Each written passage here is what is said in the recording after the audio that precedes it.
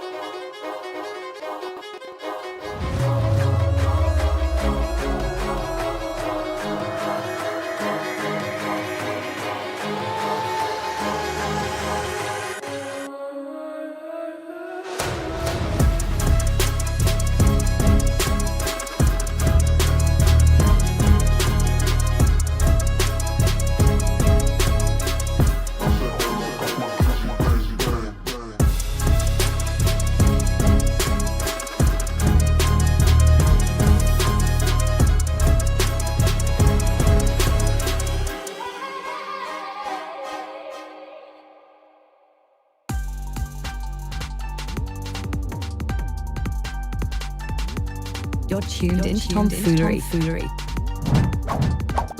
Make sure to hit the thumbs up button and subscribe. And consider donating to super chats, stickers, memberships. Or you can even gift to other chatters. Or use the tips link in the description to write a message to TTS that will be read on stream. Hit the like button, or you ain't black. And that's a fact. Jack. Enjoy the show. Ow, ow, ow, ow, ow.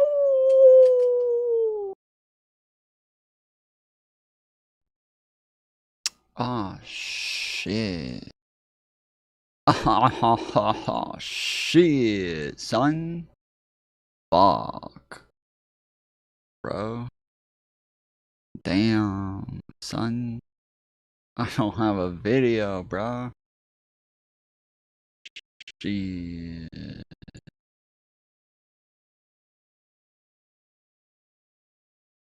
Damn. Daniel. I don't know how long I'm gonna do this for before I actually get the fucking video up. Oh, shit, bruh. Fuck, dude. Ah, there we go.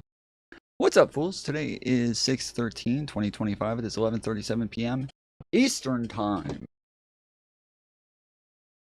We got a fake Al Roker over here. I don't know who this mofo is, but we got some shite to get into. How's everybody doing?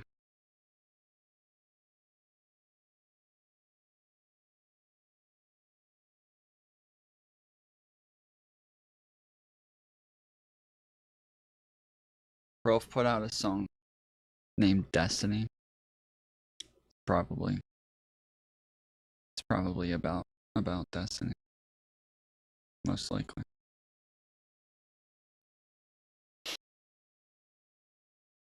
Alright.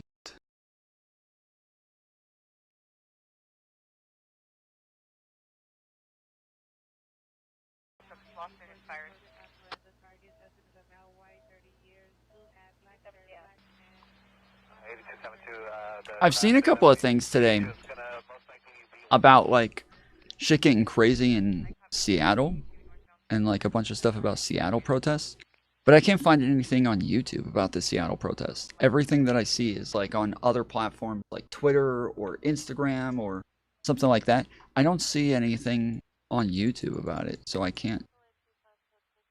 I just can't find anything on it. I don't even know if it exists if it's not on YouTube.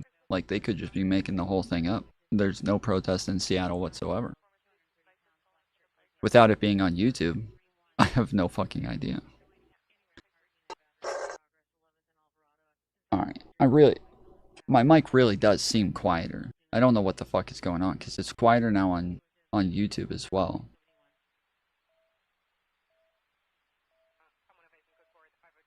It's a protest.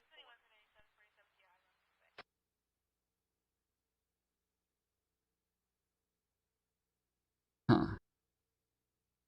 Yeah, I don't know what's going on.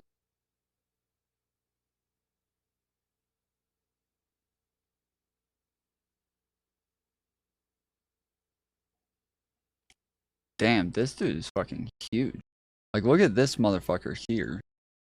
And then you got this little munchkin. Oh, that's probably a woman. Right next to him.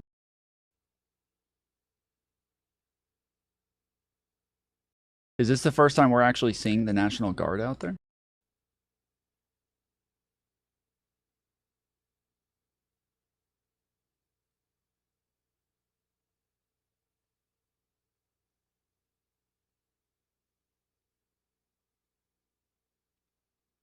News 18.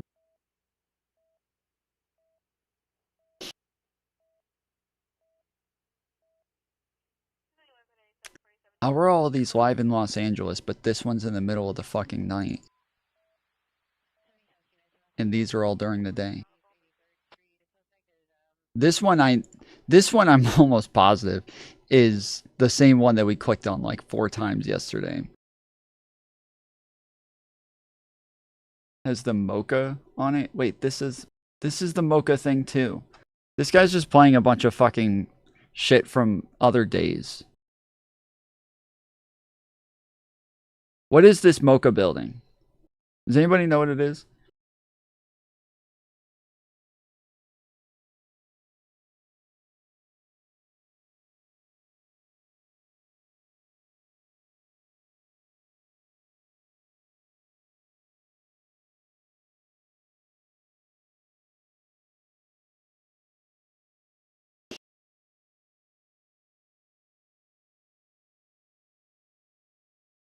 Modern Contemporary Art Museum. Like the words on it says, I can't read it because there's a tree here, but it says, "Who is beyond is bought, and to choose who does the orders, to salute long loudest, who dies first." Like, this all, like, the little bit that we can read, it almost sounds like a bunch of like protest lingo on the side of the building. So it's just kind of strange that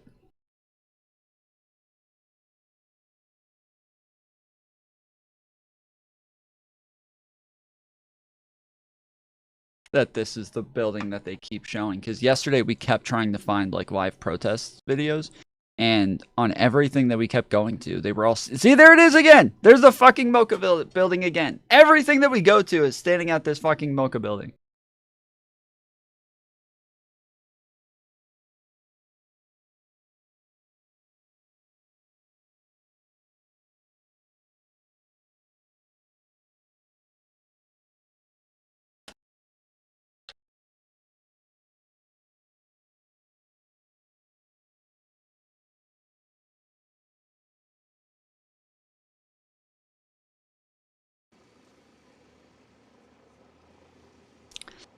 Yeah, this channel's already been proven to be unreliable.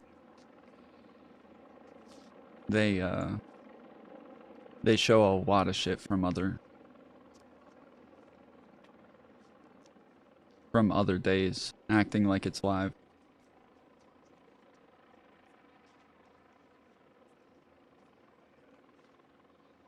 Damn, they got a fucking 12-year-old there? Fuck.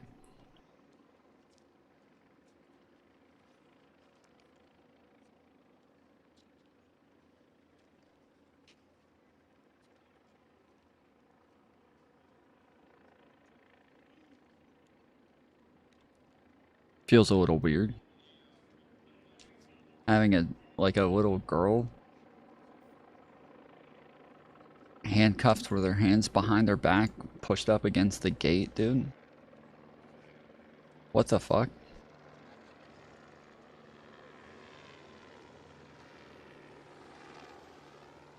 That seems really weird.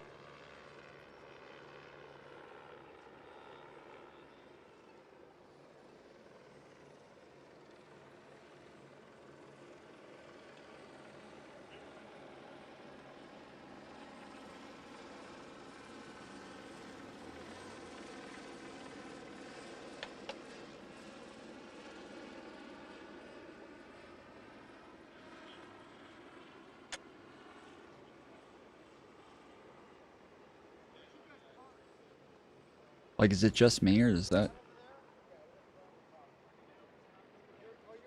just feel weird as fuck? Ice, more like rape. Good one. You got him.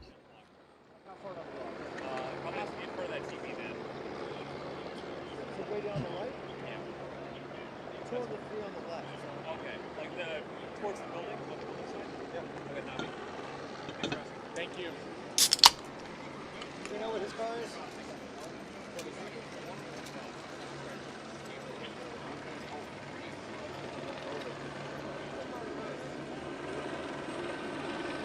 Yeah, see? Here's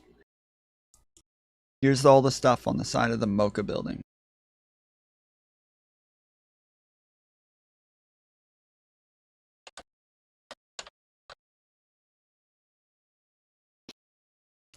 Museum of Contemporary Arts, Los Angeles, Mocha, has two main locations in downtown Mocha, Grand Avenue.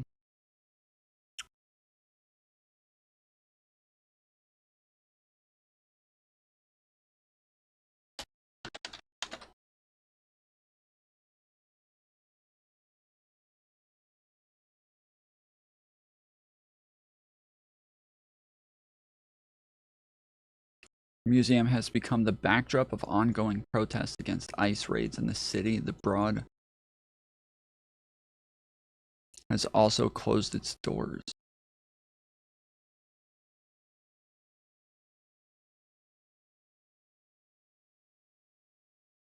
Huh.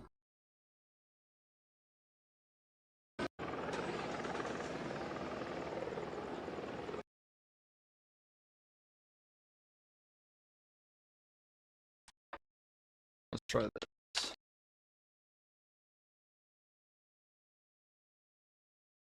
It is so interesting that I just learned today at 44 years old that the Republicans are going to be the ones to save women. The same Republicans that have been saved for women's reproductive acts, or the same Republicans that have stood for the Equal Rights Act, which would hopefully get women to equal pay, or the same Republicans that just this Congress voted for the SAVE Act, which we know would disenfranchise women from even being able to vote. But let me tell you, they are our saviors. And so I am so happy to be here today, because otherwise I would not have an idea that I had a savior in the Republicans. So let's also talk about the fact that it's only been 100 days, 100 long, terrible days for anybody that absolutely believes in reality. Because what we know is that they have terminated staff responsible for enforcing federal protections against sex-based discrimination. Sounds like that's pro-women. Or they've cut funding for domestic violence survivor services. Sounds pro-woman to me. Or they've prohibited funding for research affecting women's health.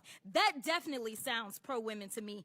Essentially, they closed the Department of Education's Office of Civil Rights. Again, sounds like they are fighting for us.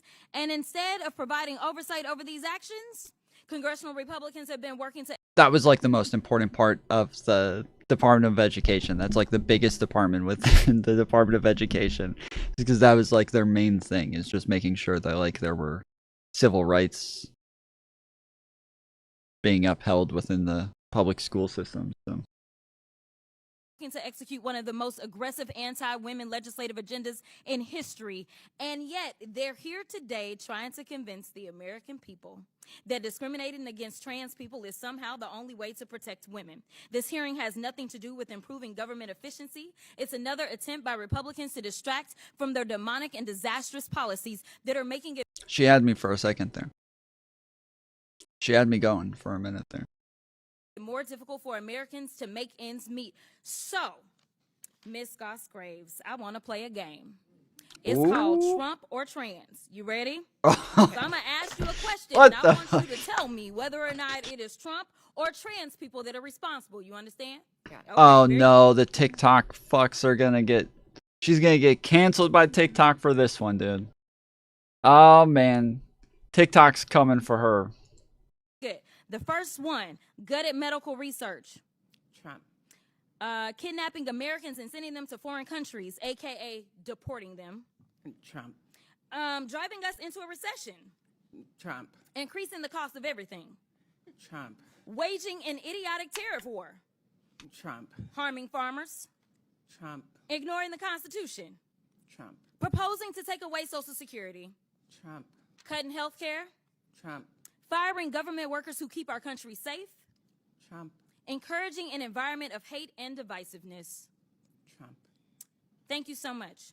This Damn, I would have, like, if they're talking about like trans people, I would have at least brought up the civil charges for sexual assault. I mean, fuck, if that's like one of the biggest talking points that they have, is that the trans people are always trying to get into the bathrooms to SA some fucking kid. Like, that would have been an easy one to... I don't know, maybe the other lady would have been like, wait. I'm not sure on that one. committee could be engaged in actual oversight of fraud, waste, abuse, and mismanagement. So let's talk about waste. Like Trump's plan to spend almost $100 million for his little birthday parade. Or how he spent 25% of his first 100 days... This is old? She's talking about the fucking birthday parade. How can this be old? ...is golfing, costing taxpayers tens of millions of dollars. In fact, it's a little bit over $30 million at our last... This is posted on her TikTok. Oh yeah, it's from 5/7. Okay. Yeah, I didn't hear about the birthday parade until like yesterday. ...estimation. In fact, President Trump is on pace to spend more than $1 billion of taxpayer dollars just on golfing. Yet the Republicans have been silent. So they must think spending taxpayer dollars on the president's golfing trips is more important than providing health care to their constituents. And when I talk about constituents, we're going to talk about...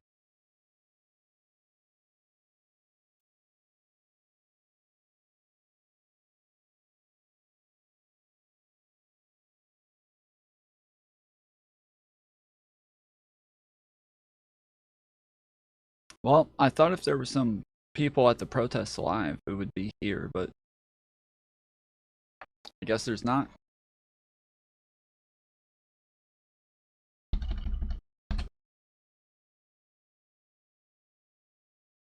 Oh, okay, there we go.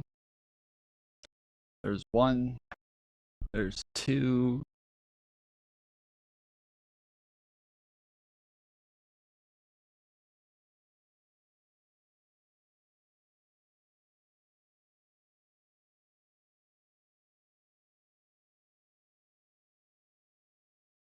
Yeehaw.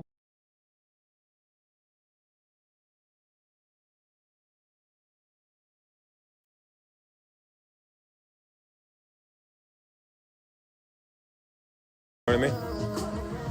And then tomorrow, if we lose a fragment, we go to A2. Danielle.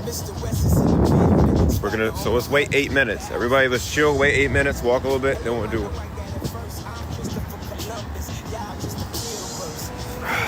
a big one. Thank you to all the gifters, best team in the world. How's everybody doing? Patty Sue, Ricky, I see you, Lori. Everybody, Jamie! Huh, okay. Yeah, it doesn't look like there's a whole lot going on.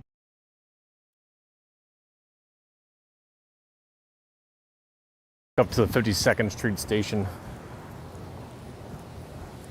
That was... It's crazy, it's fucking horrible out there, dude. This is the worst insurrection I've ever seen. Yeah, I can't believe they're playing Kanye West. They must be fucking Nazis, dude.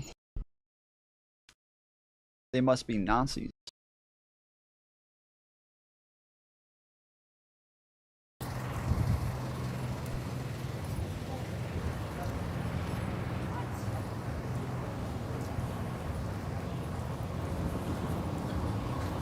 Those boots last forever.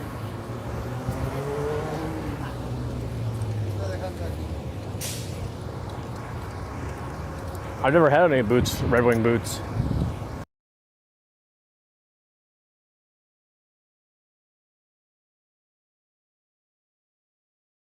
Okay.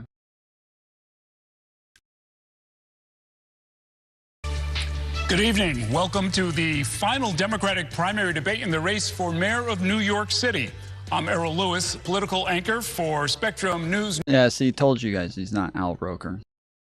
New York 1, and we're coming to you from the Gerald W. Lynch Theater at John Jay College of Criminal Justice, located on the west side of Manhattan. I'm joined by Brian Lehrer of WNYC Gothamist and Katie Honan of the news organization The City. The candidates have been making their pitches to New Yorkers for months now, and we are only hours away from the start of early voting across the 5 boroughs, starting on Saturday. Over the next 2 hours, you're going to hear from the 7 leading Democratic candidates on their proposals on issues directly affecting the lives of New Yorkers. A reminder that the mayoralty is currently held by Eric Adams, who has withdrawn from the Democratic primary and is running in the November general election as an independent candidate. Tonight's debate is brought to you by the New York City Campaign Finance Board, the city agency that administers the Public Matching Funds program.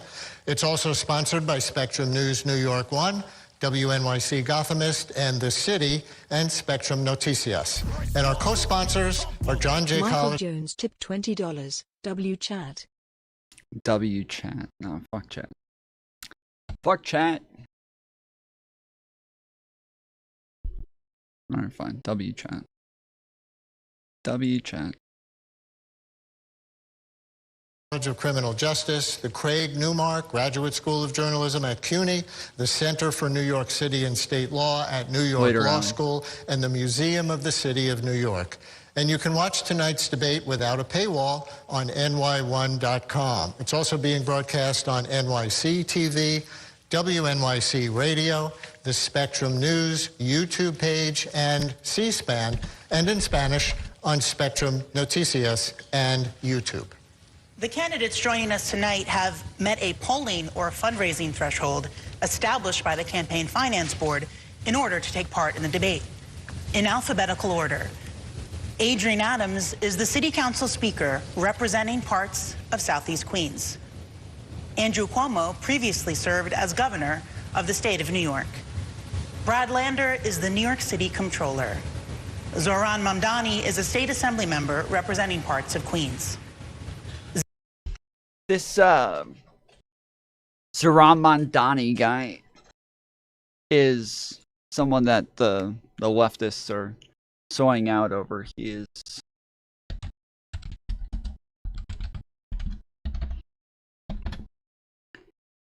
is a socialist guy who they're all in love with.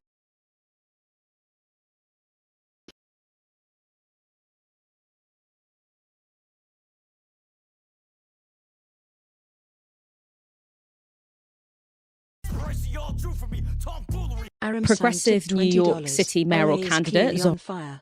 Yeah, mum. Viva la chat. Fuck. It was playing through like half of it. I don't know what it said. Hold on, let me pull this back up.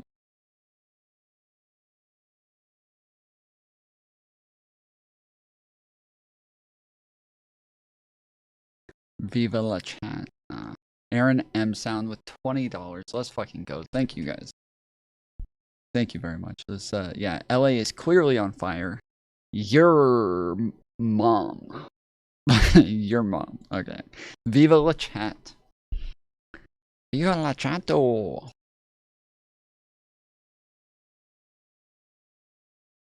Viva luego, way.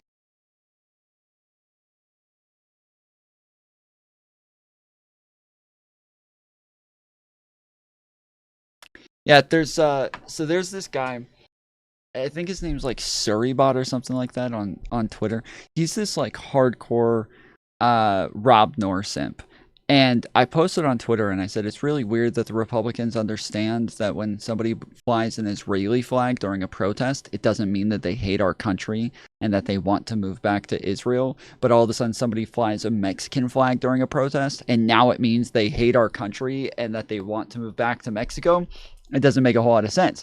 And so he responded, he's like, oh yeah, like, doesn't make sense that we think they want to move back there when they're in the middle of burning down the entire city while waving Mexican flags. And I'm like, okay, can you show me anywhere where somebody is waving a Mexican flag while setting something on fire? And he's like, yeah, of course. Posts like 4 videos of just stuff on fire and people who have Mexican flags being in the vicinity. That's it. That's all he does. He wouldn't show me people with Mexican flags actually setting shit on fire. He couldn't do it. And like 20 posts later, like we keep going and I'm like, bro, you still haven't posted anything. Like, oh, you're so dishonest. You're such an idiot. Like you're saying that if I walked past a thing on fire afterwards, you would think that I'm the one who set it on fire? As well as the hundreds of other people who walked past it afterwards, like we're all the ones who set it on fire because you got a picture or a video of us walking past it. He's like, oh, co-partner, you're a liar. You know what this is. Like, no, I don't. I don't know that it was somebody with a Mexican flag who set this on fire. And initially, actually, what I didn't say that it didn't happen. I said, oh, the 5 people who did it. And he's like, no, not 5 people. Tons of people. And then he starts posting videos. And I was like, oh, shit. I said 5. Maybe I way overestimated. Maybe it was more like 1 or 2. And then he keeps trying to post videos. And I'm like, shit, fuck. 1 or 2 is still an overestimate. Maybe it's 0. Maybe it just literally didn't even happen. I was being way too charitable to your position. I think it's 0 now. You've convinced me. And he's just getting like so butt mad in the fucking replies to my tweet. And so I just went and posted this a little bit ago.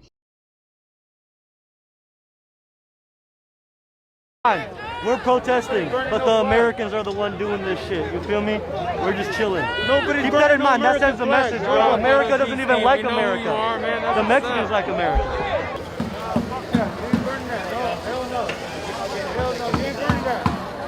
You ain't burning that flag. I don't care. I'm Mexican. Keep in mind. We're protesting, but the Americans are the one doing this shit. You feel me? We're just chilling. Keep that in mind. That sends a message, bro. America doesn't even like America. The Mexicans like America.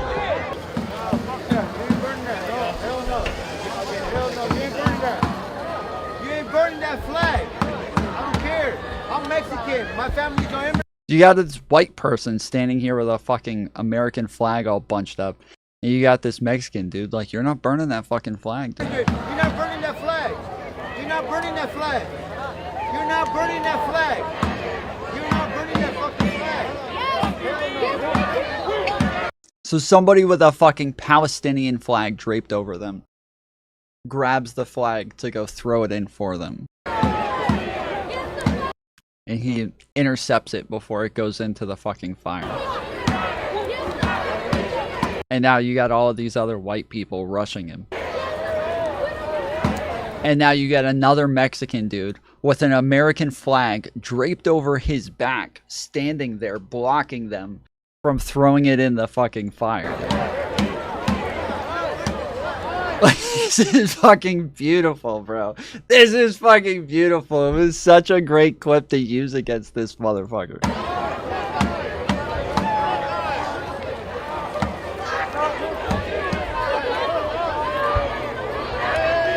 You see, they're wrestling over the flag. We don't condone burning the American flag at all. And we're fucking Mexican, dog. We don't condone burning the flag at all. At all. Nobody's burning no flag. Keep in mind. Just FYI, that was 3 different people.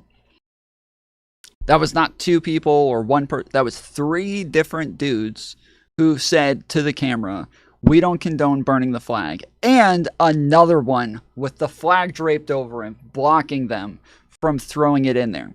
And that wrestling over the flag went on for a lot longer than that. It went on for a lot longer than that.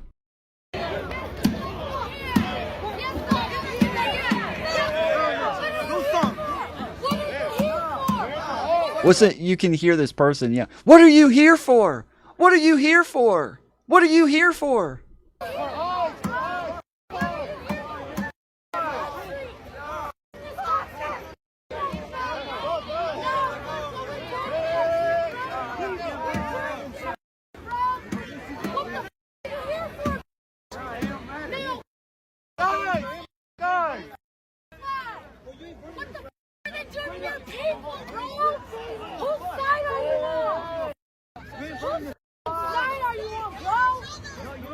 That person with the mask that's shoving them, that's the person who had the fucking Palestinian flag draped over them.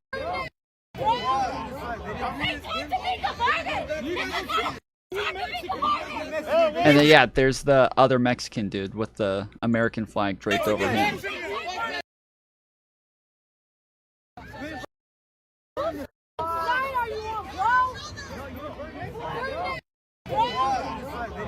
You see him right there. Right there.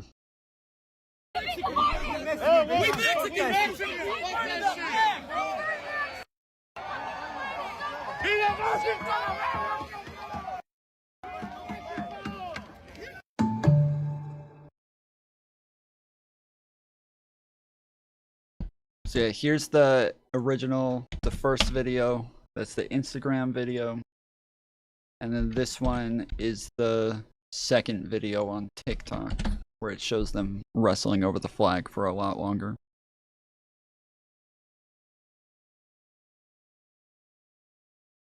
But yeah, you can see in this one that this dude right here, We're protesting, you can see the mask he has on, right? This is one mask. but the Americans are the one doing this shit. You feel me? We're just chilling. Keep that in mind. That sends a message, bro. America doesn't even like America. There's another Mexican there, so I guess that's a fourth one with a mask that I didn't see before.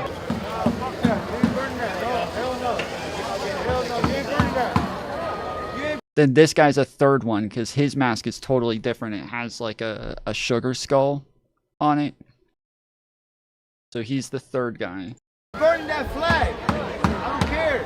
I'm Mexican. My family's an immigrant. You're not burning that flag. You're not burning that flag. You're not burning that flag. You're not burning that fucking flag.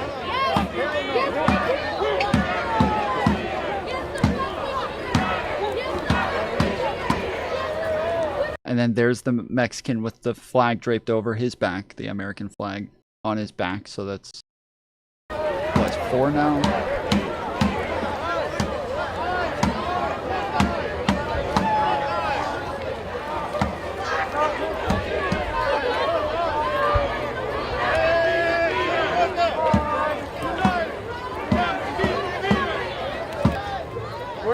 And then this is another one, so this is 5. We don't condone burning the American flag at all.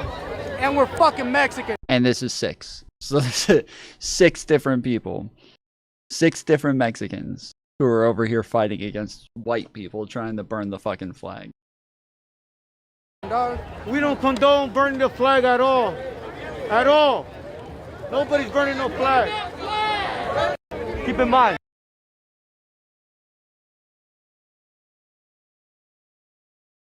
Zelnor Myrie is a state senator representing parts of Brooklyn. Scott Stringer is a former city comptroller and Manhattan borough president. And Whitney Tilson is a former hedge fund manager who helped create Teach for America. Now for the rules. The rules that you see on your screen right now have been agreed to by all of the candidates. Each candidate will deliver an opening statement of up to 45 seconds. Answers to our questions will generally be limited to 60 seconds, with a chance for rebuttals at the discretion of the moderator. And candidates will have an opportunity to ask one opponent one question during our cross-examination round. We're going to begin with opening statements. The order was determined by a random drawing this morning, and so we'll begin with Scott Stringer. Good evening. Well, good evening. Look, I love New York City. I was born and raised here, and I believe the future of this city can be limitless. But let's face it. This comes off so fucking fake, dude. People are feeling that it's getting tougher to live here. People who built our neighborhoods are leaving the city. It's getting tougher to live here. You know a pack of cigarettes costs like $16 in New York City? How much is a pack of cigarettes in New York City? The minimum price for a pack of cigarettes is $13. The state sales tax is $5.35 in New York City. Local excise tax is $1.50, resulting in a combined tax of $6.85 per pack, according to the New York Department of Taxation. So the average cost of a pack of cigarettes in New York is around $14.55.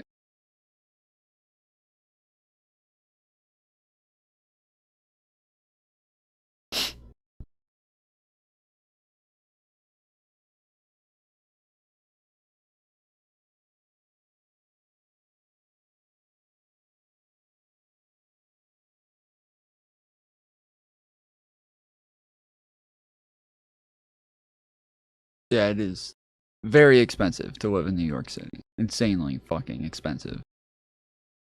Young people who want to lay down roots here do not see enough opportunity. I say enough is enough. We need a mayor who has experience. We need a mayor who has competence, and a mayor who has a vision to build affordable housing, to enact universal child care, to build a public school system so that kids can thrive. I've seen the best of this city in every neighborhood, as controller, as a borough president, as a state legislator. And I know that right now, at this moment, we need somebody who has the ability to make sure this city can rise again, and I'm going to do it. Okay, next is Zelnor Myrie. This morning, I was on Flatbush Avenue getting my hair cut so I could be fresh for this debate. And one of my constituents walked in and didn't talk to me about politics. She said, "What are you going to do to fight for immigrants like me and my husband?" I got on the train as I left, and I ran into a mother who said, "What are you going to do to fight to help make our schools world class?" So here's the thing. You're going to hear a lot of promises, a lot of nice and cute things on the stage tonight. But when you put your head to the pillow, you want a mayor that is going to fight to keep your family safe, fight to keep that roof over your head, and fight to give you opportunity. I know that because that's what I think about every single day. And I'm ready to put the gloves on as the next mayor to fight to make that a reality. Thank you. Next candidate is Whitney Tilson. Good evening. I'm Whitney Tilson, and I'm not a politician. I'm a businessman and philanthropist, and I entered this race because I love this city, but right now it's a mess. It's not talent that we lack. We've got the best and brightest, nor money. We spend double that of any other city in the world. It's leadership, and we can't afford amateur hour in City Hall anymore. It is rightly said that being job of mayor of this complex, enormous city is the second hardest job in the world. That's why we need a mayor who's experienced, competent, and can get things done, not a social media phenom with cute videos.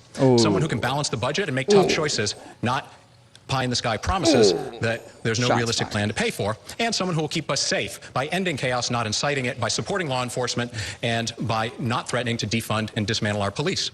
I will be that mayor, and so I'm asking for your vote. Thank you. Okay, our next candidate is Adrienne Adams. Thank you very much. My name is Adrienne Adams, and I'm running for mayor because I'm an everyday New Yorker, just like all of you are. When I open my front door, I see what every New Yorker sees, and that is we are in need of a change. I raised 4 children in Southeast Queens in the same home that we live in. I buy my own groceries, so I know the costs of groceries for everyday New Yorkers. Look, as the leader of the city council leading the most diverse city council in the history, led by a women majority, I realize what leadership truly is. I'm already doing the job. I have successfully negotiated 3 city budgets. I'm now in the middle of negotiating my 4th city budget. I continue to lead and step in where our current mayor has not, where we have fought through the city council budget cuts. We have saved public libraries and pre-K. I'm Adrienne Adams, already doing the job, asking you to rank me #1 to be the first woman mayor of the city of New York. Next candidate is Brad Lander.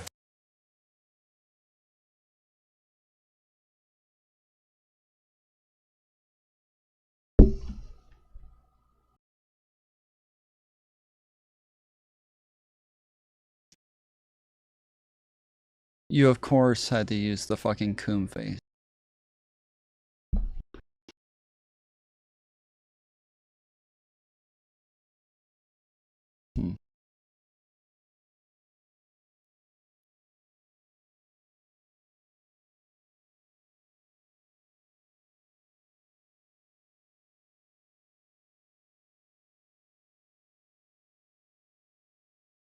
Who is this?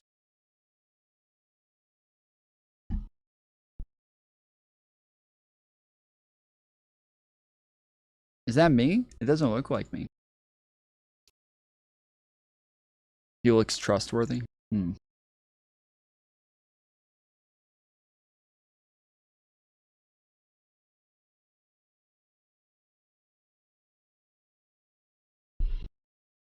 She's a woman in black. Hey, that's good enough for most of you BLM lapdogs. Bro, that would be like 100 times more logic than a fucking Trumper uses, and even most libs don't actually think like that. But that would still be better logic than a fucking Trumper uses. So you guys have to cope so fucking hard to try to get some shit on us. Yeah, the first one I can tell is me.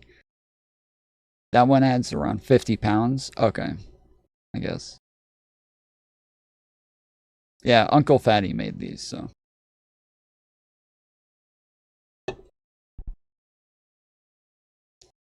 He made another one a long time ago. That used to be like the intro. It used to be like at the beginning of all of my streams when the very first thing you saw was this, he made like a Joker face that I like edited a bunch to change a good bit and then put it at the beginning of all of my streams. I think,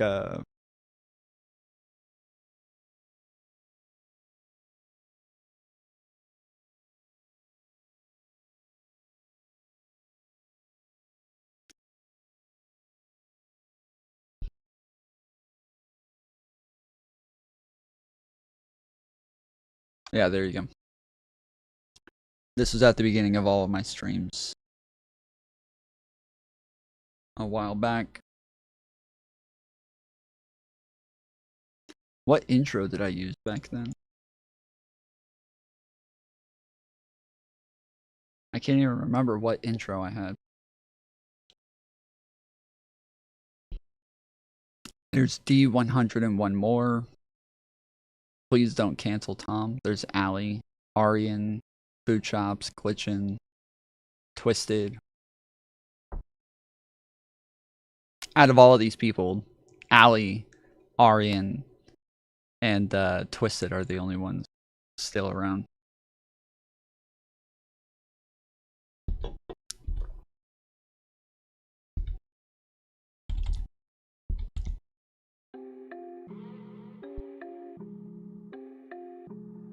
Oh, this is when I used like a different... I used a different song like every day. I had the same intro just with a different music.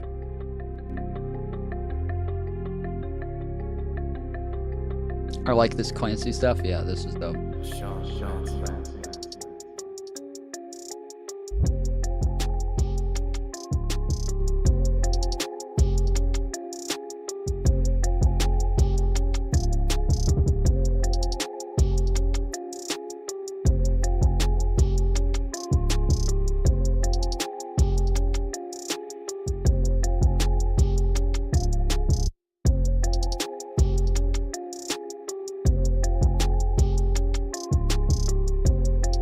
I think that's the only clip that I still use from that. It's just that one. And then, yeah, that's right. And then it went to just like a 2-minute timer countdown. That was it. And then it just counted down for the rest of it. I like the colors. Yeah. Yeah, it had cool colors.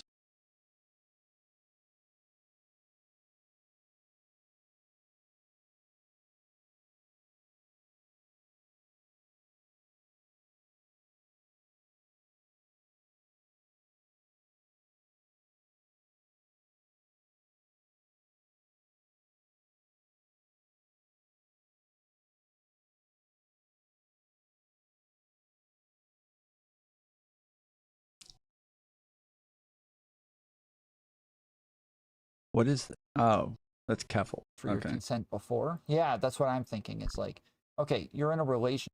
I was like, what the fuck is this? But yeah, it's Keffel's watching me. What a fucking loser, dude. If you watched last week's debate, you already know I'm not the flashiest candidate in this race. I don't have a famous father. I'm not the best at TikTok. My daughter's here. All her videos do better than mine. But I love this city. I believe in its future, and I know... Is that pre-Snake game? Snake? You talking about Slither? No. Dude, I played Slither for years. Or do you mean pizza game? Pre-pizza game? Yes. But it's not pre-Slither. No. How to make government work better. As controller, I've saved taxpayers over $2 billion, canceled corrupt contracts, managed the pension funds to record highs. I've built or saved over 50,000 affordable homes. Yeah, I'm suspended on TikTok again if you guys weren't here at the end of the stream yesterday. I'm suspended again. There's a lot of videos that generally I'm afraid of going over while I'm on stream. Because I'm just like, I got suspended a little while ago for playing like what I thought was just a super chill fucking video. So yeah, every time I'm on live on TikTok, I don't play these things. So I guess maybe I should play some of this shit while I'm suspended. Do not go to the No Kings protest. They're going to act like cops. If they even think that you're misbehaving, they will report. Oh, the No Kings protest. Okay, when I first saw this video, I didn't know what he was talking about. I thought he was saying the No Kinks protest. I thought he was talking about a pride parade where there were no kinks allowed. Huh. Report you to the police. This is what these types of protests do. This is how they stick to their mission of nonviolence, is by narking on the people who go. This is so weird. They're gonna narc on people who go? For what? Narc on them for what? For what? What did they do? What are you talking about? If all you do is go in typical black bloc attire, they will tell the cops, hey, keep an eye on that one. Yeah, I would too. Yeah. I have been to these types of protests in the past. It never works out. It is never good. They will narc on you. Christy Bro, stop fucking lying. You did not leave your fucking house. Walton, a member of the Walmart family and a billionaire, is one of the ones that is funding all of these protests. You might think that her interests don't lie with her family's, but one thing I can prove without a doubt is that she is a centrist. She's not even a left-leaning Democrat. She recently donated $100K to Bro, she's funding all of these protests that are anti-Trump, and he's over here complaining about the fact that she's a centrist. This is fucking insane, dude. She's actually supporting like Democrat agendas, and he's like, she's not even a Democrat. She's not pure enough for us. Welcome Pack, and this is their mission statement right on their website. They are not with us. You are not safe. Do not go to that You're not safe. Listen to this, dude. Listen to this. This is his proof that they're not safe and that she's not a Democrat, okay? This is the fucking proof, okay? We need a Democratic Party that reaches out to mainstream Americans, not just those who pass all the progressive purity tests. You know what, guys? I can't believe she put this up. Let's fucking purity test that bitch. I can't believe she would say this. I can't believe she would say that we're purity testing. Let's fucking purity test this fucking bitch.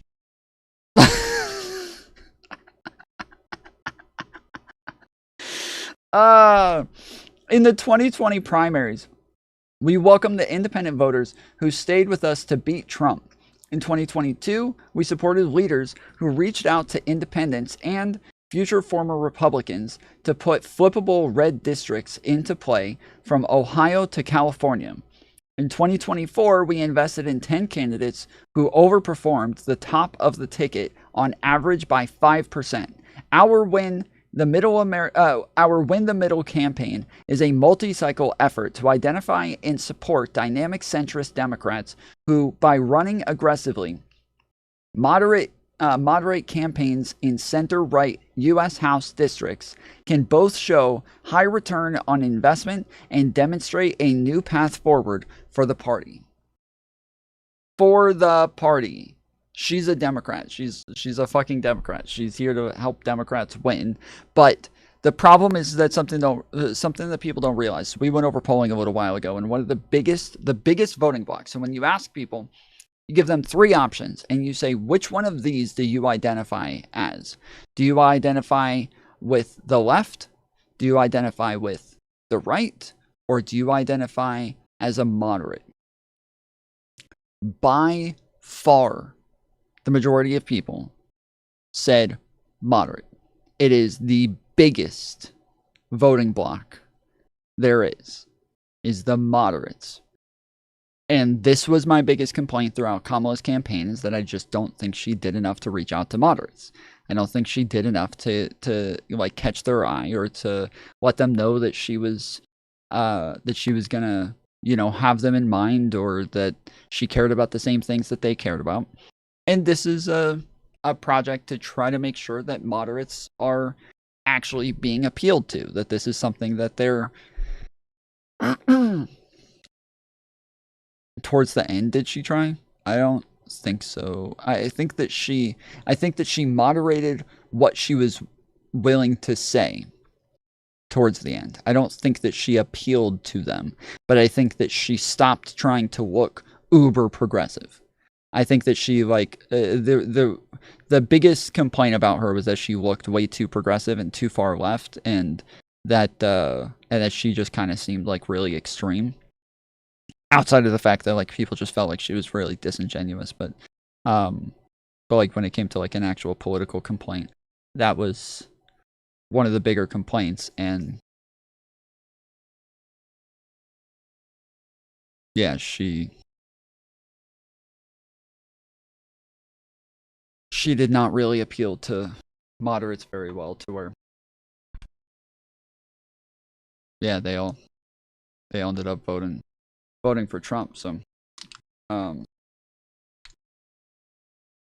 and when leftists keep saying that they refuse to vote for Democrats, they're just not reliable. We can't keep like trying to get these people to vote when they're just going to keep saying, oh, they're not far left enough, we need to hold our votes hostage. Yeah, just go for the people who are actually voting.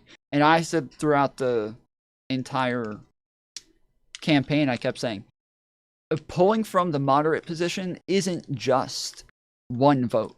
You're not just getting one vote. You're getting 2 votes. Because you're not just getting somebody to vote for Kamala, but you're taking one away from Trump as well. Right? So he goes down 1 and you go up 1. You've pretty much gotten 2 points in your favor. They really needed to start like grabbing those fucking moderates and pulling them over, and they just didn't. So yeah, it was really frustrating. Protest. All they want to do is you're not safe with us. You are not safe. You're not safe. Go to that protest. They're gonna kill you. All they want to do is use the They'll unrest kill as you. a vehicle for electoral votes for moderate Democrats. Based. That means it is literally their job to stamp out any progressive sentiment. I'm telling you, don't. Again, that's not true. Just because somebody's like, just because they want people to be more moderate, or they want to try to pull in moderates, doesn't mean that they're anti-progressives. Okay, and this is something that I keep saying, is that I'm not anti-progressives, I'm not anti-leftists, but I am in favor of getting moderates to vote for Democrats, and that if other people are going and trying to get more progressive and left-leaning people to vote for Democrats, cool. That's awesome. Do your thing. Go get them to vote for Democrats. I'm going to get these people to vote for Democrats. Let's fucking go. That's it. That's all it has to be. But they make it about this like us versus them thing, where it's true. I would much rather moderates be the ones who are taking over the party. I would much rather moderates be the face of the party and be the ones who are kind of leading the charge. But I'm not going to try to stop progressives from winning in order to get that, unless it's, I'm not going I'm not going to make it to where I would rather a Republican win over a progressive, right? But yeah, I would run like, I would want moderates to run against progressives in Democrat districts, and I would like those moderates to win. But if they don't, okay, fine, I'm going to vote for the fucking progressive then. Like, it's not that difficult, but yeah, these people are fucking insane. Go! Dude. They will narc on you! They will narc on you! They're going to kill you! These protests. So I commented on this. Boom.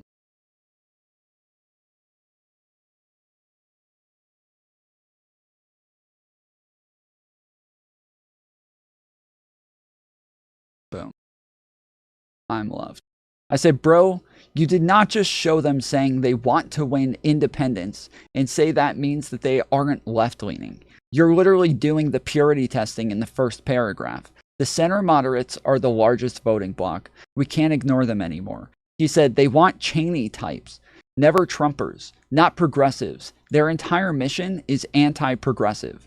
I said the Lincoln Project person, or I said like a Lincoln Project person. I agree no one wants progressives. We want liberals. But where are you getting that she wants a right-winger? Yeah, where are you getting that she wants a right-winger from? Like, I haven't seen any evidence that this chick is trying to get fucking right-wingers. This is such a stupid thing, dude. These people are so fucking paranoid. He needs to get off the meth so that he's not peeking out the blinds so often anymore.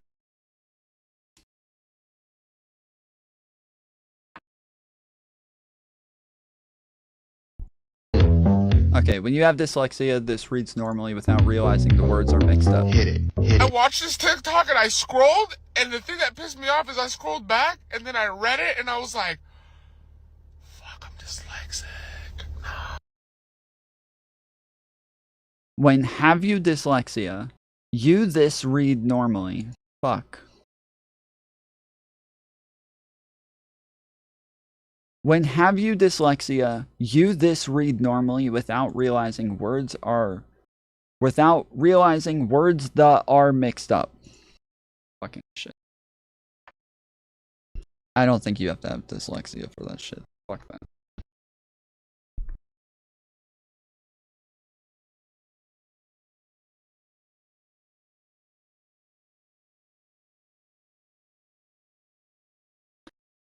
Dyslexia is an English thing because we don't read each letter.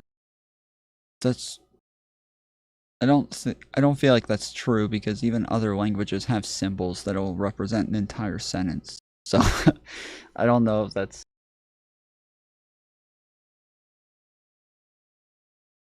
some have like some have symbols that are representing entire words like I think that I think Spanish is literally the same.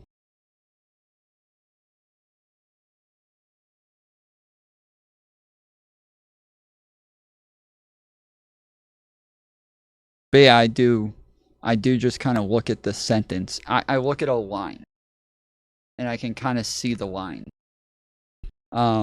Which is why lots of times I have trouble reading on here because if the screen's not fucking flashing, this is a big fucking monitor. It's like a massive fucking monitor. And sometimes it's really hard to get the text small enough to where I can see lines at a time. And so then I do have to read one word at a time, and it fucking sucks. Because it's like, yeah, it's so fucking big that, like, words are, like, this big in front of my fucking face.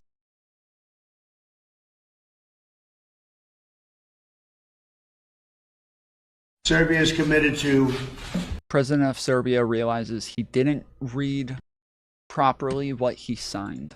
Opening a commercial office in Jerusalem this month, and to move its embassy to Jerusalem in July. That's fantastic. That's a big thing. That's a very big step. And we appreciate that very much. It's taken tremendous bravery by the president of Serbia and the president of Kosovo, who are with me today. Two highly respected. No. Serbia is committed. Oh no, dude. He was looking around like, what the? We did what? Trump may have pulled one of those. I've seen this in like movies and shows like House of Cards where they'll go out and like, you know, they'll talk to somebody behind the scenes and they'll be like, hey, we really want you to do this thing. And they're like, I'm sorry, I just can't do it. And they're like, it's okay. I understand. The people are going to be disappointed, but you know, you'll do your best. I'm sure you will.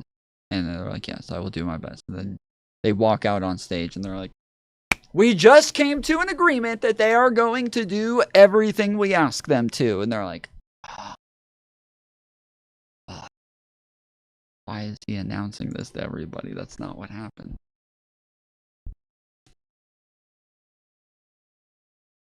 Day 25 of turning terrible Tinder conversations into a song. You have any kids? Have any kids? Yes, I have one daughter. How about you? How many baby daddies do you have, if you don't mind me asking? Ellipses. I have one daughter. I understand that is she by the same father.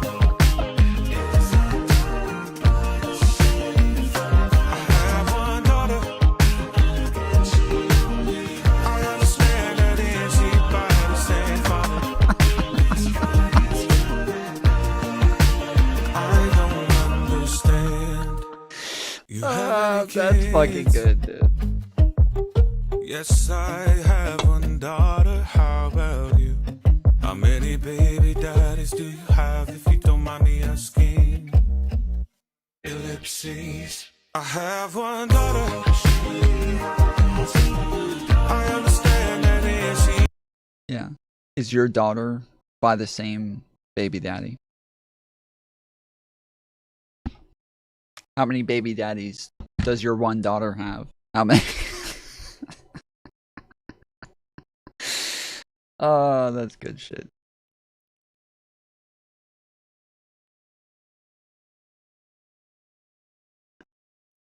What's the point of order? Can the previous speaker please withdraw the word anarchy? No. That's political statement. Can he please withdraw, because he said the EFF were anarchists? Honorable member, that's a political statement. There's nothing wrong with it. No, Deputy Speaker. No. You can debate that outside, not now, please, or when you have a chance to speak. Okay, it's That's fine. not a procedural issue and so on, yeah. Deputy Speaker, you're an anarchist. Sorry? You're an anarchist. Me? Yes. Okay, honorable member, you withdraw that now. Oh, why? Honorable member. Why must I withdraw? You say he must not withdraw. Why must I withdraw when I say to you? Let me tell You said he must not withdraw, but I must withdraw when it comes to you. Honorable member, let me explain to you why. Because you don't understand the rules. Honorable member. Honorable it was member. a political statement. Honorable member. It's a political That's what you said. Honorable member. Statement. You will withdraw that statement. But it was a political Honorable member, I'm a presiding officer in the House. You have to withdraw that statement, please. Honorable Deputy Speaker, you have said to him. What's the point of? Hold on, I gotta see this. Hold the fuck on, dude. What the fuck was that?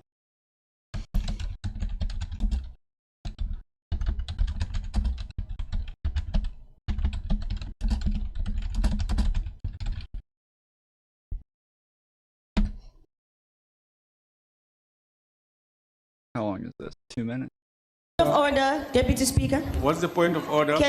This is so fucking good. So, yeah, I'm wondering if there, because he says you don't understand the rules, so I'm wondering if there are, like, different rules for people. These cameras like this fucking freak me out, dude.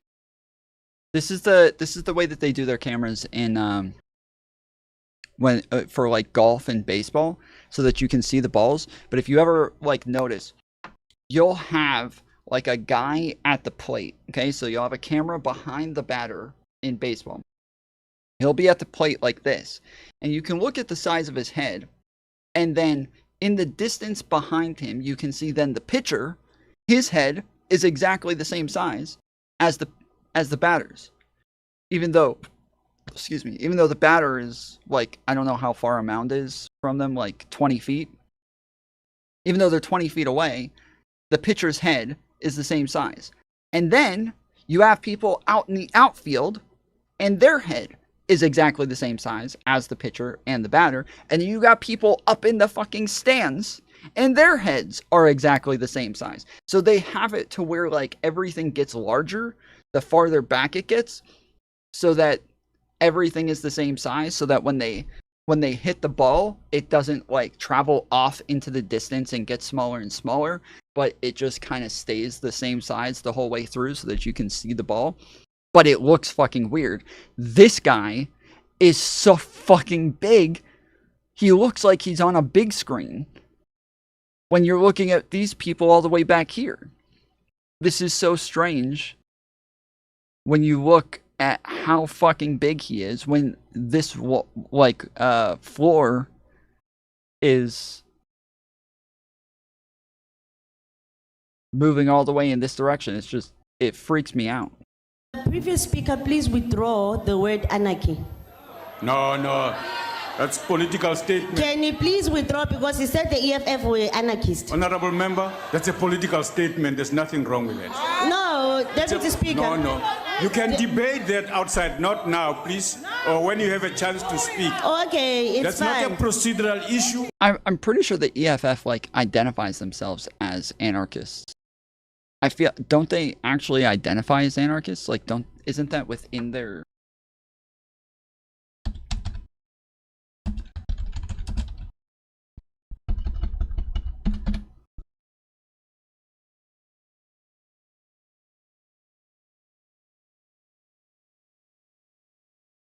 This is an African communist and black nationalist political party.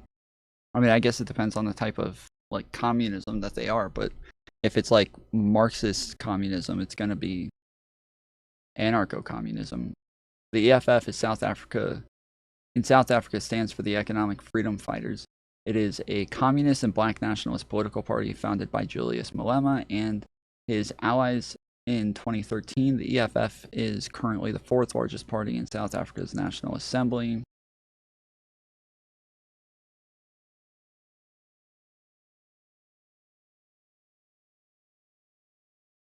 Hmm.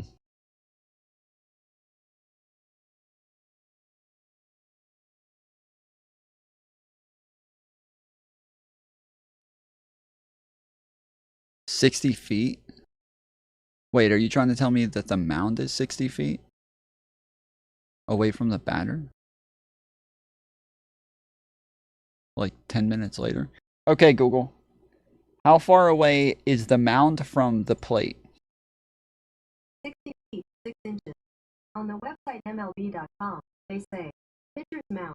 The pitcher's plate must be a 24-inch by 6-inch slab of whitened rubber that is 10 inches above the level of home plate and 60 feet, 6 inches away from the back point of home plate. Find out more. Look for the link in and so on, yeah. Deputy Speaker, you're an anarchist. Sorry? You're an anarchist. Me? Yes. Okay, honorable member, you withdraw that now. Oh, why? Honorable member. Why must I withdraw? You say he must not withdraw. Why must I withdraw when I say to you? Let me check. Because he said the EFF were anarchists. Honorable member, that's a political statement. I don't understand the rules. Honorable member, it was a political statement. Honorable member. Actually, that's what you said. Honorable member, you will withdraw that statement. But it was a political statement. Honorable member, I'm a presiding officer in the House. You have to withdraw that statement, please. Honorable Deputy Speaker, you have said to him it's a political statement. Honorable member. I'm saying to me it's a political statement. Same thing. Take your seat. Take your seat. We'll come to you. Honorable member, proceed.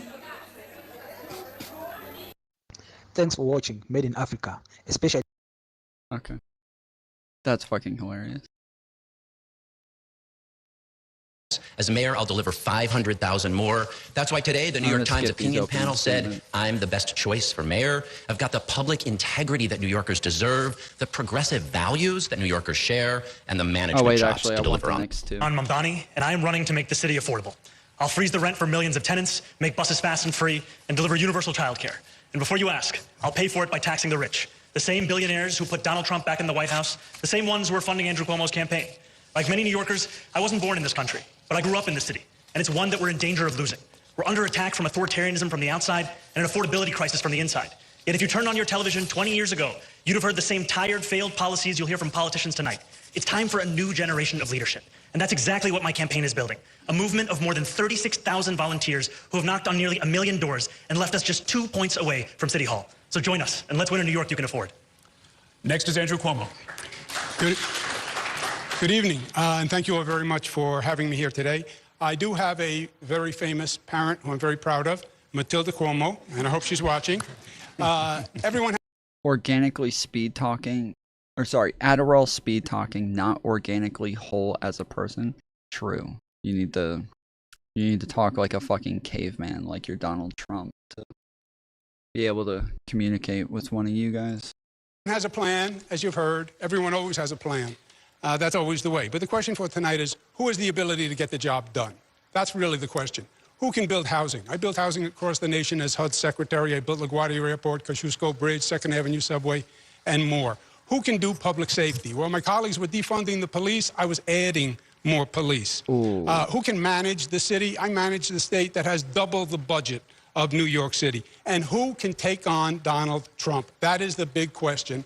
And he sent troops into cities all across this country, but he never sent them into New York when I was there, and he never will when I am mayor. A job looks easy when you haven't done it. Experience matters. I will get the job done. I will work for you 24/7. Thank you for your opening statements, candidates. Mr. Cuomo, many New Yorkers are concerned about what's happening in Los Angeles. Workplace immigration raids and deportations, protests with some violence, the president's deployment of the National Guard and the Marines over the objection of the governor and the mayor. The Trump aide Stephen Miller said the mayor has no say.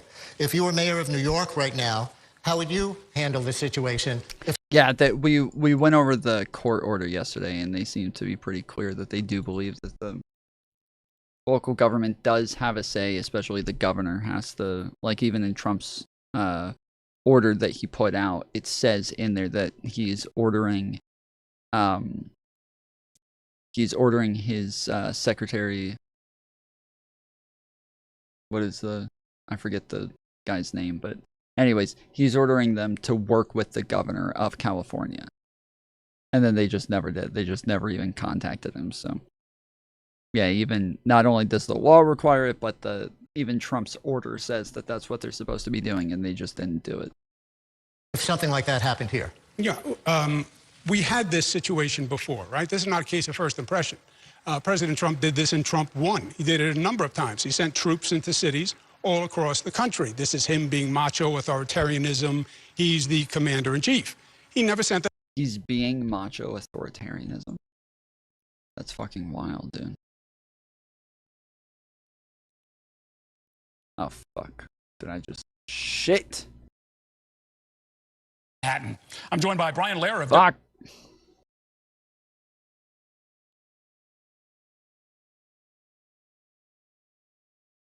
He did it a number of times. He sent troops into cities all across the country. This is him being macho authoritarianism. He's the commander-in-chief. Macho He never sent them into New York because I said to him, you better never send troops into New York. That's why. We don't need them. It would be a hostile act. Yeah, it's because Cuomo told him not to do it. That's why Trump didn't do it. It's because, you know, he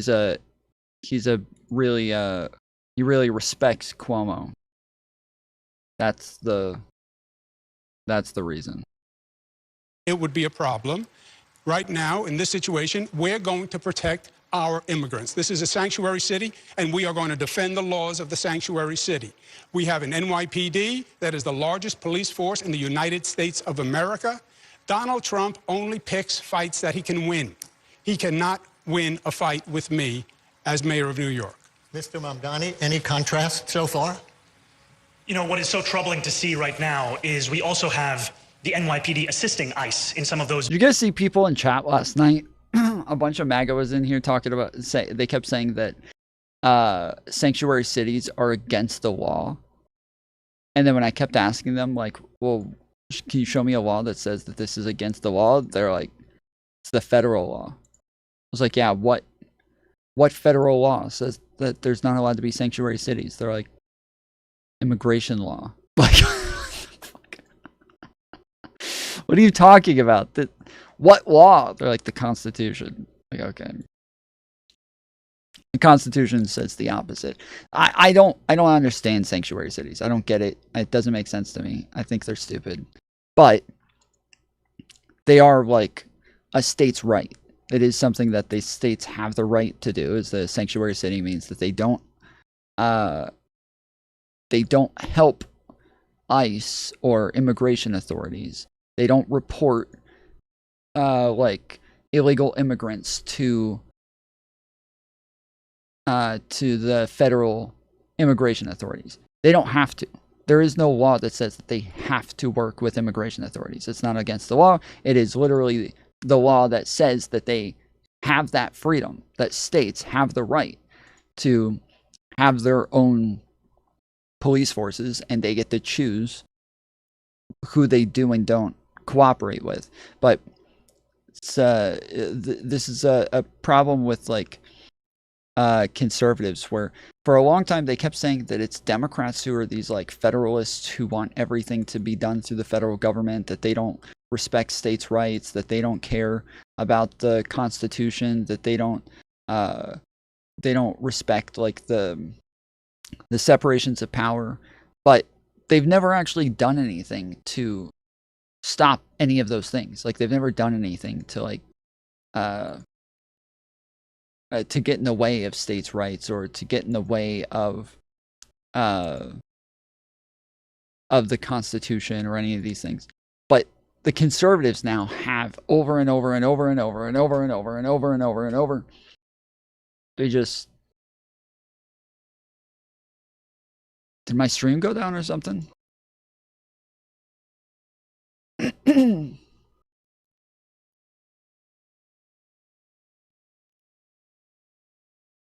So if slavery existed, Dustin would be upset at the Underground Railroad.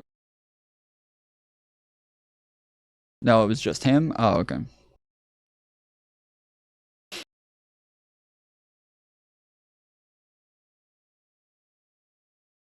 Yeah, there's... I mean, look. I do hold a position that is similar to that. Like, I would say that you shouldn't break the law. So, like, I have a debate with anarchists from a while ago. And we were debating ACAB. And they were saying, I was like, yeah, I think ACAB is like a really disgusting thing. Saying all cops are bastards, like, it's fucking gross. Like, I appreciate cops. I appreciate the work that they do. I appreciate them, like, putting themselves in danger. I do think that it is like a few bad apples that you guys focus on, and it's not ironic that now it's the MAGA people who keep doing this, where they just look at a few bad apples and then portray the entire group as just those few bad apples. But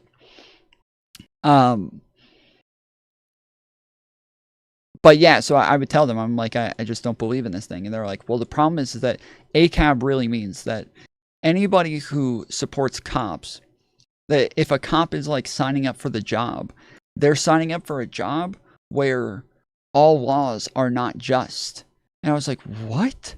What the fuck does that mean? They're like, do you believe all laws are just? I was like, well, I'm sure that there will be some laws that I disagree with here and there. Like, I don't know.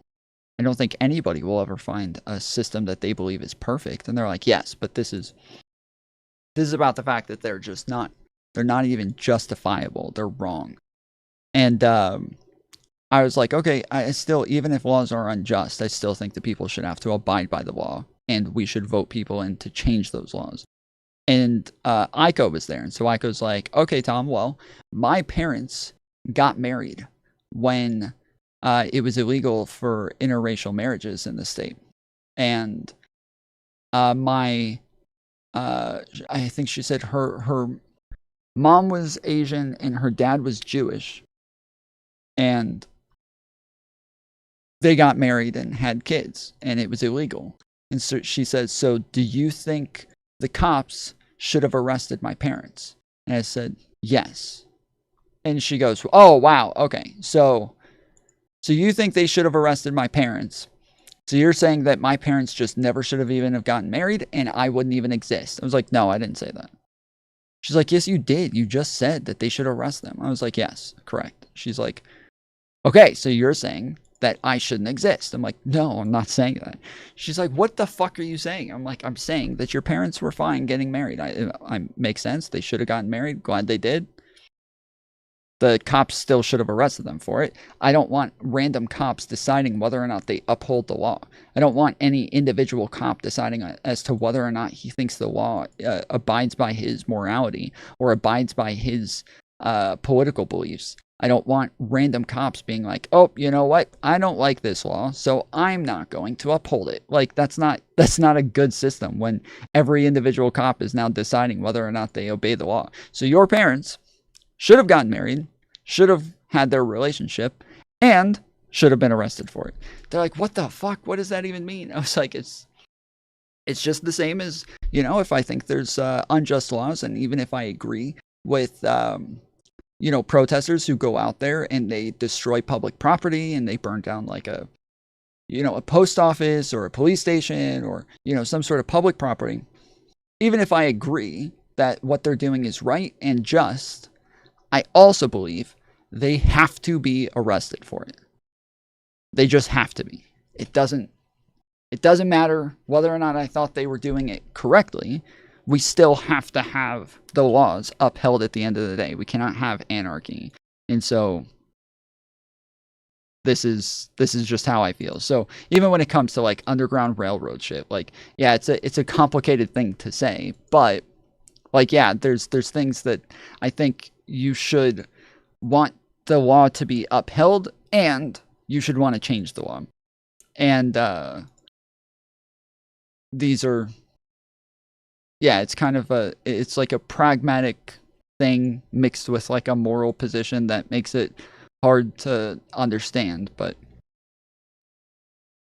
do you think the judge should exonerate them? Well, essentially, I would think that like after it's made legal, that yes, then the judge would exonerate them, or they would let people out, like lots of states did when they legalized marijuana. They turned around and dropped all of the charges against all of the people who had marijuana charges, and but no, in the meantime, they would be convicted of the crimes. And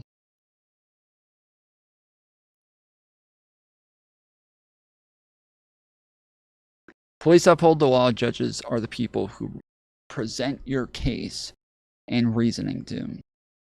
Yeah, but the judges again are the ones who also uphold the law. Like, the judges are there to make sure that they like interpret the law and make sure that the law is upheld. The cops are just the ones who do the investigation and decide whether or not they believe that you have met a certain like reasonability that you committed the crime. Whereas judges are the ones who decide whether or not there is enough evidence to believe you definitely committed it. So they're different parts of the same process.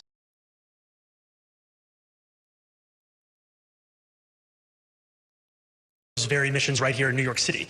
We saw the Strategic Response Group arrest a pastor who was peacefully observing the arrest of a migrant at Federal Plaza. When I am the mayor, the NYPD will serve public safety of New Yorkers. They will not assist Trump's ICE agents. And furthermore, though Donald Trump may not believe in the law, we have to be clear that we do, and we will in fact bring back our law department to its pre-pandemic staffing levels, 200 additional lawyers, and start to provide lawyers for immigrants who are in deportation cases, because we know that by doing so, we in fact increase their likelihood of coming home to their families in New York City by 11 times. Finally, we can see examples in previous mayoral administrations where the mayor's team, like Steve Banks in the last administration, took every single step they could to ensure that none of the personal information the city had would be turned over to the Trump administration. I would follow that example through all of our agencies. Thank you.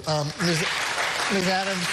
Adams, staying on this topic, but with kind of a follow-up. Yeah, see, that is part of states' rights, is that they have the ability to decide whether or not they cooperate with the federal government. And the federal government has the ability to decide whether or not they cooperate with states. These are the same things. Nobody's going to act like the federal government has to hand over all information to a state, right? Nobody's going to think that they have to do that. But for some reason, when it comes to the states, they think that the states have to abide by federal laws or abide by what it is that the federal government wants, and that's just not how our Constitution works. If the president sees what he thinks is disorder in the streets and believes that local and state law enforcement officials are not doing a good job at protecting citizens and property, why shouldn't he step in? His supporters say that's his responsibility. We are right now dealing with a lawless president enacting lawless behavior across this entire nation.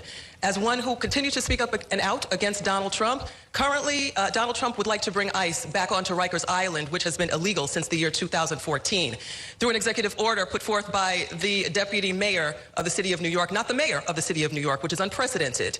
They want to bring ICE back onto Rikers Island. And the person that is endorsing me, she is the baddest AG in the nation. Her name is Tish James. She said, Adrian, if Donald Trump starts to get in your way, sue him.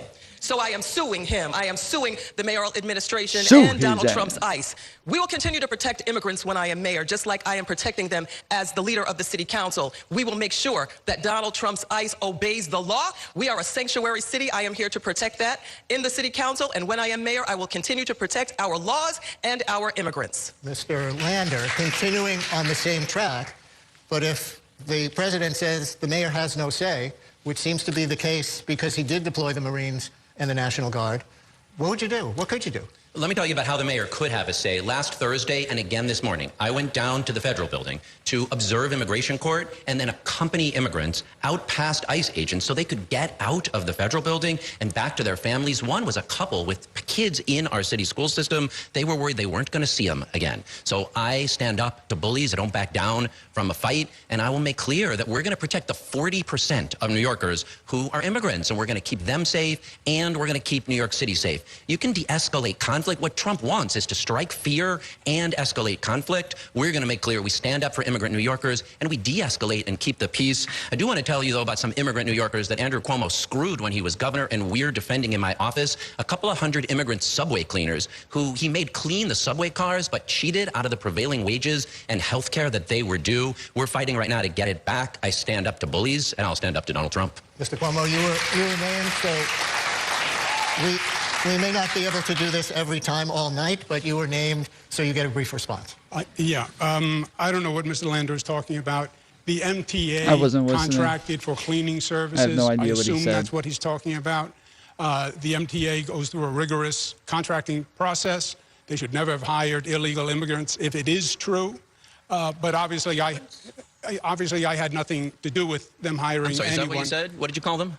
If anyone was undocumented or they didn't pay the proper... Oh, he's in trouble. Oh, shit. Oh, shit.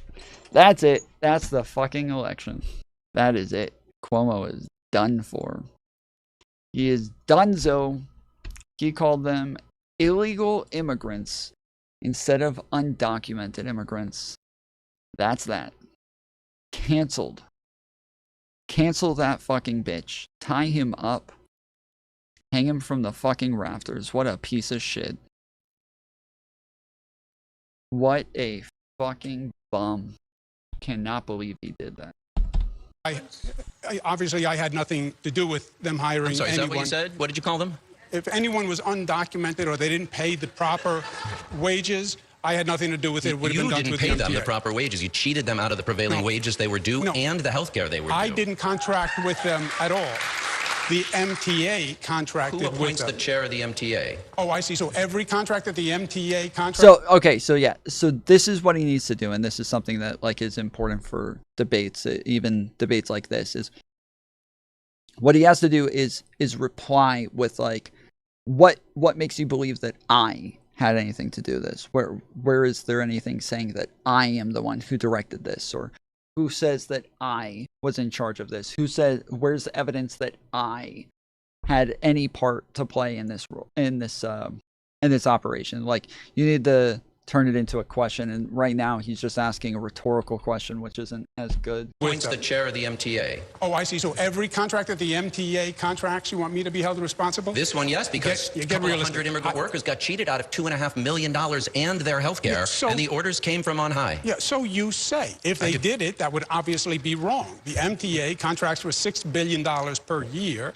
They have multiple contracts. We have a controller on the state of New York who audits the books. I'm sure he's almost as good as you. And if that happened, he would have found out. Thankfully, these are prevailing wage workers under city contracts. But still on President Trump, and Mr. Stringer, you can reply to that if you want. But my moving on question is, his administration has made deep cuts to some programs that directly fund services for New Yorkers. A listener to my radio show asks, how do you propose addressing funding shortfalls for critical services, or which programs will you prioritize above others, assuming you can't make up for all the funding gaps? And please tell everybody how you think your approach would be better than the other candidates. Sure, Brian. Well, look, I was in Trump 1 when I was a city controller. And during that time period, I didn't let him get the city down. During my time, I managed to divest $4 billion from fossil fuels controller. I divested from gun manufacturers. I divested from private prisons. I put the line in the sand with that guy, and I will do the same as mayor. Look, when you grow up in Washington Heights, everything comes your way. And you understand the only way to deal with a bully is to draw the line early and fight back. So here's specifically what I'm going to do. First, as mayor, we're going to establish... He's going to keep bringing that up. He's going to keep bringing up that he grew up in Washington Heights. He's going to say that a bunch. Ah, fuck. Damn, that totally fucked up everything. Shit. A very, very rainy day fund. We need to get $500 million from the state, a very, $500 very million from the rainy city, day fund, so that we can continue to replenish the money that Donald Trump is taking from us. $80 million is taken in the dead of night. We need to keep the social safety net alive until Hakeem Jeffries becomes the speaker, and we can dismantle the Trump organization. Just 2 seconds, Let's just go. to straighten out the two of them. I was the one who brought the prevailing case with the MTA on those workers, and I believed very strongly then that we have to make sure that we pay wages so people can live and stay in New York, and that's why I did it. Mr.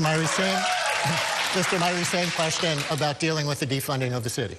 Yeah, first let me put my lawyer hat on for a second. What Donald Trump is doing right now is flat out unconstitutional, and we got to say that very clearly, because they are counting on the chaos being normal.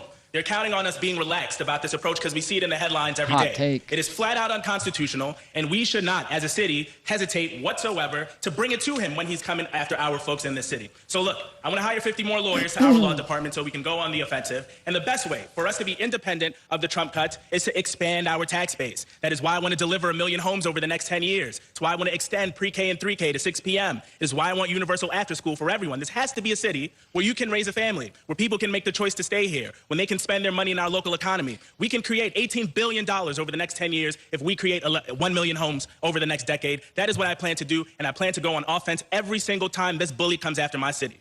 Mr. Tilson, you'll get the last word on this. People are talking about standing up to President Trump. Can it ever be smart, in your opinion, to hold your tongue about your worst opinions of him so that New York could possibly get better treatment, or would that not be effective? Yes, possibly. There's a grim anniversary coming up on Tuesday. It is the 10-year anniversary of Trump coming down that escalator, spewing hatred and xenophobia, and I've been fighting him tooth and nail every day of those 10 years. That said, he is a childish bully, and getting into a Twitter war with him needlessly would hurt our city, I think. He tweets a lot of crazy stuff, and most of the time, if you simply ignore it, he moves on to his next childish foolishness. So to your question, I will fight Donald Trump as mayor, stand up to him, sue him if necessary, but my job is to serve the people of New York, and that sometimes involves not provoking a childish person, but one who unfortunately holds a lot of power, and our 10% of our city budget is federal funding. Candidates, thank you for this first round. Okay, candidates. Some of you have many years of government experience, while others have spent less than a decade in office. One of you has never been elected to any office. So, and then if we consider age, one of you would be, if elected, the oldest person ever to be sworn in as mayor, while another would be the youngest mayor to take office in more than 100 years. So let me start with you, Mr. Mamdani. What do you say to critics who think that a 33-year-old assemblyman who's only been in office 4 years needs more experience before becoming mayor of the largest city in the country?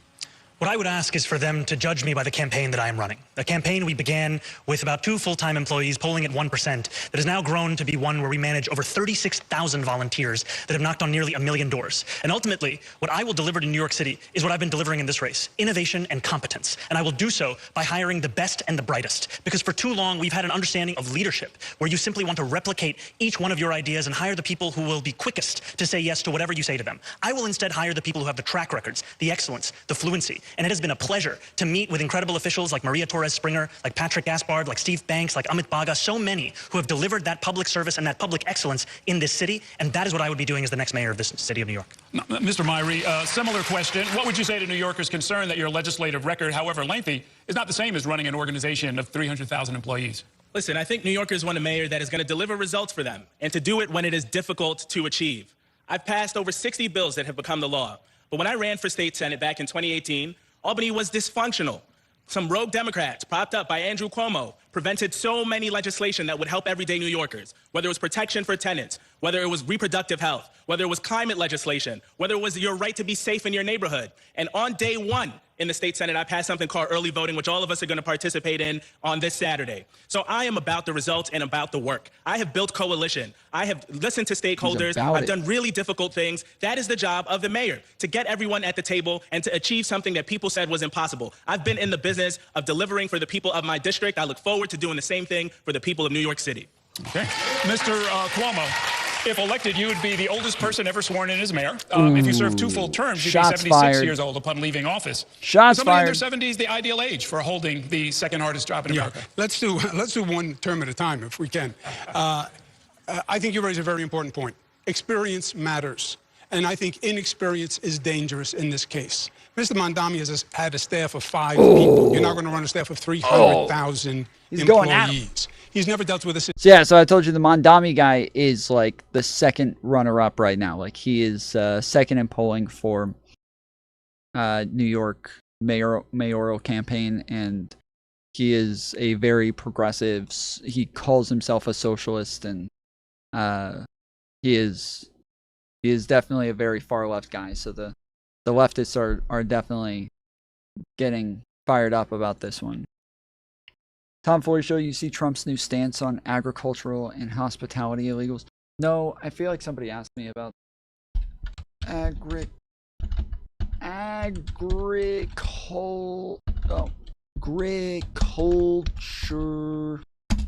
Trump.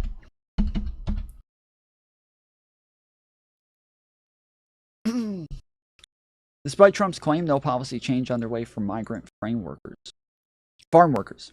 The president signaled in opening Thursday to protect migrant laborers working in agriculture and hospitality in statements and officials said sought to soothe industry leaders. I did hear him. Yes, okay, so that's right. I did hear him talking about the fact that he didn't want illegal immigrants to be deported. If they were here, they were following the law, they were doing their jobs, that he didn't want businesses to be hurting because they took away a bunch of their workers, and that those are the types of people who should get some sort of amnesty. That is, I did hear him make that statement. President Donald Trump announced Thursday that changes are coming to protect farmers. I keep reading this as framers. To protect farmers from losing workers to his aggressive deportation campaign, but no such policy changes are underway, according to 3 people with knowledge of the administration's immigration policies. Trump's comments in a social media post sought to soothe industry leaders in the agriculture and hospitality fields, said the White House official, speaking on the condition of anonymity to discuss the president's thinking, as many business leaders remain unnerved by the president's sweeping deportation campaign. The official said there will be no change in the current approach to deportations, adding that no carve-out exists currently for farm, hotel, or other migrant workers who are in the country illegally. The administration previously directed U.S. Immigration and Customs Enforcement workers to avoid raiding farms, the person said.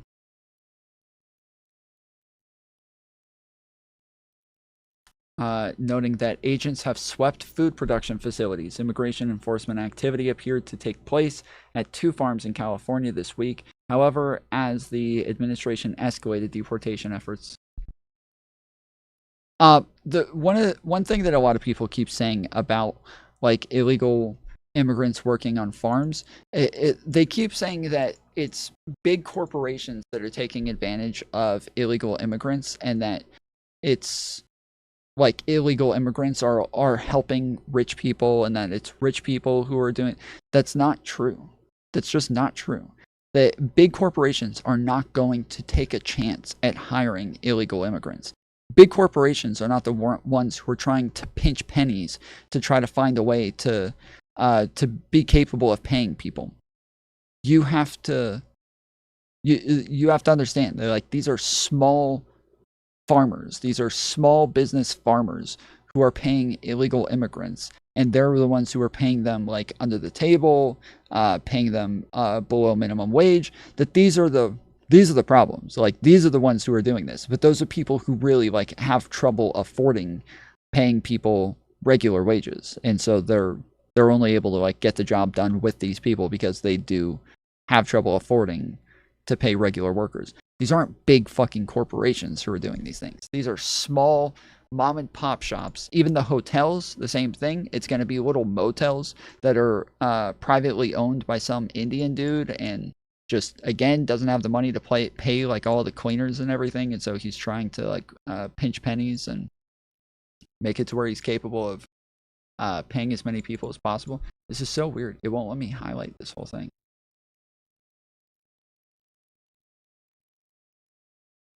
What the fuck? Yeah, even if I start from the back. This is weird.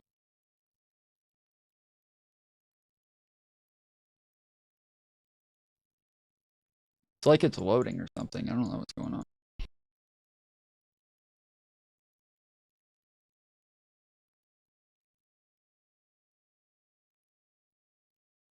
Poor farmers in red states.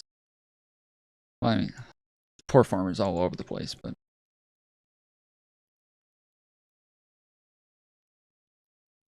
slept all day, now I can stay up with you guys. Let's go.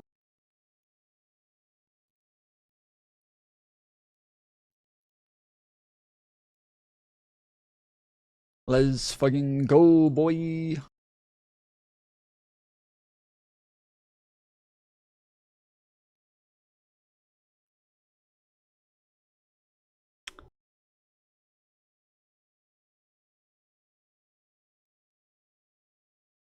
City Council. He's never dealt with the Congress. He's never dealt with the state legislature. He's never negotiated with the union. He's Get him!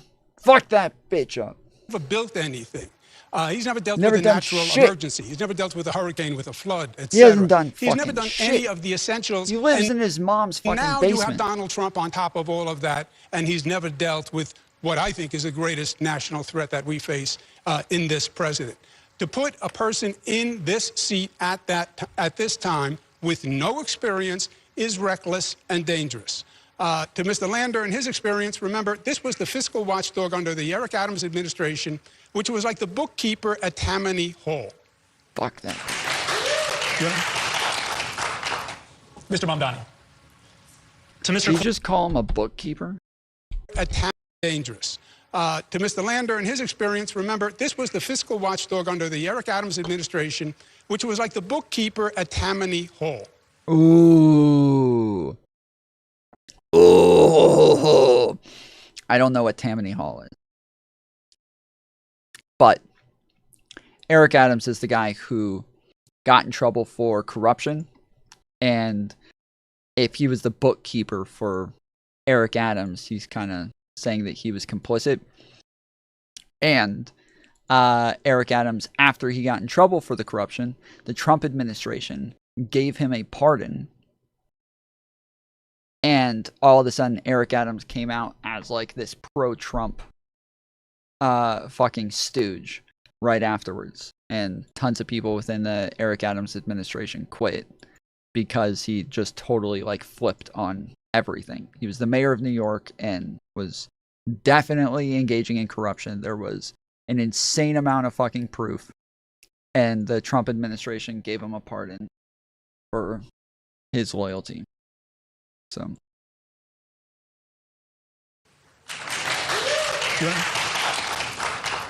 Mr. Mamdani. To Mr. Cuomo, I have never had to resign in disgrace. I have never cut Medicaid. I have never stolen hundreds of millions of dollars from the MTA. I have never hounded the 13 women who credibly accused me of sexual harassment. I have never sued for their gynecological records, and I have never done those things because I am not you, Mr. Cuomo. And furthermore, the name is Mamdani. M-A-M-D-A-N-I. You should learn how to say it because we got to get it right. Yeah. Mr. Lander. May I? Oh, fuck. Oh, he just got fucked. Oh. Oh, shit. I can't believe Cuomo even has the fucking balls to run for anything again, dude. I cannot believe Cuomo has the fucking nerve to run for anything again after everything that he went through. Like, this guy did resign in disgrace from the governor's, as the New York governor. And now is turning around and coming back to run as New York's mayor.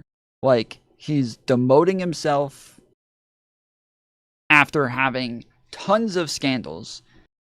Like, scandal after scandal. Like, he had a bunch of shit with COVID where he was apparently putting people who were sick in elderly homes and shit like that.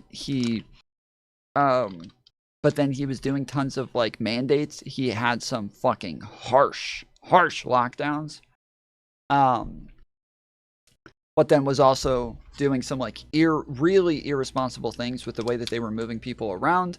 The dude on the right is eating this up. I mean, maybe. And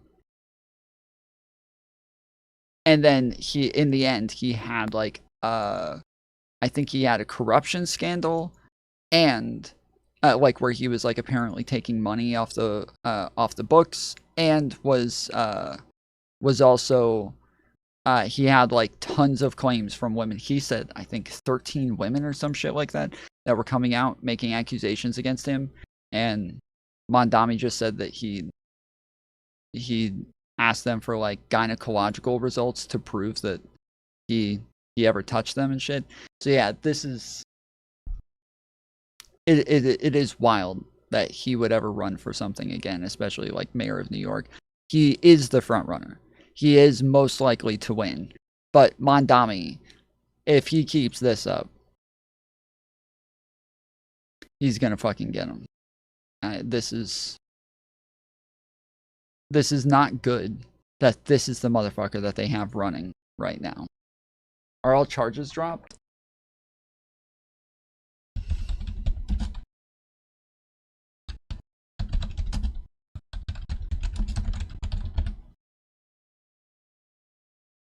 Andrew Cuomo, the 56th governor of New York, was accused of sexual harassment by multiple women starting in December of 2020, with the accusations covering a range of alleged behavior. He denied all most serious accusations, while acknowledging that he had been insensitive or too personal while attempting playful banter. On February 28, 2021, New York Attorney General Letitia James announced she would hire and deputize a law firm to conduct an independent investigation into the allegations. Wow, it's crazy. It's almost as if the way that people talk about Democrats saying that they don't ever go after their own, it's almost as if they do continue going after their own. Isn't it wild, guys? Isn't it weird? Isn't it weird that it's like the Biden administration that took out fucking P. Diddy? I think it was the Obama administration that started the investigation on Epstein. It was in New York, the Democrats who took out Mayor Adams for corruption. It was the Democrats who took out Cuomo for his shit. Like, they do continuously go after their own and actually hold high standards for people who are in the Democrat Party. I can't say the same ever happening in the Republican Party. I can't think of a time this ever happened in the Republican Party. On March 11th, the New York State Assembly authorized an impeachment investigation into the allegations. In August 2021, James released an investigatory report that stated that Cuomo sexually harassed 11 women during his time in office, with actions such as unwanted groping, kissing, and sexual comments. The controversy surrounding these allegations culminated in Governor Cuomo's resignation from office. Cuomo was replaced by his lieutenant governor, Kathy Hochul. Okay, so anytime anybody ever brings up the fact that Letitia James, when she was running for Attorney General, she said, while running, she said, I'm going to investigate Donald Trump and we are going to hold him accountable for any crimes that he has committed. Okay? Everybody, and I've had this conversation with numerous people. Every time somebody brings this up, I think Andrew Wilson brought this up. I think Rob Knorr brought this up. Every time somebody's brought this up to me, every time I say, they always say, she already had a bone to pick with him. This was political. She ran on the fact that she was going to take him out, and people voted for her just to go after Trump. So the fact that she charged him with crimes, it proves that she went into this planning on trying to get him. The problem is, you don't know that she didn't already have evidence that he was committing these crimes. She already worked as a district attorney while she was running for attorney general. So there's a very high chance that she already had evidence of these things when she was running for it. Two, yes, Trump got convicted. So this you can't still play the fucking, this is all Letitia James, it's political, when he actually got fucking convicted. Three, she went after Cuomo as well. The same fucking person went after Cuomo as well. You can't use these fucking arguments when she had charges for Cuomo before charges for Trump. I'm sorry, but that just doesn't play. It doesn't work. The entire New York congressional delegation, including New York's 2 United States senators, majority leaders Chuck Schumer and Kristen Gillibrand, and over 120 New York state legislators called for Cuomo's resignation, as did House Speaker Nancy Pelosi, Bill de Blasio, and Mayor of New York City, Eric Adams, the Brooklyn Borough President and Democratic nominee for Mayor of New York City. Just FYI, the reason that so many people called for his resignation is because he should have done it a lot earlier and he didn't. And so the fact that he continued refusing to resign, it just went on and on and on, and more people had to start coming out and being like, bro, what the fuck? Come on, get your fucking ass out of here. President Joe Biden stated his support for Attorney General James' independent investigation. He later called on Cuomo to resign after the investigatory report was released. On August 10th, Cuomo announced that he would step down from office in 14 days, making his resignation effective on August 24th. On January 4th, 2022, Albany County District Attorney David Soares dropped a criminal complaint against Cuomo and also announced that Cuomo would not face any charges related to other groping allegations, citing lack of evidence. 3 days later, a judge dropped the criminal charges against Cuomo. On January 31st, 2022, the last 5 criminal cases had been pursued against Cuomo were dismissed. So the severe charges, a single instance can be sexual harassment if it is sufficiently severe. Okay, never mind. So yeah, looks like all of those were dropped. Cuomo.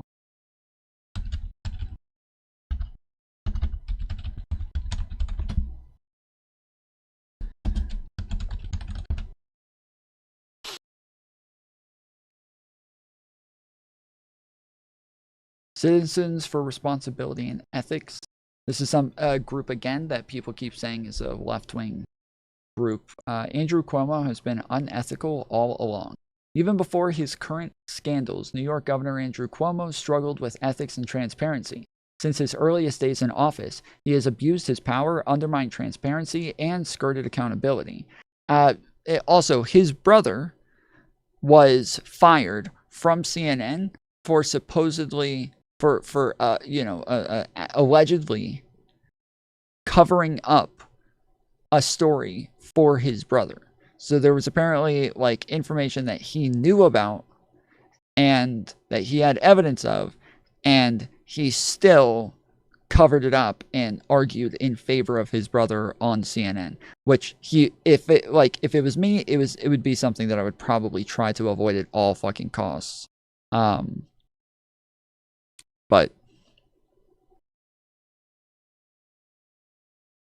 I don't believe half this shit. Too many people. I mean, that's kind of a. It's kind of like a MAGA argument. I think that like it's just going to depend on the evidence more than anything else. At times, Cuomo's abuses of power appear to have crossed legal lines, including when he used his campaign to promote his book about handling the coronavirus pandemic, which Crew recently filed a complaint about with the New York State Board of Elections. But Cuomo's scandals reach far earlier than last year. The following is a brief summary of Andrew Cuomo's checkered history on government ethics and transparency.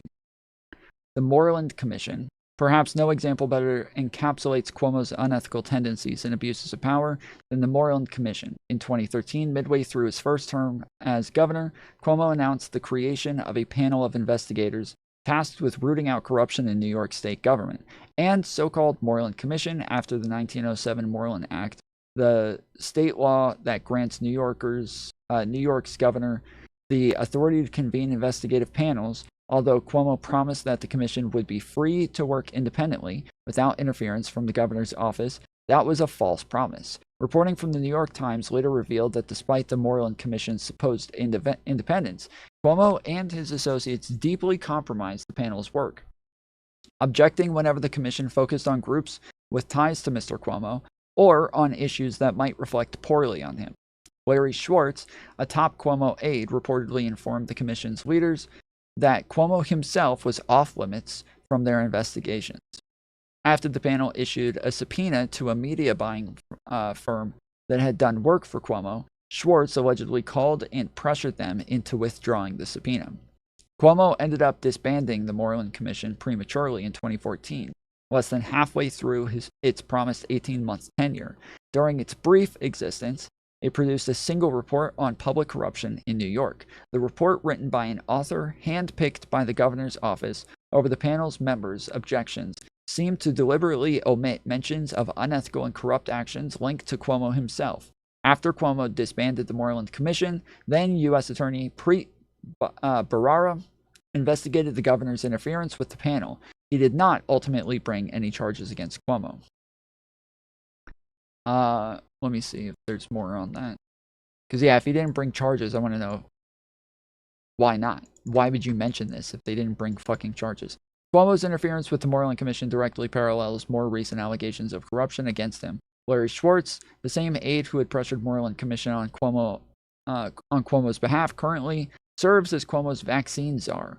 Last month, after several accusers leveled sexual harassment allegations against Cuomo, Schwartz allegedly called New York County officials to gauge their loyalty to the governor amid the accusations. These calls led one county executive to file notice of an ethics complaint with the state government, fearing that his county's vaccine supply could suffer if he didn't publicly support Cuomo.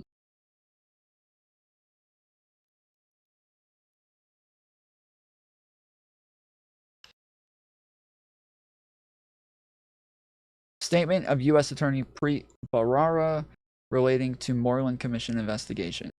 After a thorough investigation of interference with the operation of Moreland Commission and its premature closing, this office has concluded that, absent any additional proof that may develop, there is insufficient evidence to prove a federal crime. We continue to have active investigations related to substantive inquiries that were being conducted by the Moreland Commission at the time of its closure.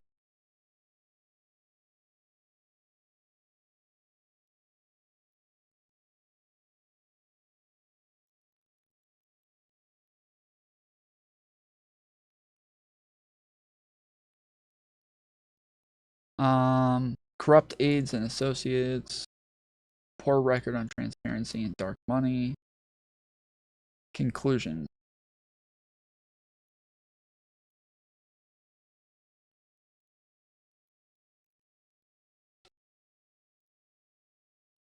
Supreme Court throws out convictions in sweeping New York corruption probe. In two rulings, the court delivered a blow to the Justice Department's efforts to root out public corruption.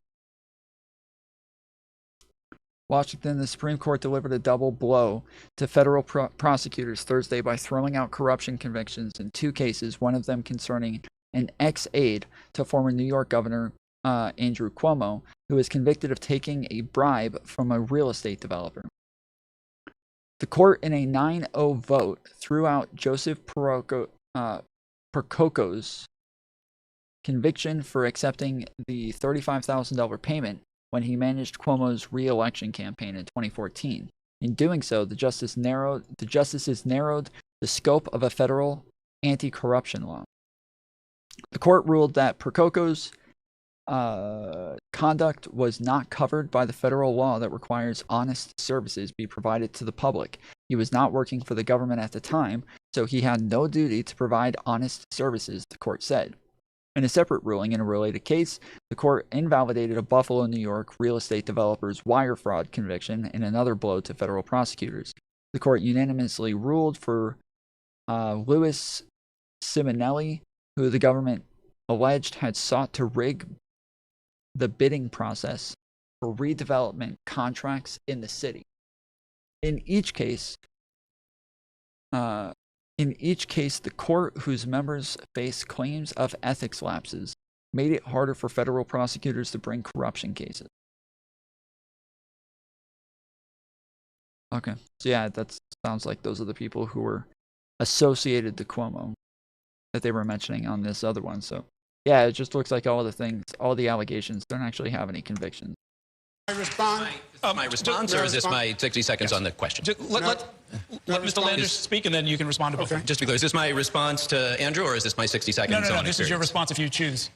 Thank you. So I've gotten so many Eric Adams contracts canceled, we can't keep track. He tried to put a $432 million no-bid crony contract, and we audited it, and we got it canceled. We have done it time and time again. Andrew knows a lot about corruption. That's part of the experience he had. He created a corruption commission and then killed it as soon as it got too close to him. But his senior aides had to resign in corruption disgrace. And let's be clear, he has experience, but leadership is not inviting 25-year-old young women into your office, as he admitted he did, and then asking them about their intimate life and whether they would date older men. I lead by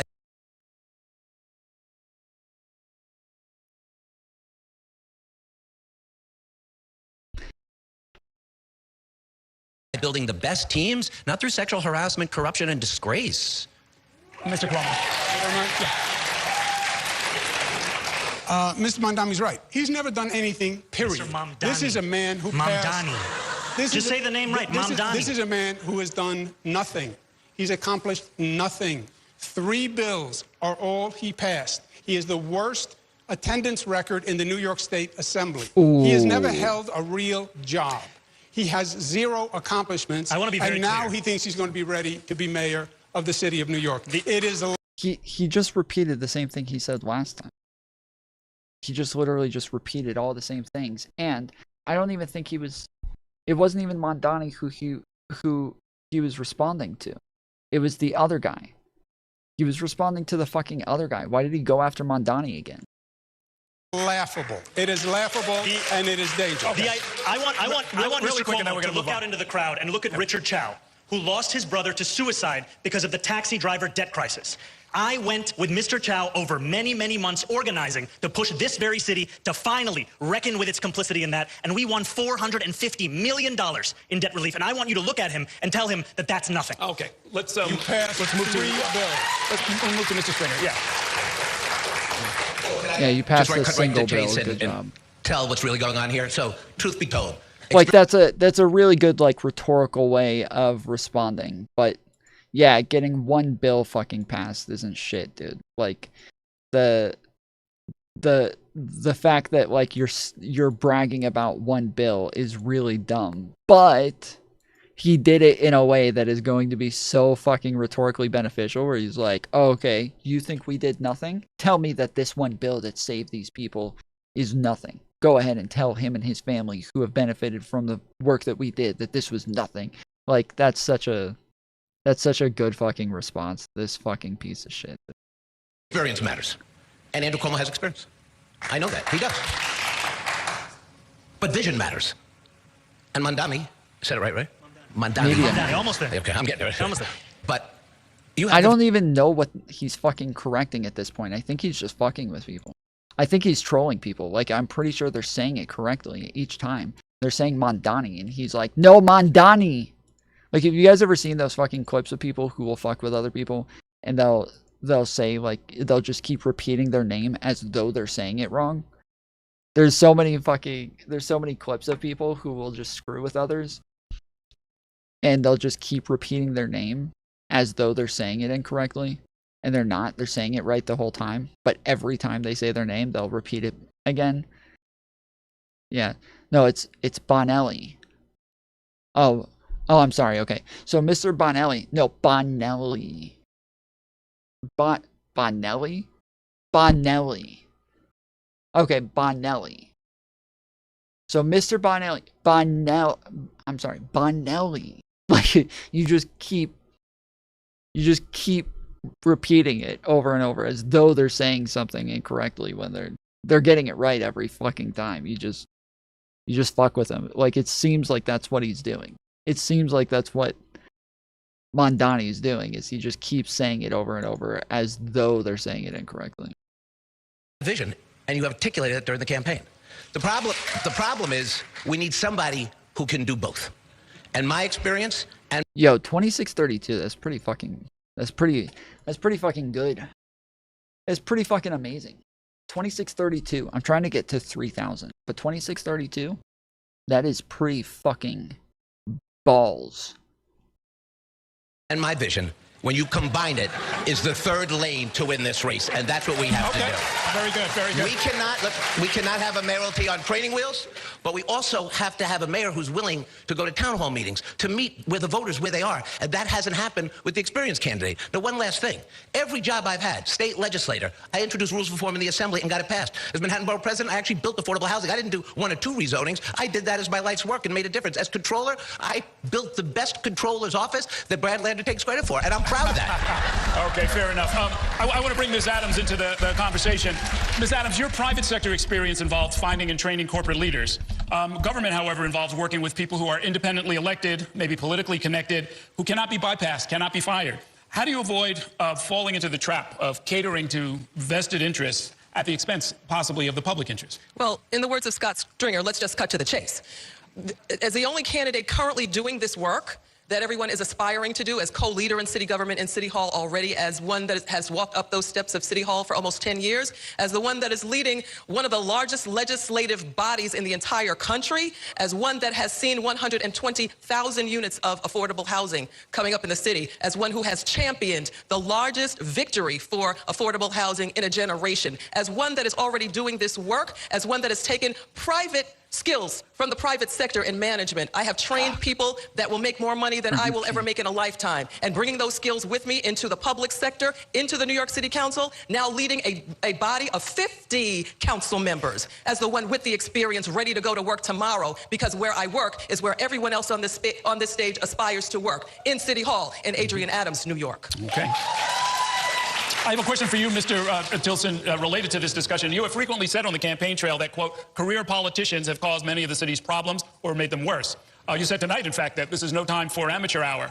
Explain why... Yeah, every time she speaks, she does really well. She is a very good speaker, and she's saying all the right things. I don't know who she is, but she's definitely killing it with everything that she's saying. A lack of experience running a city agency would make you a better manager than some of your rivals. And here. no, I didn't say she's well-spoken, okay? Before some fucking TikToker goes and clips me and is like, look, he's saying she's well... I didn't say she's well-spoken. Okay? She's a good speaker. She's a powerful speaker.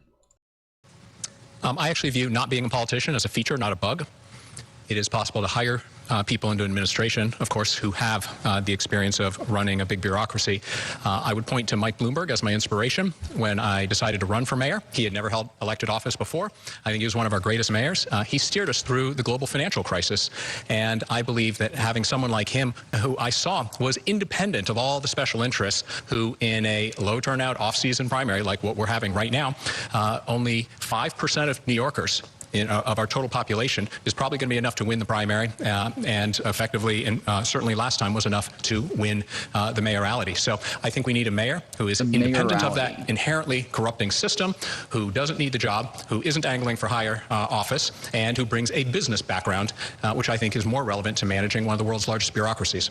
Okay. Thank you, candidates. When New Yorkers are asked their top concerns, one of the biggest issues is always affordability, particularly the high cost of housing. Millions of New Yorkers in rent-stabilized apartments are currently awaiting a final ruling from the Rent Guidelines Board about how much they could pay more each month in rent. But first, we'll get to a crucial question about the production of housing. We want you, the candidates, to address New Yorkers with your top proposal to ease the housing crunch. And I'll start with you, Mr. Myrie. We know you've been vocal about a plan to build and preserve 1 million units of housing. You mentioned it earlier. Is that a realistic possibility given the current dynamics in the city? Let me tell you what's real, Katie. Let me tell you. People are leaving the city because they can't afford to stay here. They can't afford the rent. Can't afford to own a home. Dude, I'm fucking killing it in this game. I'm fucking killing it in this game. I'm this far in and I've only got that many fucking bulbs in there. This is great. Like me and my wife who were looking to put down roots in the same neighborhood we grew up in, people are struggling. And we've had leaders of the past that have put their solutions forward, and things have only gotten worse. So yes, 1 million homes over the next 10 years, because we can't keep nibbling around the edges. That is the only way we're actually going to bring down the cost of housing. And listen, is it going to be challenging? Of course it's going to be challenging. But anything worth anything is going to be hard to do. We built the Empire State Building in 13 months, and we did it 100 years ago. Come on already. Of course we can do 1 million homes. I want to change our public land to be affordable housing. I want to convert our industrial areas to residential. We have commercial real estate space that is laying vacant that can be converted as well. We have opportunities to revitalize NYCHA. We got to be bold in this moment, but we need the leadership and the courage to get it done, and that's what I'm going to do. Thank you. Mr. Stringer, your housing model, your housing plan is to model a highly successful plan from the 1950s. You call it Mitchell-Lama 2.0. It sounds ideal, but how would you pay for this expansive plan? Okay, this is where we just got to have an honest conversation. I get 1 million. I could easily stay. We could do 2.5 million. Bro, the fucking impressions of this guy. The fucking impressions of this guy are gonna be fucking wild. He sounds like he's doing an impression. Million, given my experience, it's all. Put that aside for a second. People need affordable housing now. Can I call it? Yeah, sure. Give me just a second. I gotta run to the restroom real quick, and then I'll pull you on. Give me just a minute.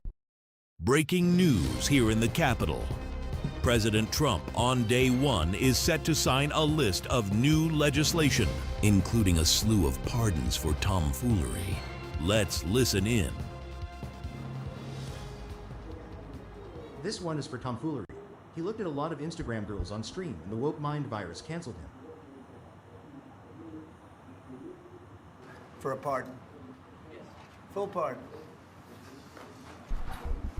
Full pardon or commutation? Full pardon.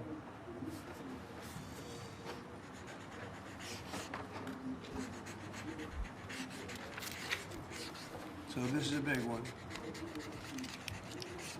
Anything you want to explain about this? We hope they get him. We hope they come out tonight, frankly. We're expecting it. How many viewers do you expect Tom to get tonight? Approximately 1,500 people. Six commutations. So glitching and growling are getting commuted, not pardoned? We're looking at different things, but the commutations would be the ones that we'll take a look, and maybe it'll stay that way, or it'll go to, full pardon. There's a streamer who is trying to do an interview, but he can't do the show because there's a raccoon on his bed. So this one is a really big one. Why don't we get that down so they can get them going right now? Get the raccoon off the bed, please. This is to stop the mainstream media from lying about the fact that Joe Rogan has actually been dead for a long time.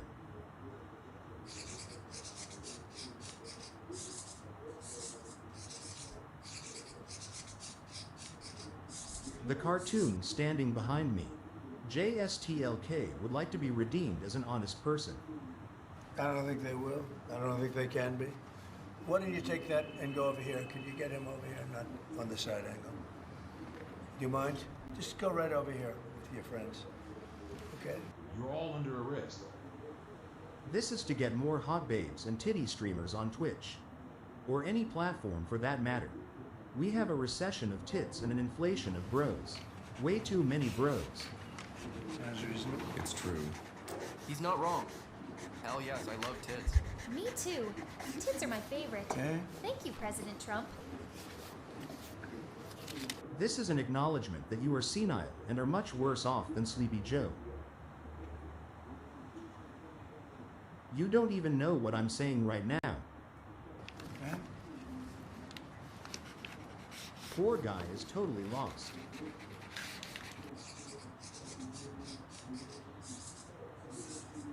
Mr. President, do you think Tom will continue to be the #1 linguist in the entire world? Could happen. Stranger things have happened. Mr. President, can we expect short bus chat back anytime soon? What does that mean? Short bus means your dumb followers. I don't want to say when, but it's going to happen. Has to happen, or we're not going to have a country left. This is an order designating Spicy Chat a domestic terrorist organization and all of the members inside as domestic terrorists. That's a big one. People have wanted to do this for years.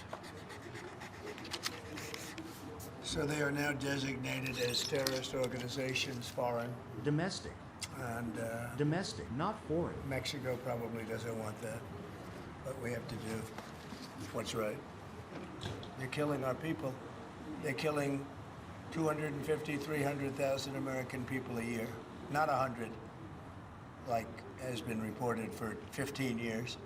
It's probably 300,000. No, sir. It's domestic terrorists. Did you think they were Mexicans just because it's called Spicy Chat? I don't know. You'll have to ask them. But they go after these people violently.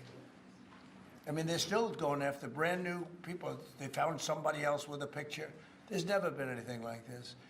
And you know, it's almost 100%. Think of this. Almost 100% of the people are convicted.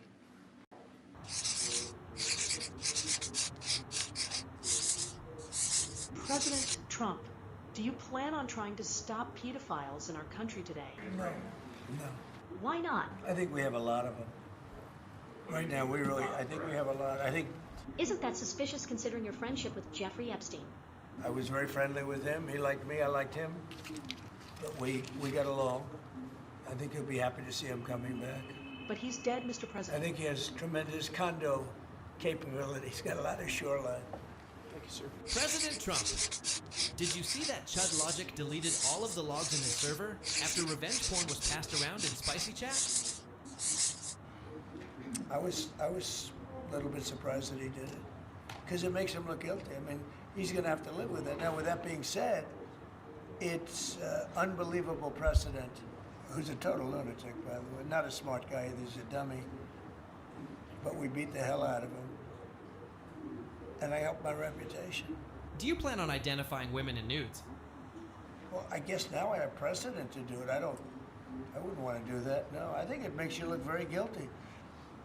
The reason is because if you delete and destroy documentation, everything, they have nothing, because they were guilty as hell. And when you do that, they look very bad, but I was a little surprised he did it. Quick question, Mr. Smallfingers.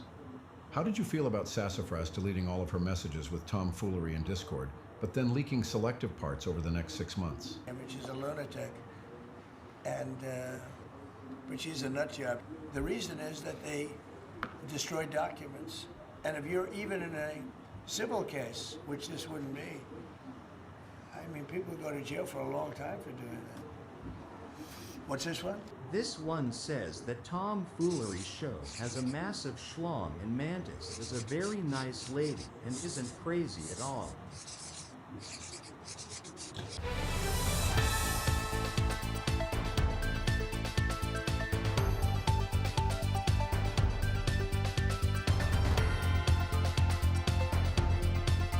Let's fucking go, boy! Fully vindicated. About time. About fucking time. I can't believe I missed all of that. I was going to the bathroom and I missed it, but I saw the end. It said that I'm vindicated. So I think that's good. That sounds good.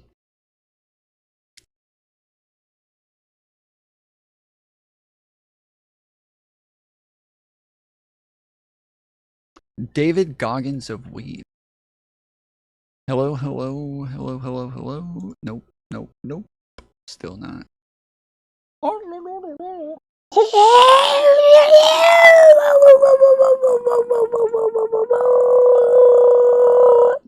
Is my mic working?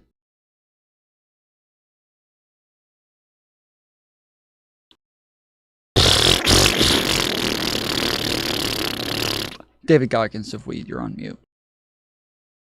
I'm trying to test my mic.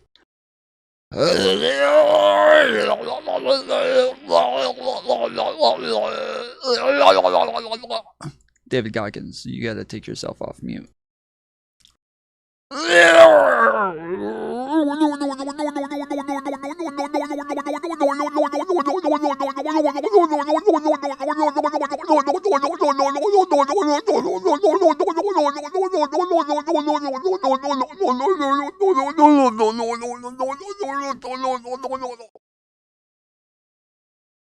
don't know if my mic's working or not.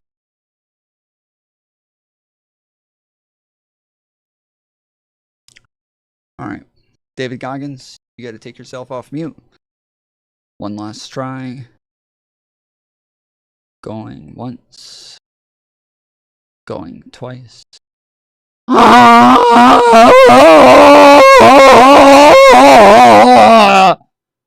right.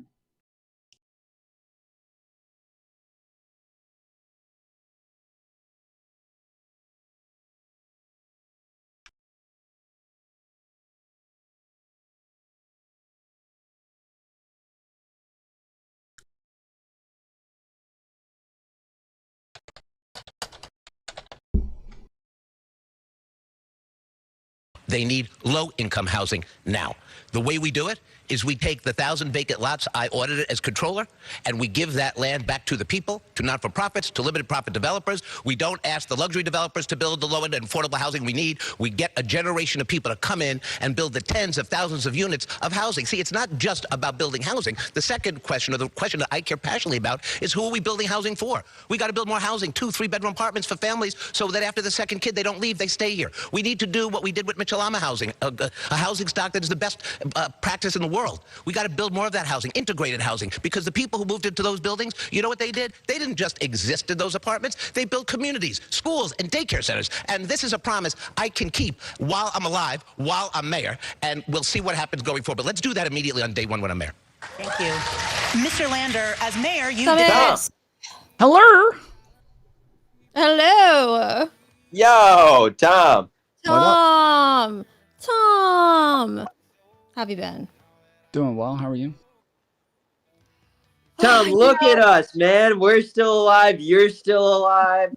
It's amazing, dude. Especially with all of the fucking riots and insurrections that are going on. I don't know how we're all still here. I know. I Right? know, man. Crazy. It's a wild time. Well, I'm glad you made it at least so far. Whew, thank God. I have questions for you because I'm curious on what all you guys have been on this whole Israel thing that's been happening. Yeah, sure. Where- Mio, go ahead and turn your camera on for us. Oh, yeah, sure. Anytime. Yeah, just give me a second here. I'll figure out the tech problem. Okay. In the meantime, you and Brittany go. Yeah. What is the Tom community stance on Israel and Iran? I don't know. I don't really have like much of a stance right now. I couldn't even find much information on exactly what they were doing because it looked like they hit residential buildings, but nothing said whether or not they were residential. Like nothing said if like civilians died or anything. It talked about like commanders dying and like generals dying, scientists dying. Who hit residential buildings? Iran or Israel? Israel. Wow. No way. They wouldn't do that, Tom. Shut the fuck up. If you look at the but yeah, if you look at the buildings, they're Yeah, dude, the airstrike, precision strike. my fucking camera is stuck on vertical. This is really annoying. One of the guy's whole family died, his wife and kids and everything. So they but were they civilians or were they like scientists or like what was it? They were those strikes, I believe. They were doing precision strikes they were assassination strikes on the commanders, nuclear scientists, Woman, people that do you have I'm sorry. Is this Brittany answering the question right now, or is this Mio? Was it residential, or were they fucking like people working for the government? Were they regular citizens, or what? Well, it was both. Like, citizens died because they're striking residential buildings, but they were trying to assassinate commanders, which they did. I have a question though. Do you think that like when they they're bombing them first, and then you have everybody tweeting "Pray for Israel"? Do you think that they're the victims? What's going on with your camera, man? I don't, bro. Shit. Fuck it. Like I give bug. up. Yeah, I give up on the camera thing. I don't know. I haven't seen any of that, so I have no idea. What do you mean? No idea. I have no idea. I haven't seen anything saying "Pray for Israel" or like any. You haven't seen every single congressman, literally every single one. Mystery man sent $5. Tom, zip your lips like a padlock, and meet me in the back with a jack at the jukebox. I don't really care where you live at. Just turn around, boy. Let me hit that. Okay, good. That's a message from Kesha to you. Tom, so I'm a little concerned that maybe a cat's got your tongue because we haven't downloaded the talking points yet. No, I mean, you can go over my stream yesterday. Like I was looking up like information on this, and the main thing that I wanted to find out was whether or not civilians died, because it looks like they're hitting apartment buildings. But when I go through it nothing mentions whether or not civilians died. It just talks about the scientists. It talks about like generals. It talks about shit like that. And so I'm just not able to find anything on like the things that I would find to be important. But I'm in the waiting room. I pulled you in. I sat there for like 2 minutes asking you to unmute yourself, and you didn't say anything. So the 12-inch balls Inc. is in my chat now saying that they're back in the waiting room. But I tried. What are you guys supposed to talk about? I don't know. I have no idea what they wanted to talk about. But yeah, you'll have to wait until I'm done with them, and then I'll come back to David Goggins. Mr. Popular over here. Very busy man. Everybody wants a piece of Tom right now. He's in high demand. Everybody needs these hot takes. Like I don't know whether civilians died. That's pretty crazy. Is there anything else from the top analyst in the world? As I said, I don't really know anything about it. I haven't really. I looked it up for about 10 minutes yesterday. Read like 2 articles and then went through like a timeline. I feel like by now even Brittany's been able to form a pretty fleshed out opinion. Let's hear a fleshed out opinion, Brittany. Flesh it out for us. Flesh it out for us. Okay, they freaking struck first, and so they are the bad guys. But now all of they obviously, oh my god, if I go get started, it's gonna take a while. Obviously, they've been wanting this for a long time since they tried to rip up the Iran deal, and they have been pushing Trump to do this, and they want this whole fight, and then now they finally got it. They pushed that, they fucking struck, and they're now trying to also play the victim. Oh, we were trying to stop whatever the fuck we're trying to stop, and then all these senators and Congress people are all pray for Israel. What do you mean pray for Israel? You can't pray for Israel when they struck first. That's crazy. That doesn't make sense. You pray for the people that have been hit, right? Yeah, I guess. I mean, they're going to war. Whether or not you think that they're the good guys or the bad guys would depend on whether or not they're justified in bombing them in the first place. But you didn't even get to that part. That's the part that I'm talking about, and the part that I don't know just yet, because to me, one thing that seems very reminiscent of the United States going, they're in the middle of a war on terror, just as Israel seems to be in the middle of a war on terror. And then out of nowhere, they also want to start a war against somebody with weapons of mass destruction. We didn't have that until they tried to ruin that, though. There was that whole deal. They didn't want that. They never wanted that. They said that they were breaking it before it was even happening. They never wanted them to not have nukes. They just want to freaking destroy them. And it's so obvious. So obvious. The same with Why is Saddam it so Hussein, obvious? right? WMDs. Wait, Brittany. Brittany, wait, Brittany. Rodeo, Tom. Wait, Brittany. Why is it so obvious? They've been saying it. Like they had like a list of all the different like Muslim countries that they were gonna like go after, and now Iran's their last one. It's called the clean break. Hold on, memo, you're saying this Tom. as though those countries have not been like a problem for Israel this entire time. Like there's no reason for them to have beef with Iran. So okay, then they should not involve us. Did they involve us? Yeah. Yeah, How? we're shooting down the drones as retaliation for their assassinations. I thought Trump literally- told them not to do it. I thought Trump said he didn't want them doing it. No, Trump said Trump gave him the okay. Well, they'll do it anyway. You know, How did Trump You cave? know, they did. How did Trump get? Well, because they said, "You listen here, boy. You know who owns this country?" Trump's like, let me pull the seat out for you first, okay? So true. You guys are so stupid. What do you think happened, dude? They did it. There it is. I mean, it's not speculation anymore, Tom. I tried to tell you for You guys years are so leading dumb. up to this. I tried to tell you.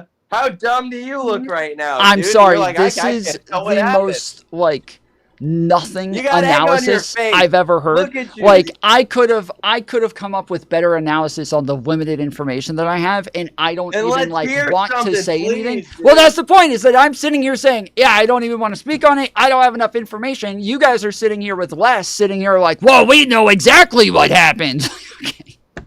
Well, because we're not talking about the details of the strikes themselves. Yeah, you're You don't talking about actually the need to Jews know. being evil again. Oh, the fucking evil You don't- Jews going and doing their evil Jewery. Ugh. Tom, whoa. He's TOS, playing please, it like he Tom. knows more than he's letting on, but he doesn't want to freaking have to like take a side because he knows the side he would like have to take. No, or I whatever, don't. 'cause I'm telling you, I it know is what not. you're doing, Tom. You, You're not if you were fooling me. saying that, You're that would not be the gonna- case. Hold on. If that was the case, that would at least be the case in front of my own audience, right? In front of my own community. But again, you can go to the end of the very. You cannot side. No. The thing is, you can't side with them because it's like indefensible. So you're trying, but you Oh can't my also like go goodness. against them because then so you No, have to it's, try I don't know Oh what my to goodness. say. All I right, don't. hold on. It's like, oh, I don't know what they're talking about. I don't know. I what's don't know going what to say. Is Did there civilians war? die? Who knows? Was it just scientists? there All right, war hold on. happening? Turn on the audio on my stream real quick. Okay. Okay. All right. This is my answer. Gone. I love Israel. I love Israel. Gone. Gone. I love Israel. Israel. Gone. I love Israel. I love Israel. Gone. Gone. I love Israel. Israel. Gone. I love my bad. Israel. Okay. I didn't have it like playing. All right. This is my answer. Gone. I love Israel. I love Israel. Gone. Gone. I love Israel. Israel. Gone. I love Israel. I love Israel. Gone. Knew it. Fucking What knew it. was that? Killua? So there you go. That's that. If you can't you're- do you them think like I'm that. afraid of some sort of Killing- answer, I'm afraid that this is my answer. Okay. Yeah, that's what it is. Is you're a bootlicking slave, and that's why you can't come up with anything smart to say right now. Just, Oh, I don't because know you if this guys one- are you guys. I'm sorry. I don't want to. After so many smart things coming from you guys, I don't know how I can follow that up. I was right. I called this years ago, and I was right. You were wrong, and now it's my victory lap time because it took place as it was said, as it was written, Tom. As it was written. Okay. As it was written. I think and as it in was written blood. is that they are In the ones who are sports of our oppressed. debate. But you know, the Who's the ones who are oppressed? What, for 3,000 years since ancient Egypt? Yeah, I am on to you, Tom. All right, Uh-huh. I'm on to you. There it is. I can't think of anything to say. What, you haven't done any research before? Well, no, I mean, again, like if you guys want to talk about like Israel Palestine or something like that, like I could have opinions on this. I want to talk but about this Israel, is something- everybody. This is yes, but this is something that just happened. I don't feel like I have enough information on it to really have a You knew fully this was formed going to opinion. happen, Tom. We told Okay, you yes, this I was gonna know the happen, fucking Tom. neo-Nazis did. I didn't, okay? So I didn't keep up with the fucking neo-Nazi news network, the You NNN. don't have to. Okay, Tom, I don't like literally pay Or- attention to almost anything that happens, okay? And it's like you don't need much information to like fucking like be able to like form an opinion on, hey, they went and bombed like right before they were supposed to have like negotiations and stuff. They decided to like push to get rid of the Iran deal. They never wanted a deal, and now they're trying to play the victim because that's like the way it goes. Okay, I'm sorry, but again, they bombed us back. Oh my god, they're monsters. They cry out as they strike I you. literally, I tweeted that like it's never been more apparent. okay, so again, do they have not any reason? They have no reason to have issues with Iran, right? I'm sure they do. Yeah, that's not the that's not the point though. No. What do you mean that's not the point? That is the whole fucking point. That's what matters. Issues and going and bombing them is not the same thing. Look, okay, Tom, okay. Iran So doesn't hold want on, wait, them wait. around. How many years have they had issues with them? How many years? How many? you're saying- Forever. yes. Okay, so you're saying, oh, they're bombing them isn't the first thing to do. Yeah, it doesn't seem like it's the first thing that they did. So. No, And probably since we toppled their government in 1957 and installed a puppet regime, and then they took the country back and became like fundamentalists, nationalists, and against all of us who overthrew their fucking government. Yeah, they're pretty mad about that. Yeah, we Would you need say to do it maybe that's again the and do a reason? better job this time. There it is. There it is. Regime change. Am I talking to Netanyahu? No, George Bush. Real conservative. Oh, man. Ladies and gentlemen, we got them. Why are they pretending like it's not What does more your super chatter say? complicated, Why are like they Iran pretending funding like it's Hamas and not other more anti-Israeli complicated? groups? Like Iran funding Hamas. Another. That's exactly what I anti-Israel. was. That's exactly what I Okay, was getting ready to say. Yes, Iran has done all of these things to like against Israel to combat Israel's presence in the region. So just let's give everyone like the 30-second update. Okay, Israel moved into the neighborhood. Nobody likes them. It's all Muslim Arabs there. Wait, what does that mean? Israel's they moved into the neighborhood.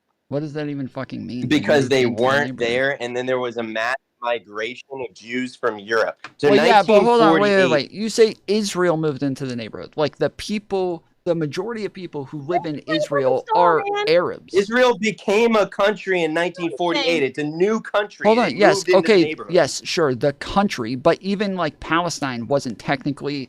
You know what he's saying. Stop trying to get like. I'm not No, I I'm don't. not I don't debating- because the look, problem is, I'm is not- that he's talking. Hold on, because when we're talking about the people, the majority of the people in Israel are Arabs. They are people who are from the Middle East. They're people who are from there. They are not new to the I got neighborhood. you.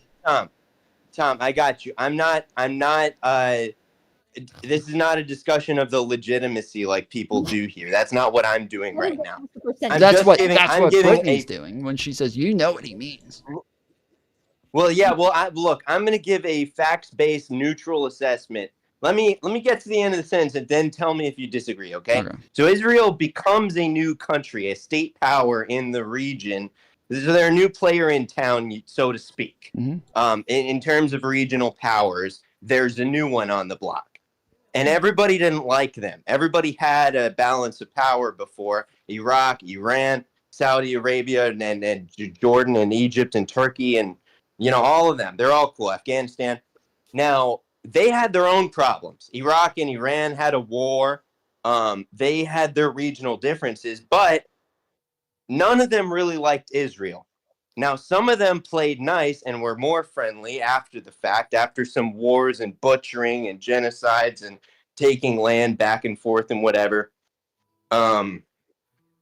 Egypt, they can't put up a resistance. The Sinai Peninsula is way too important, so they're neutered.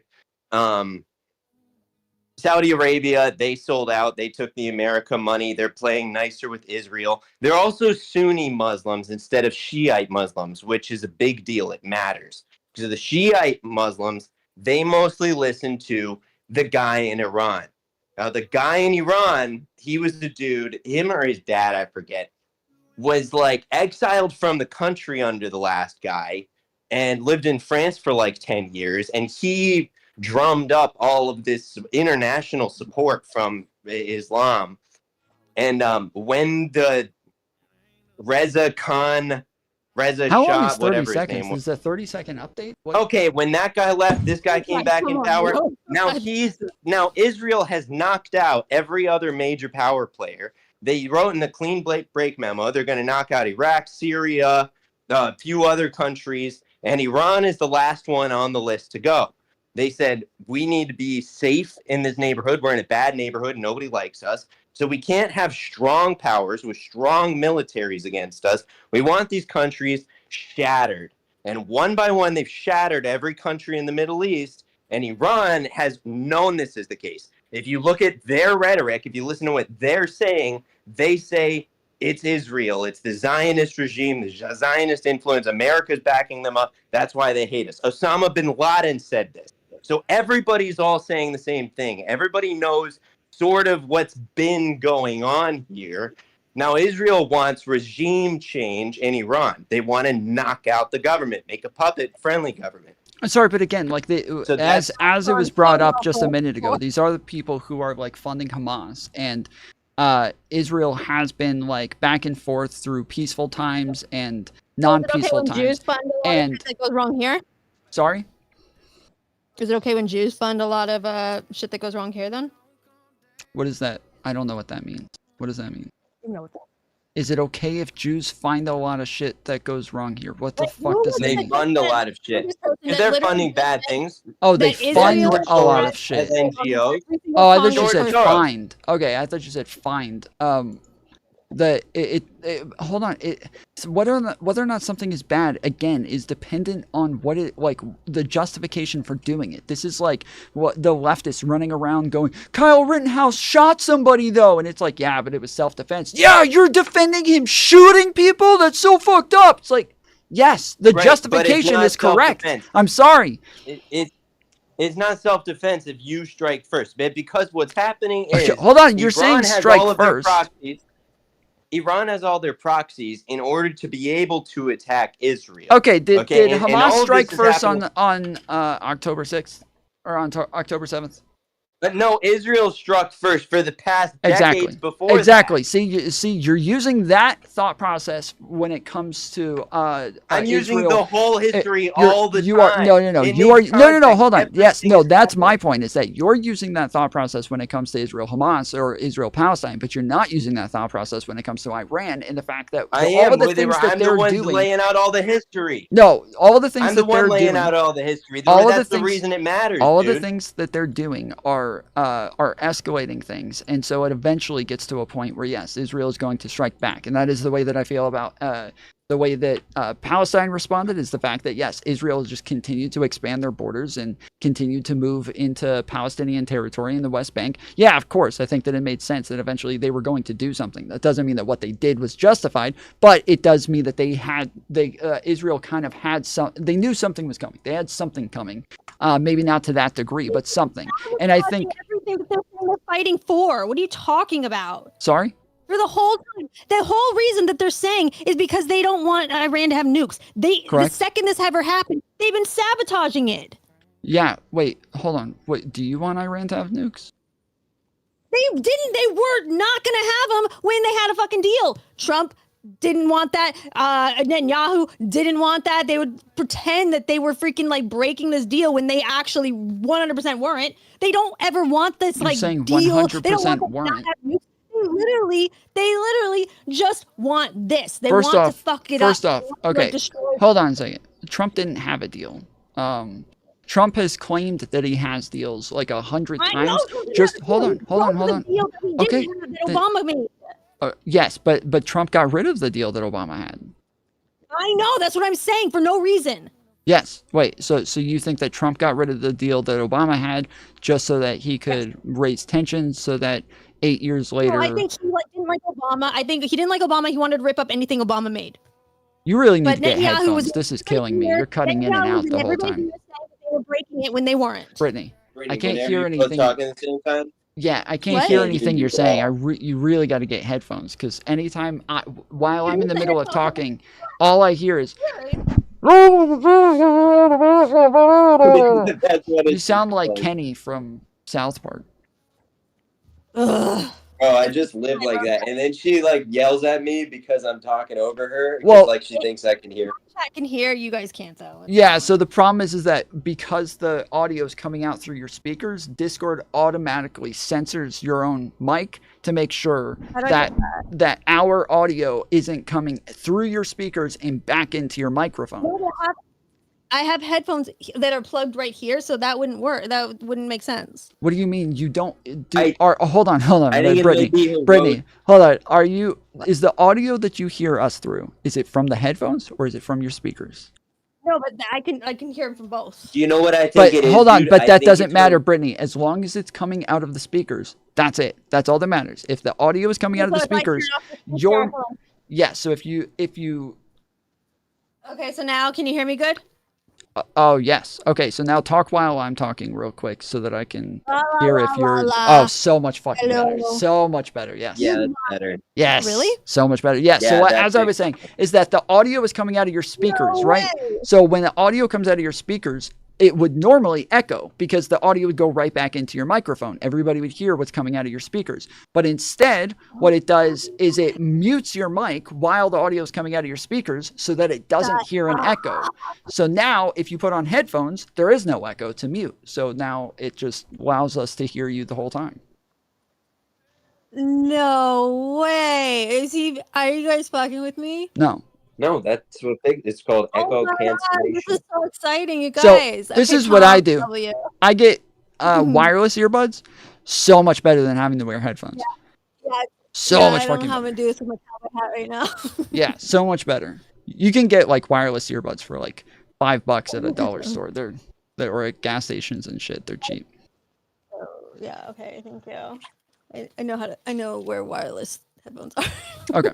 Thank you. Well, I'm just saying. I know This you're is really- super broke, so I am. We haven't streamed in a long time. you haven't started your OnlyFans yet. Oh my God, what the fuck, man? Okay. Anyway. So yeah, so I my point is that the justification is what matters, and I don't think that Trump 8 years ago ripped up the deal and then made a new one just so that 8 years later Israel could go and do this. Hold on, he never made a new deal. Well, that was the whole thing. Just like he it's didn't not. make a new Yes, healthcare he didn't plan. make a real one. Correct. Yeah. The question of justification is whether Israel has justification to do the strike that they did. They're calling it preemptive. They're saying it's over Iran's nuclear capabilities. They don't want Iran to have even a civilian nuclear program, right? They don't want them enriching uranium or plutonium or whatever. They don't want them even doing it at all because then they'd be too close to having a nuclear bomb, which means if Israel did strike them, they'd be able to nuke Israel in response. Right, but Israel you're- has for years But- wanted to strike I'm them trying to understand. before they gain this Brittany, capability. you're saying they are 100% not doing this? Like you don't believe that they are actually building uranium or what is it called? When we had the deal, they were not. Like I looked at, I was like obsessed with this when I was like super left wing, and yeah, like the way they had it, they had a 24-hour monitoring where they can come in and like check at any moment, and the amount of uranium that they would like need, you would take like a month or something to get rid of. So there was like no way that they would have been able to have any of this like getting done with the But amount they're of like enriching uranium themselves, so it doesn't. Yes. The deal was. Hold on. Let me get the facts for you guys. The deal was they could have a certain amount of enriched uranium below a certain threshold, which kept a margin, a buffer between them and the amount that they would need to have a nuke. So they'd always, no matter what, be a certain amount of time away from a nuclear weapon. Correct. Yeah, and so, But they're and so saying the that thing- they're building. Okay, here's what I'm saying is that we had it where like that was not the case. It was like for like 10 years or something, and Netanyahu kept pushing that like that they are breaking it, that they're doing all this stuff, and that we shouldn't have this deal, and so he made sure to push that we would break it like when they were actually following it. So Trump rips up the deal, like ruins like all of the freaking like diplomacy that we had with them, and now how are they going to trust anything that we do? So now whatever they've been doing since, it's like, okay, well, Trump screwed that shit up and didn't have anything to replace it, and it is what it is because Netanyahu wanted it. He's like pretending that they're getting nukes, they're getting nukes, they're getting nukes. Everybody be scared because they're getting nukes when he wanted that the whole Again, time. that doesn't. Otherwise, Hold on. I'm sorry. You keep doing this. Ripped up the deal. You keep What? doing this and saying that they wanted it. That doesn't change anything. That changes literally nothing. If I go out, no, it doesn't. If I go out and I want to kill somebody, and as I'm getting ready to kill that person, before I do anything, they don't even know I'm going to kill them. They don't know I have a gun. Before I do anything, they pull out a gun and say they're going to kill me.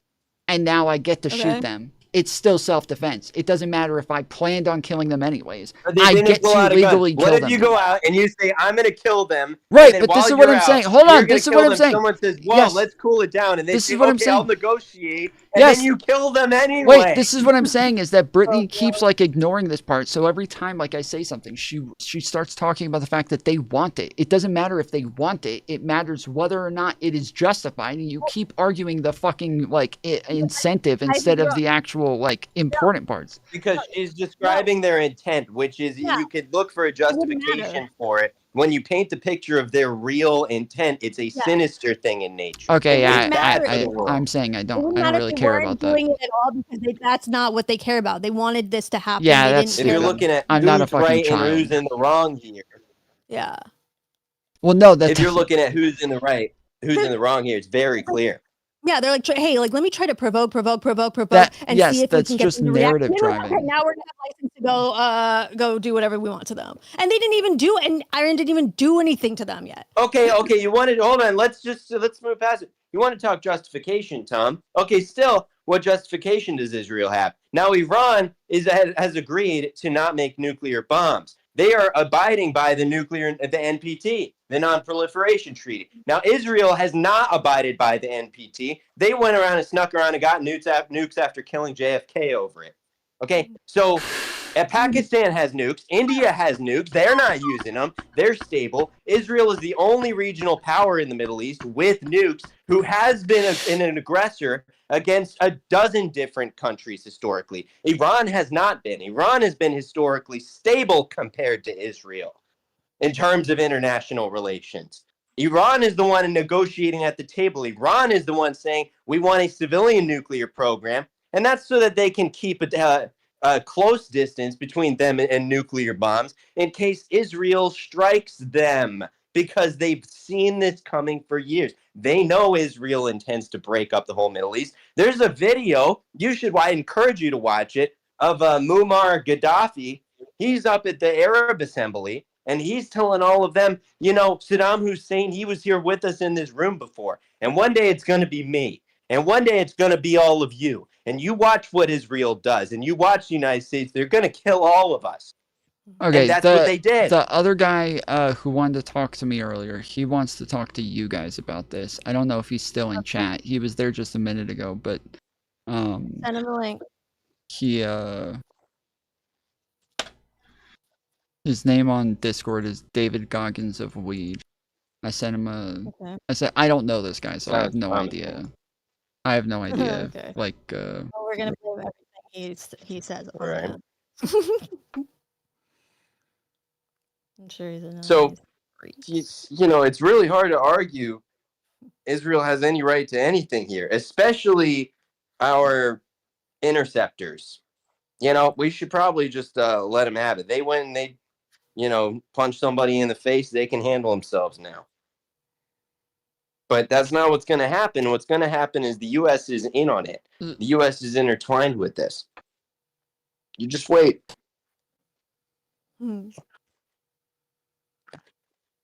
And Iran knows that we're in on it, and they're not okay with that. Israel assassinates all their top guys, and we just protect them from the retaliation. We're on a side. Okay, so I from everything that I've seen, from literally everything that I've seen, the evidence does lean in the direction that they were creating nukes and that they were continuing to expand their nuclear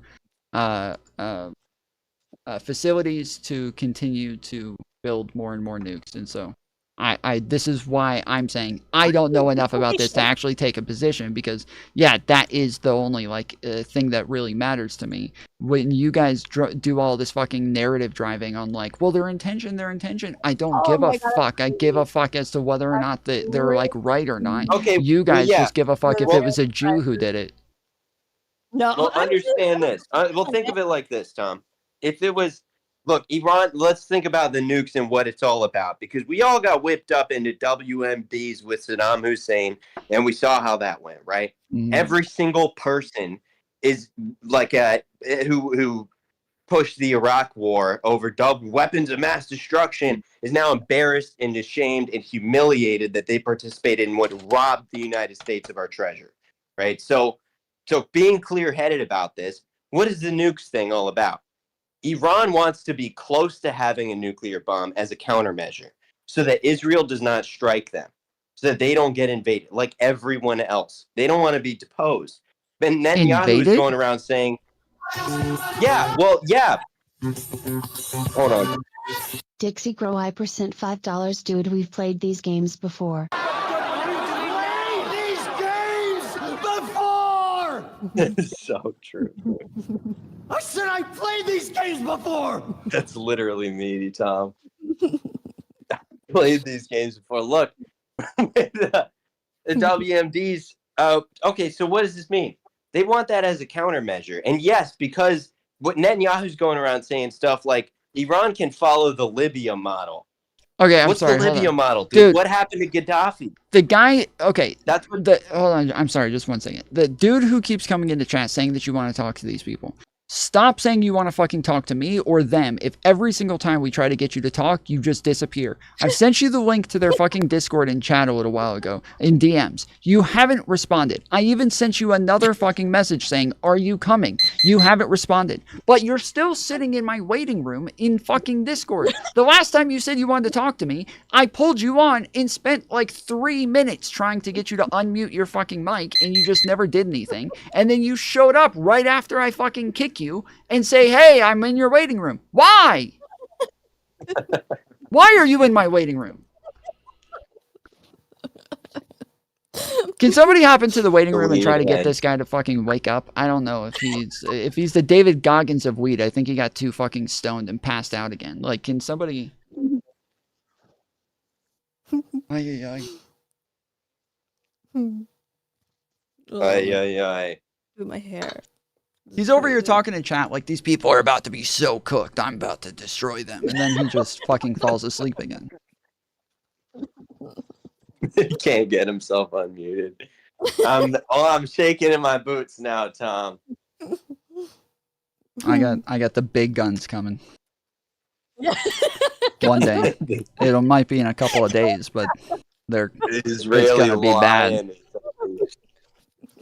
It's gonna be bad whenever it happens. You'll see. Eventually, someday. Yeah. Well, how you been, man? It's been a while.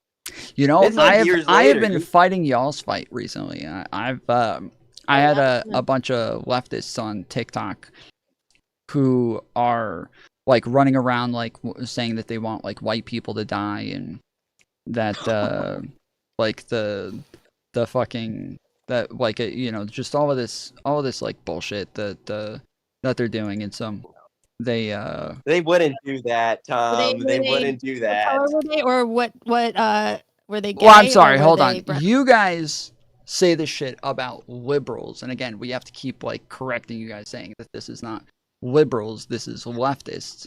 But they what server? I sent him a DM. I sent it to him in DMs. He just has to go to his fucking Well, when DMs. I talk about liberals, I'm talking about the middle of the road establishment people. I say leftists when I mean the left. Oh, my headphone broke. You say that again? When I say liberals, I do mean like establishment, middle of the road types. Okay, yeah, but like a lot of people act like it's liberals who are like these like Oh, he's here. All right, I'm giving him a roll. Hardcore like identity politics people and the people who are pushing the shit. And yeah, it's just that even fucking Jenks dumbass keep saying shit like, no, it's not the leftists that are doing identity politics, it's just the liberals who do that. But yeah, it's blatantly Hold on, shut up, Tom? Tell him to. Okay, join. Okay, there he is. All right, let's get him in here. And then they'll say these people will literally say like, you can't have an opinion on what the definition of racism is. You're white. I'm like, okay, fuck. Let's get the weirdos out. Hey, David Goggins of Weed. Well, hold on. Now, Tom, they wouldn't do that, Tom. Shut up. That racism against white people isn't real. I never took that position. I never took the position that those people aren't real. Right. I took the position that they don't have like real. Because I've always said, yes, of course, there's people who say this shit and do this shit. It's just not liberals. It's not Democrats. It's not people with real political power. And so it doesn't have like this. It's not this big scary thing like you guys make it out to be. Wait, I want to hear what your backup has to say. Can you guys like put a pin in this real quick? Okay. Yeah, we got two different things happening. Brittany, Tom's like having baby's first red pills on race, and you're missing shut the it fuck for up. some I've been fighting this retard. shit since you were in your fucking daddy's balls, okay? I have always known that these people were fucking crazy. I have been fighting the good fight for a long time. I'm just actually on the side Amen, of brother. righteousness, okay? You guys are on the side of evil. Wait. David Goggins of Weed. What's up, brother? What's up, brother? Oh, I was making chicken nuggets. My bad. See, I told you he was stoned. See, this is exact. I knew it. That's what it was. Black. Yeah, So my we're bad. we're black then? Are you? Yeah, Are you? we're all black. You Okay. you guys all have like an honorary N-word pass for the day.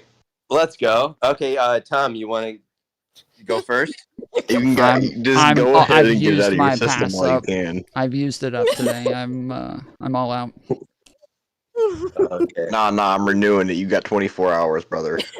Well, I'm gonna save it for the right 2 moment. a.m. then. Eastern Standard Time. I just save it. I'm collecting those for a rainy day. Okay. Well, that's fun. So we're going down, aren't we? David Goggins of Weed. Yeah, I am in fact the David Goggins of weed. So what, David? What's You up? said that you were making it sound like you had problems with some of the stuff that they were saying about the Israel-Iran things. What did you disagree with there? You see, I want to clear up some confusion. There's a lot of propaganda going on. Can you break it down to me the way you see it? Who are you talking to? It was a warm summer You. day. Me, Tom Foolery. Yes. Yes. I said I don't really have like much of a position on this. I don't feel like there's enough information just yet. Right now, like from the little information that we have, it looks like there's evidence that they were trying to enrich more uranium so that they could build nuclear weapons, and that I'm like currently waiting for more evidence on this and more information. But as of right now, that is like the best information that we have. Well, see, that sounds like a big problem because if they get their hands on those nuclear weapons, you know what that means. Yeah, so I don't disagree with this, but yeah, they're the ones who disagree with that, not me. Okay, what the hell is happening? What's going on? I don't know. What is that noise? So yeah, anyways, they're the ones who disagree with this, not me. I was.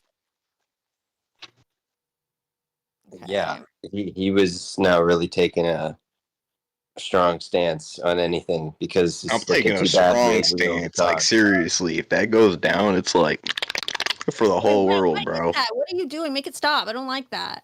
What? Nobody knows what the fuck that sound is. You just tell us what the fuck you're trying to say. Yeah, what is that like trying to like? That's my keyboard. It's your keyboard? Okay. Oh, it's his bong. He's fucking like doing bong rips or something. Weirdo. Yeah, it's a bong. You can't like oh my goodness. Okay. Okay. Oh, is it like bubbling or? It's some weird noise. I don't Okay. like. All right. So anyway, so yes, what is you're saying that if they actually had the nukes, that this would have been a big problem. Brittany or Mio, what is y'all's beef here? Yeah, I haven't heard anything about them having like going for nuclear bombs and all of this. I've seen there's been reports that there's a blueprint of a primitive nuclear device that they could scramble together in 2 weeks if they really wanted to. things like Not that. 2 But weeks. I haven't seen anything about them like going actively for the nuclear bomb in the middle of the negotiations So about it. bringing in the They've scientists, maintained enriching more uranium, building more plants, like all of these things, this is just nothing to you. That's no, totally irrelevant. they're allowed to do that. Nobody we asked allow if they're countries allowed to do that, Mio. You said there's no Yeah, evidence that they're doing this. Don't flip on. Don't pivot. You said there's no evidence that they're doing So this. enriching. No, you're not Okay, I know this is all real sciencey, but enriching uranium is like you can do that for nuclear power plants. I You understand. can do that for civilian purposes, and there's different levels and different kinds and different amounts, and some of it is nuclear bomb-ish, and some of it's not so nuclear bomb-ish. So that's what we're like drawing the lines around. You have to stay a certain amount away from being like nuclear bomby stuff, and but we're like pushing way further. Like you can't have nuclear anything actually. All your nuclear shit's got to go. They've maintained the NPT allows us to do nuclear stuff as long as it's not nuclear bombing, and we don't want to do nuclear bombing stuff, but we're not backing away because Israel wants it to topple our regime, to kill us like every other Muslim leader. And we want an insurance policy against that. We want to make sure that Yeah, but we have again, a when it comes veto to the button on scientists Israel's that they're nuclear. bringing in and the infrastructure that they're building, this is not like shit that looks like they're doing this for nuclear power. Scientists are not nefarious things, dude. Countries are So you're allowed to doing it have again. them. You're doing it again. You're doing it again. Nobody's talking about whether or not they're allowed to do these things. You keep saying that there's It's no okay to have evidence. scientists. Stop pivoting. You said there's no evidence for this. Stop saying it's okay. No, I'm Scientists not arguing aren't whether or not it's bombs, okay. dude. Oh my goodness. All right, never mind. Scientists aren't bombs. All right, so yeah, Scientists don't explode. okay, so you're backing off the position that there's no evidence for this. You are conceding that, and now just saying it's okay if not they're- evidence of bombs, all the evidence dude, is not okay evidence for you. of bombs. There's Does- evidence of scientists. There's not evidence. What type of bombs. sciences? Nuclear scientists. Nuclear The scientists kinds that for nuclear power, for centrifuges, like physicists that for are power, doing. yeah, they're just doing. They have like a history of working at harnessing power the power plants of and. the atom. Mhm. Yeah, yes, that is what. Yes, isn't that a beautiful thing that everyone's moving up in the world with scientists and clean energy? It's a beautiful thing, right? Isn't that what we want? Why? Now we kill people for this because it's close to nuclear bombs. You say nuclear bomb enough times and you could start killing some people over scientists. Hold on. Scientists Again, are we're not even evidence of getting that bombs. far. You. This is the problem that like you guys always do this, where you make a claim that there's no evidence. I'm arguing against the fact that there's no evidence, and you keep arguing whether the evidence is okay. We're not talking about whether or not the evidence is okay. We're talking about whether or not it is evidence that they are working towards building nuclear bombs, and whether or not the infrastructure, the scientists. Yes, having scientists is not evidence of bombs.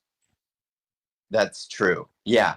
There's You're an nuclear idiot. scientists, there's nuclear programs. It's okay to have. It's not even bomb. See, you're doing it again. Lots of It's people okay have to them. have. Nobody's talking about this. Lots of people have nuclear scientists. Cool story, bro. And they don't have nuclear bombs. They just have nuclear scientists because there's all sorts of nuclear stuff that's not bombs that everybody's agreed it's okay to have. They're not bombs. They're just scientists. There's nothing nefarious about them. And we were told that Saddam Hussein had WMDs, and that never even happened. People were wrong before, so they have to be wrong now. They've had a nuclear program forever, dude. Have you heard of Stuxnet? If you've ever heard of that was a really popular It like doesn't one that, fucking matter. It's just the excuse that they're using to start a war. Like, what the fuck does this matter? Like, they See, you're didn't doing want it so, again, the Brittany. Stop I it. know, I know it You matters. can't keep I'm doing so sick this. of you trying to No, push that. you. It doesn't matter. Of course, it fucking matters because if it wasn't this, they'd find some other reason. They would lie about it. They want this. Okay. So like, why do you Yeah, keep trying see? to act You like keep this doing doesn't this. matter? No, because you can't Yeah, because keep it's arguing. important. You can't keep arguing what they want. We're not. Nobody gives a fuck. Yes, you can. Okay, well, I The don't care. motive of a I don't war care. actually is quite Okay, I important. don't care. I'm telling you, I don't give a fuck. I don't give a fuck what they want. If they're I justified don't care if anyways, that's what Israel matters. wants to blow up the whole world. If they're justified, because Iran has scientists, and if they're that sounds justified, like bombs to no, me. see, yeah, no. See, you guys are so bad faith. You guys know that you're fucking wrong, and this is why you refuse to engage in the argument. It's because you know you're fucking wrong. I know and that you I'm are wrong about coping Iran so hard. No, nobody's arguing don't know whether the or not history they're of the allowed to have region. scientists, bro. Nobody is arguing about whether or not they're allowed to have scientists. I think I've said this like 5 or 6 times already, and the fact that you are still arguing whether or not they're allowed to have fucking scientists is such cope, dude. You are coping So why do you keep so saying scientists? fucking When I ask hard. for evidence of bombs, why do you keep saying scientists? Because it's evidence. It's not about whether or not they're allowed to have them. It's about the evidence that they are working towards these things. It is preemptive, as you Evidence, said. it's not bombs. So No, you don't know science. You don't know the history of the region. You don't know what anyone wants in the you region. don't know how to You argue don't care against a what they want in the position. region. You don't know science. You don't know what nuclear science is. You don't know what physics is. You don't know anything, Tom. That's why you have no take, except I don't know if civilians died. No. I don't know whatever. No. And Hold your on. take Hold is on. changing You won't as argue the against the information position. is I'm going to given give to you one last. I'm going to give you defend one more Israel. chance. I'm going to give you one more chance. Okay. I am not talking about whether or not they're allowed to have these things. I am arguing that they do have evidence that they are working towards these things. Okay, that you once you can acknowledge that they do have evidence that they are working towards these things. Hold on, then we can talk about whether or not this was good. Hold on, shut up, Brittany, shut up. Shut up! Yeah, I am going to fucking leave if I cannot get you guys to actually have the argument. I'm not going to go in circles for another 10 minutes, okay?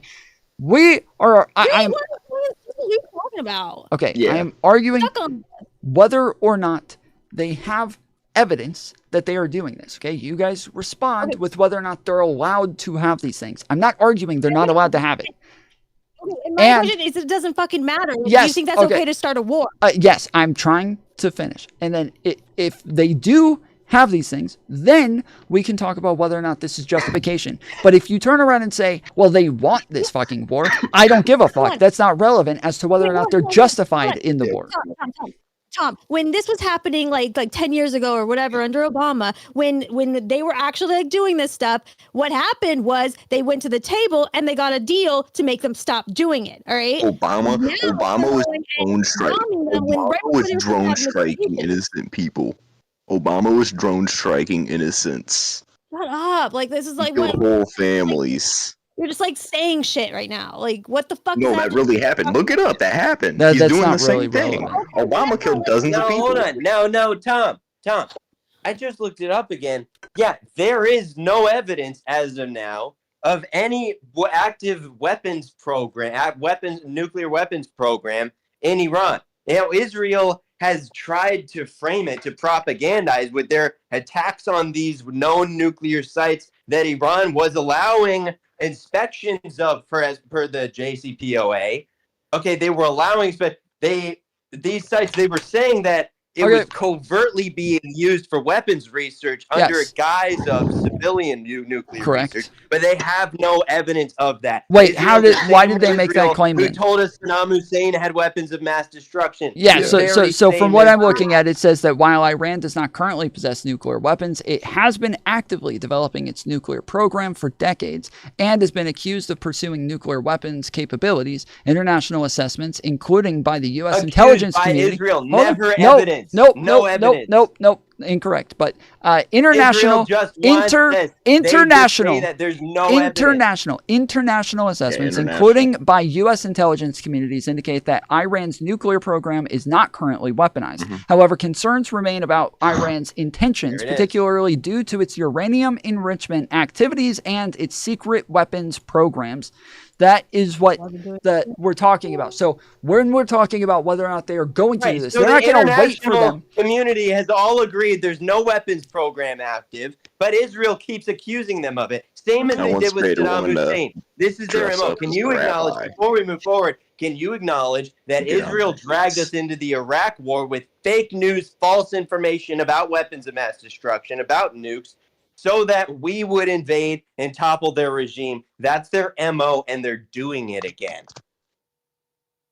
No. the No, the information Yeah, for no way. the Iraq war was from British There is no evidence. intelligence. They've had a nuclear program No, forever. hold I on, don't know hold if, on, like, hold that's, on. like, Shut the news fuck to up. you. That's Shut what the fuck up. Stuxnet Why do virus you keep was pivoting for. every It's an time I start attack to on your respond? You nuclear program. immediately pivot, dude.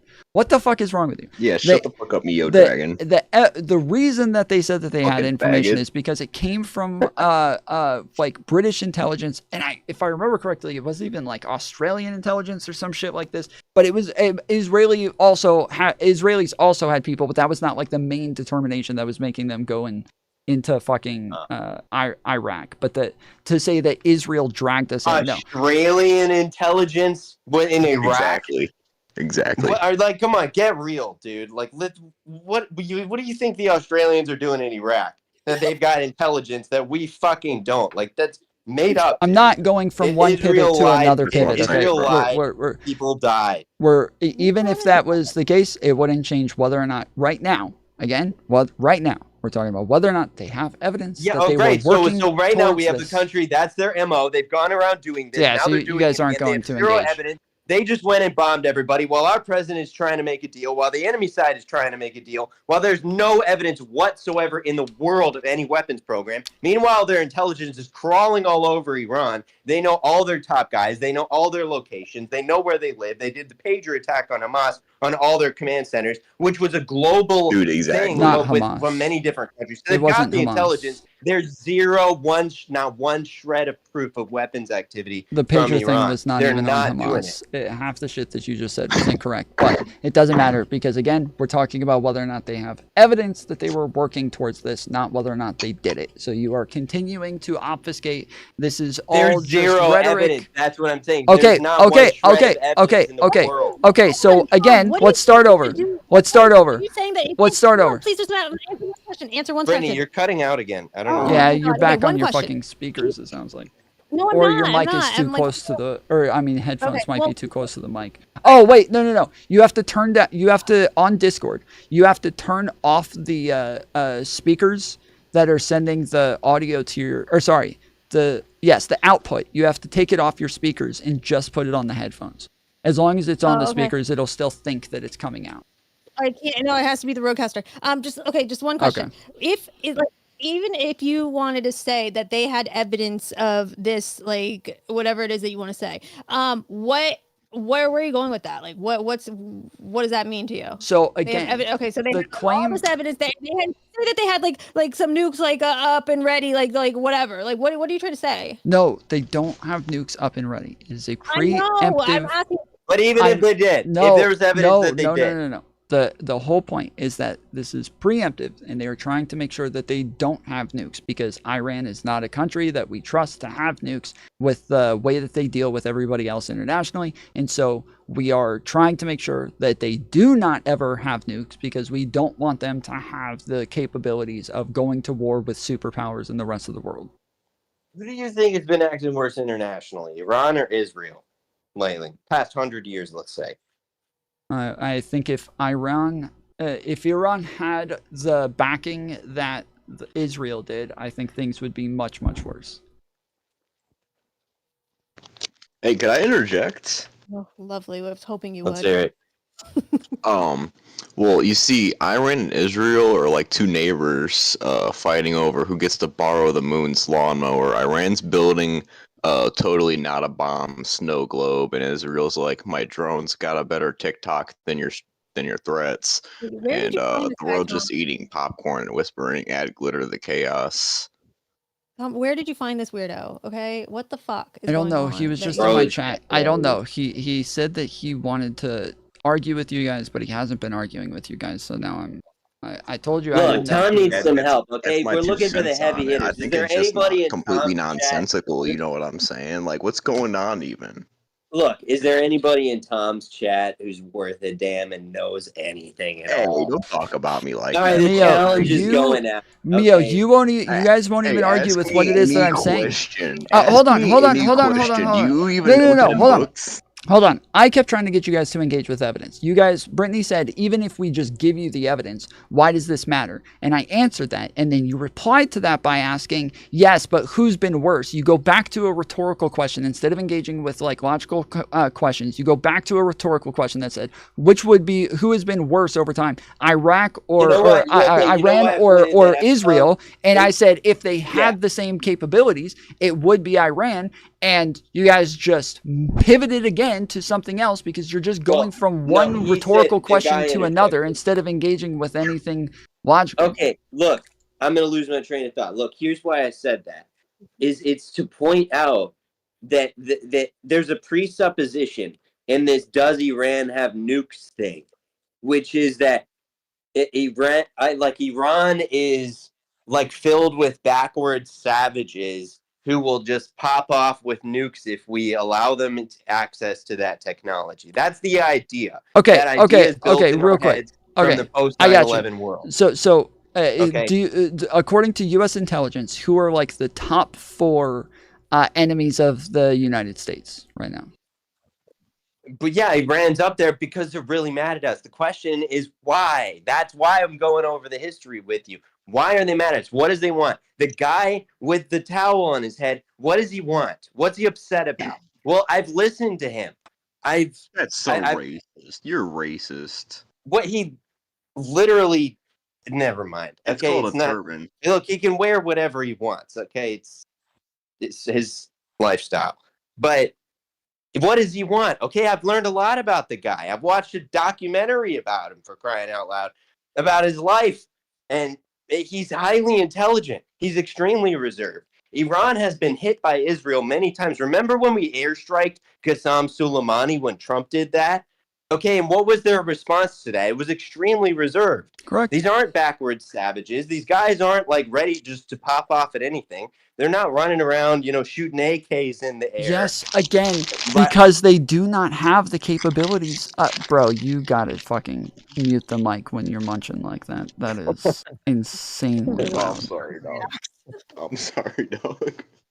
Well, they do have a lot of capabilities, though. They're holding on to all these missiles, rockets, weapons. They're sending everywhere. They're not even allowing their proxies to use all of them because they're saving them for rainy days. They're holding on to it just in case. They're being Like smart the and N-word reserved pass. and tactical and wise. So true, like the N-word pass. You just save it for a rainy day. So anyway, I guess the point is to say Iran is not pursuing this weapon actively because they know that the second they do, Israel and the United States have justification to invade them and topple their regime. They know that. They know we're chomping at the bit for the justification, and they're not going to give it to us. So they're acting. And also, the guy is like deeply Muslim. He's like the leader of Shiite Muslims, and to him, he's like it's an important role. It's like the Pope to them or something. Oh. So he is like, I'm going to act according to God's will, like strictly according to the law in submission to God. It's what Islam means, submission. And that way he can't be accused of doing wrong. And that's why, like, they're not striking first. That's why they're acting in certain ways. And so that guy, like, if you get a read on the guy, on why he's doing it, on what his goals or what he's doing, Iran gets to develop. They get to develop as a country. They get to have nuclear energy. They get to move up up into the world relative to the already industrialized countries, and they get stronger. Now is an opportunity for them to move up, and all they have to do is not start any trouble. Now, Israel is antagonizing the whole Muslim world with the Gaza situation. That's what the Houthis are so mad about in Yemen. They're not even Palestinian, and they're all just so mad about it because it's like a massacre that's been happening for 50 years to these people. It's disrupted the other countries surrounding them immensely as well. And yes, they're getting away with it. Their allies are getting away with Iran. it. Iran has had tons of people who are leaving and in droves. They're going and ruining the white European countries by coming in as refugees, and there's well, most of these refugees are coming from war-torn countries from the wars for Israel, actually. You know, there was a balance of power between Saddam Hussein and Khomeini, the Ayatollah, the supreme leader of Iran. There was a balance of power there that was now offset. Now you have the unchallenged Iran, whose Shiite militias are now have moved into Iraq and have influence there. They have Shiite militias in Syria. They had the Shiite militias in Lebanon. They have them in Yemen. They have them all over Israel, and so they're all listening to this guy. The top 5 countries that have been flooding into Europe is number 1, Afghanistan, Iraq, Morocco, Tunisia, Somalia. Yeah, these are all like countries that we've torn up for Israel. Oh, for Israel. Okay, because everything we do is about Israel. That's right. Totally what the forgot fuck were about we that. even doing in Somalia, dude? What, like Black Hawk Down? What's all that happening for? We don't need to be doing all this. You know what a good United States foreign policy would look as like? I've said, so just to put it in perspective. Again, dude. I've said I could agree with you guys on your entire fucking narrative, and it would change literally nothing for me, because it's about whether or not they are actually attempting, or as to whether or not there is evidence that they are actually leaning towards building a nuclear weapon. That is, at the end of the day, what matters to me, and you guys care about the fucking narrative driving. Because if you could say that they were making a nuclear weapon, like that would justify anything that they're doing right now, that's crazy. Which, by the way, they're not, but you're hoping that they'll make up some plausible justification so for you to keep doing use this. this No, you horrible keep thing doing that this they're- though. You keep doing this when we're trying to go over the evidence that they are doing this. You just totally avoid it and completely Name pivot the off evidence. of it. Drop a We've link. gone Drop over a it. link to No, any hold evidence. on. You haven't even challenged the evidence that I've gone over so far and disagreed with You any just of it. said they have scientists. I already know they have scientists. They've had a nuclear Neo program Dragon. for decades. They've had a nuclear program. That's okay. We know that. We know about the nuclear program. That has been deemed acceptable. That has been happening. We've been hindering their nuclear development. That's what the Stuxnet virus was about. We actually were trying, like, cyber attacks to stop their centrifuges from working correctly. So like, we know about this, and that's whatever. The question is whether they're building a bomb. They have nuclear scientists. They have nuclear facilities. We know all about that, and that's not the problem. The question is whether they're building a bomb. And we told them they can't have any nuclear centrifuges now. They can't have any of that. As of because 2025, Israel's freaking out. Iran now has enough material for at least 10 nuclear bombs, if further enriched to 90%. Yeah, right. So they have the material, but it's not enriched that far. So then that's like the best compromise that Obama can make with them. That's the JCPOA standard. That's what the Iran deal was that Trump ripped up. Because, I mean, again, this is like just technology. We Yeah, can't but just, again, like, Trump control told them it, not to demand. fucking do it. Trump didn't want them to do it. Trump's on the Epstein list. Trump was in the middle of trying to negotiate a fucking deal with them. Obviously, he shouldn't have ripped up the Obama deal. That we were insanely lucky to ever get that fucking much. That was a miracle. Trump's will. If Yes. you think that Israel I did think this Israel against has Trump's done. will, I think Israel has done tons of shit against Trump's will. But then how can you do anything but just condemn them outright? well, I do a lot of things against Trump's will too. I actually I generally You're in just America on principle I think it's based to go against Trump's They're will. But starting wars that we're getting dragged into. sure, but I'm Nothing sorry, you're but doing is you're that making the bad. argument based on Trump's will. So I'm saying that, like, based on Trump's will, yeah, like, I don't have a problem with that.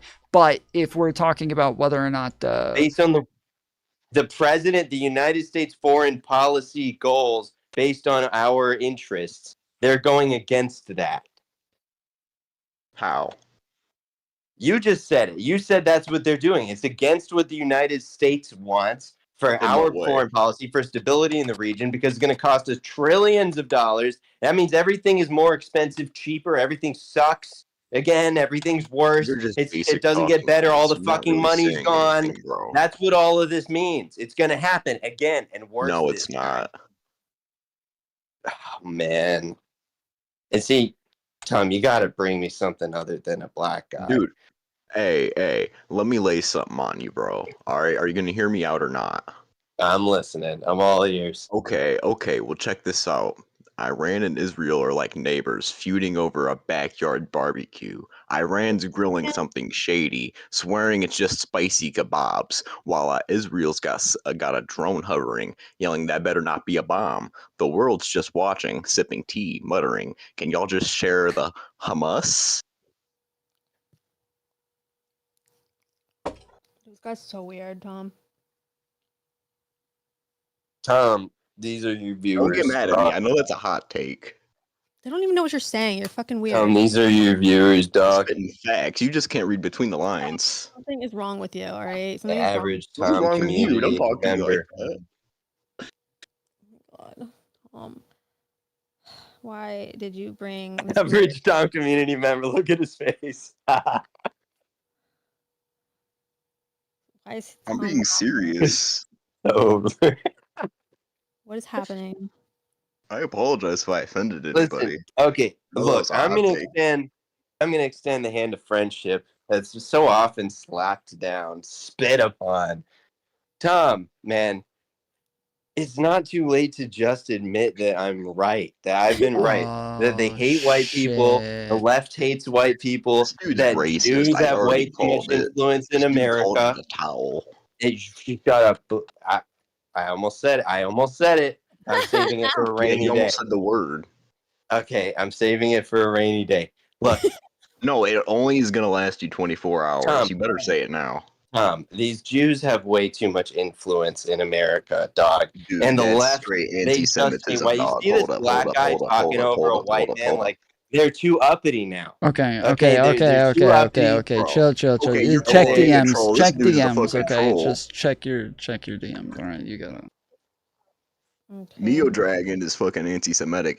He's calling me a troll. This dude's the fucking Well, troll. Listen to Brittany. what he just said. That's some straight anti-Semitic shit. What? Who? Neo Dragon. Did you talk about the Who Jews? did- No, what? What's What about the Jews like that? What's wrong with you, bro? They're cool. You ever met a Jew? Who the hell do you think lives in Israel? Do you even know Chinese? any Jewish people? Name 10 Jewish people. Oh, okay. Well, I can name one at least. Look, Who? With this one right here? What? All right. Who the hell do you think lives in Israel? Chinese? Because you gotta say Jews is what it is. Are you scared of? It's like a bad word, like Harry Potter or something to you. Repeat what you said earlier. I said these Jews have too much influence in America. That See, he would say textbook like Harry anti-Semitism, Potter dog. instead of like. Hold up. I want you to look up what you just said and see Instead what of pops up. Voldemort. Look up what you just said and see what pops No, up. It's Tom, gonna I tell you stand that's because I anti-Semitic. hate Harry Potter people. That's a thing. You know, like Disney people. You know what I mean by Harry Potter people. It's like a brain virus. Listen, Goggins, it's been real. You go enjoy your weed, weirdo. You too. Good job, Goggins. All right. That was fun. All right, Severin. Really bring your Tom. Severin, you gotta unmute yourself. I'm loving it. The best and brightest from Tom's community. Let's see what's up next. Is it still going on? Severin kind of sounds like a Harry Potter. Severin, type of don't make me look bad here, okay? Come on, Severin. We're rooting for you, big guy. Is the conversation still going? Yeah. Yes. So did you have a Alright, disagreement with Mio and Brittany? Okay, so what's the ideal position on? Because it really seems like the primary motivation for a lot of these people is anti. You're cutting out so bad. They all go back to like the original sources of the Severin, so your Discord's cutting in and out. We haven't heard like half of what you're saying. I'm sure it was really good though. Jesus Christ, is this bad? No. No. You just Is this said, better? "Is this bet?" No. That sounds better. Try now. again. It No? sounds better right now. Yeah, go ahead and talk now, and I'll let you know okay. if it's cutting out again. So it seems like a motivation. Seems like the motivation for a lot of these people is anti-West and putting the blame on a certain party, and very unpractical, completely unworkable. I need to get into a actual Yeah, it's a conversation position without where actually they getting there couldn't with possibly. well, it's Well, no, okay. no, no, Well, no. It's a position where like they couldn't possibly think that Israel is doing anything correct, no matter what they did. So while they keep talking about the motivations of Israel and that Israel wanted this and that this is exactly what they would do, and one way or the other, that they are doing the same thing. Where no matter what Israel does, they're going to blame Israel. They're going to say that they're bad. They're going to say that they're doing something evil. That like it's always like aligning with the narrative, just as they're drawing a narrative. So that's why it would just be better for us to talk about like justifications, evidence, like why would we go and do that? And by the time you get to the point where you're running defense for like Assad, you're running defense for Iran, who've killed, and Hezbollah and the Houthis who have killed more Muslims than Israel ever has by Why? exponentially. I'm not running You've gone pretty defense far for down them. the line. I'm not running defense exactly, but the truth here is Assad did not have No, but chemical it's a weapons. moral. Assad did not use chemical weapons Jesus against his Christ. people, which Holy is what shit. was Oh, no. used as a pretext for us to Oh, go no. in there. Oh, Right. no. So I'm not saying he was a good guy. I'm not engaging saying Hitler was a good guy. I'm not saying any of that. But Weren't I you am just talking getting- about I'm like I've being- watched But documentaries on the I know guy, that's and all disappointing. he wants to Maybe. do is just help his people and his religion. And Well, no, Khomeini, yeah, but what he wants and his people and his way of life are all hostile to me. Those are all things I don't There's a want, big but I difference can know who between the guy is. You got to know your enemy, like no Sun chemical Tzu. weapons with Assad is Assad had chemical weapons, and that's like a He did not massive use chemical weapons on his own people, like was said as a pretext for war. That was a lie from Israel. wait, are you saying Okay, that it was that's a not lie that they? true. What was it like? Wasn't it like the mustard gas that they used on? Yeah, that was not. That Are was a you lie. fucking That was kidding a false me? flag. You're saying that that's a False fucking flag. lie? I thought he was talking about False flag. Saddam Hussein. Holy Did not have shit! not real. Yeah, it's not even possible to have a conversation with you That's if the you're issue. just that like Not real. ahistorical. Not real. Look it in up, this dude. game- Not real. Okay, hold on. Let's It separate. is. Let's separate If you talk look because it up. they're cutting in and out like Brittany. Sorry. That's the issue with a lot of these people, and also if you look it up, you're gonna have to do some deep diving into a lot of conspiracies to actually find that interpretation. But the issue with this vein of ideology is they're looking at it from like a moral stance first, from like wanting justice rather than actually looking for resolution or anything practical. Well, see, you're wrong on both counts. First off, you said I'm anti-West. I'm actually so pro-West Oh that I my exclude goodness. all of the Middle But East. I want I communism for all exclude of us. all of the Middle East, including Israel. And when I say West, I exclude all of them from that. I mean just the real When you West. say you're you know? pro-West, or Yeah, I'm you're talking about pro-West, and politics? that excludes all the Middle East, including Israel. So when Okay, but we you say blame pro-West, everything we're on talking about like America and the Western. Zionist occupied government. Well, hold on. When we say pro-West, we're talking Western ideology, not just like your ideology, like integrating with the West, but like Western liberal ideology. I mean, if we're being real, I'm talking about the Anglosphere, and Yes, but and that's no, what I'm no, saying. I'm We're not. joking.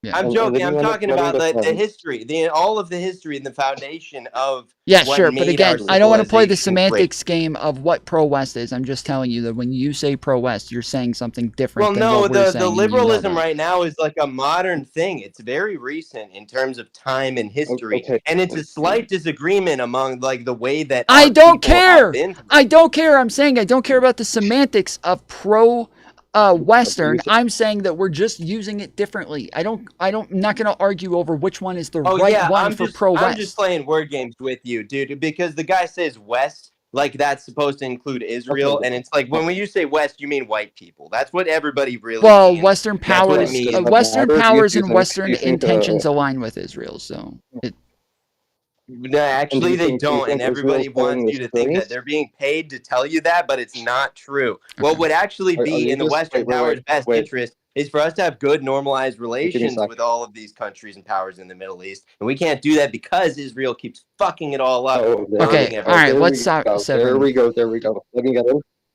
So you are pro-West, but that's the issue. Do you think Israel's pulling the strings for all the rest with all the West, and that's why you're pro-West, and it's just Israel that's being the puppet Yes, master, he and thinks can tell Israel runs the issues. world.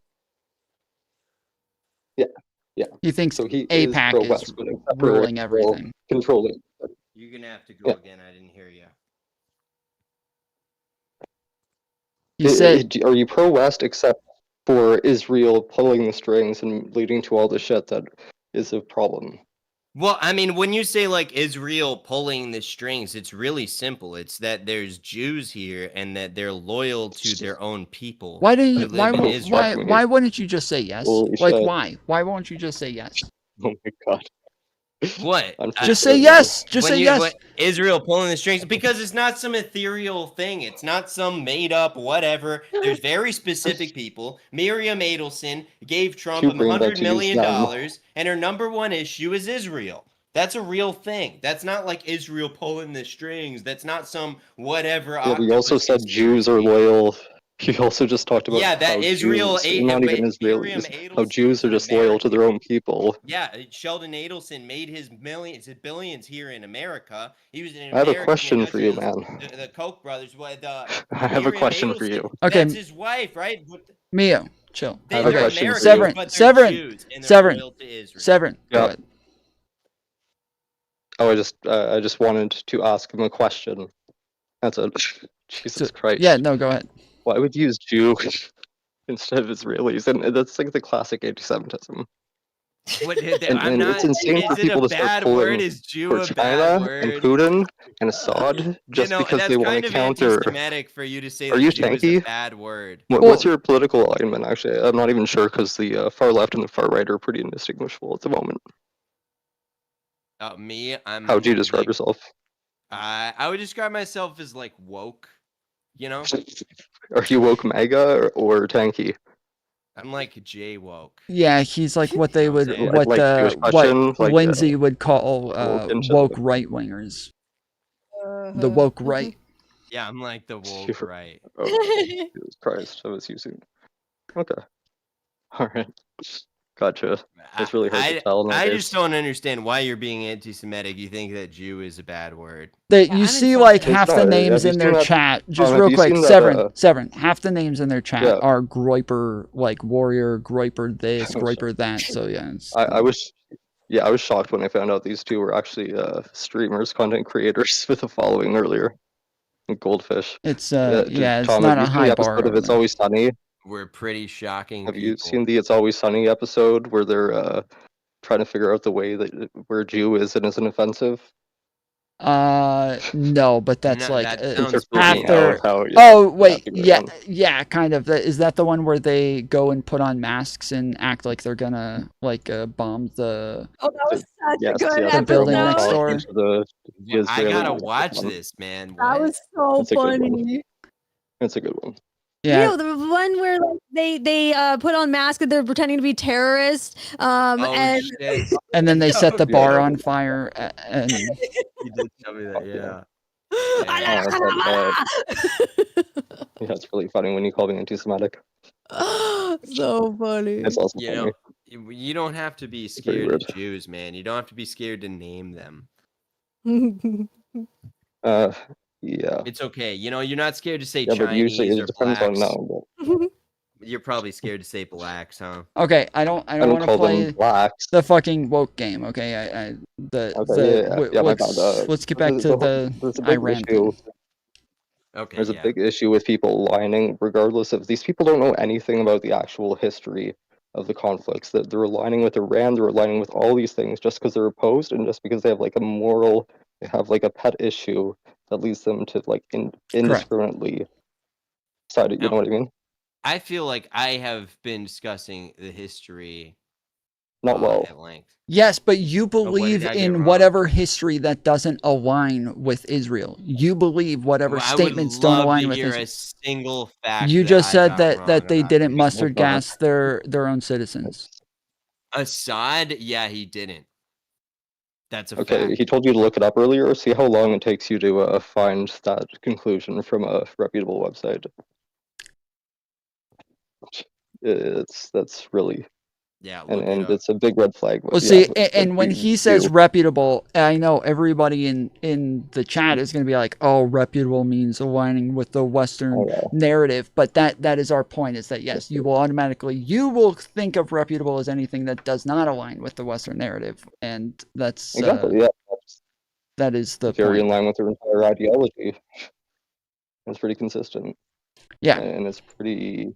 I don't know. Whereas, like, the idea is that use because these- well, I hold don't on, know wait, how wait, you wait, don't see this. the idea is that we would align with anything that like aligns with the Jewish narrative. Meanwhile, I think that most of us are going to be pretty like staunch on like a lot of criticisms of Israel and the way that they've treated Palestine and like a lot of the humanitarian problems over there, and like we're not going to just pick.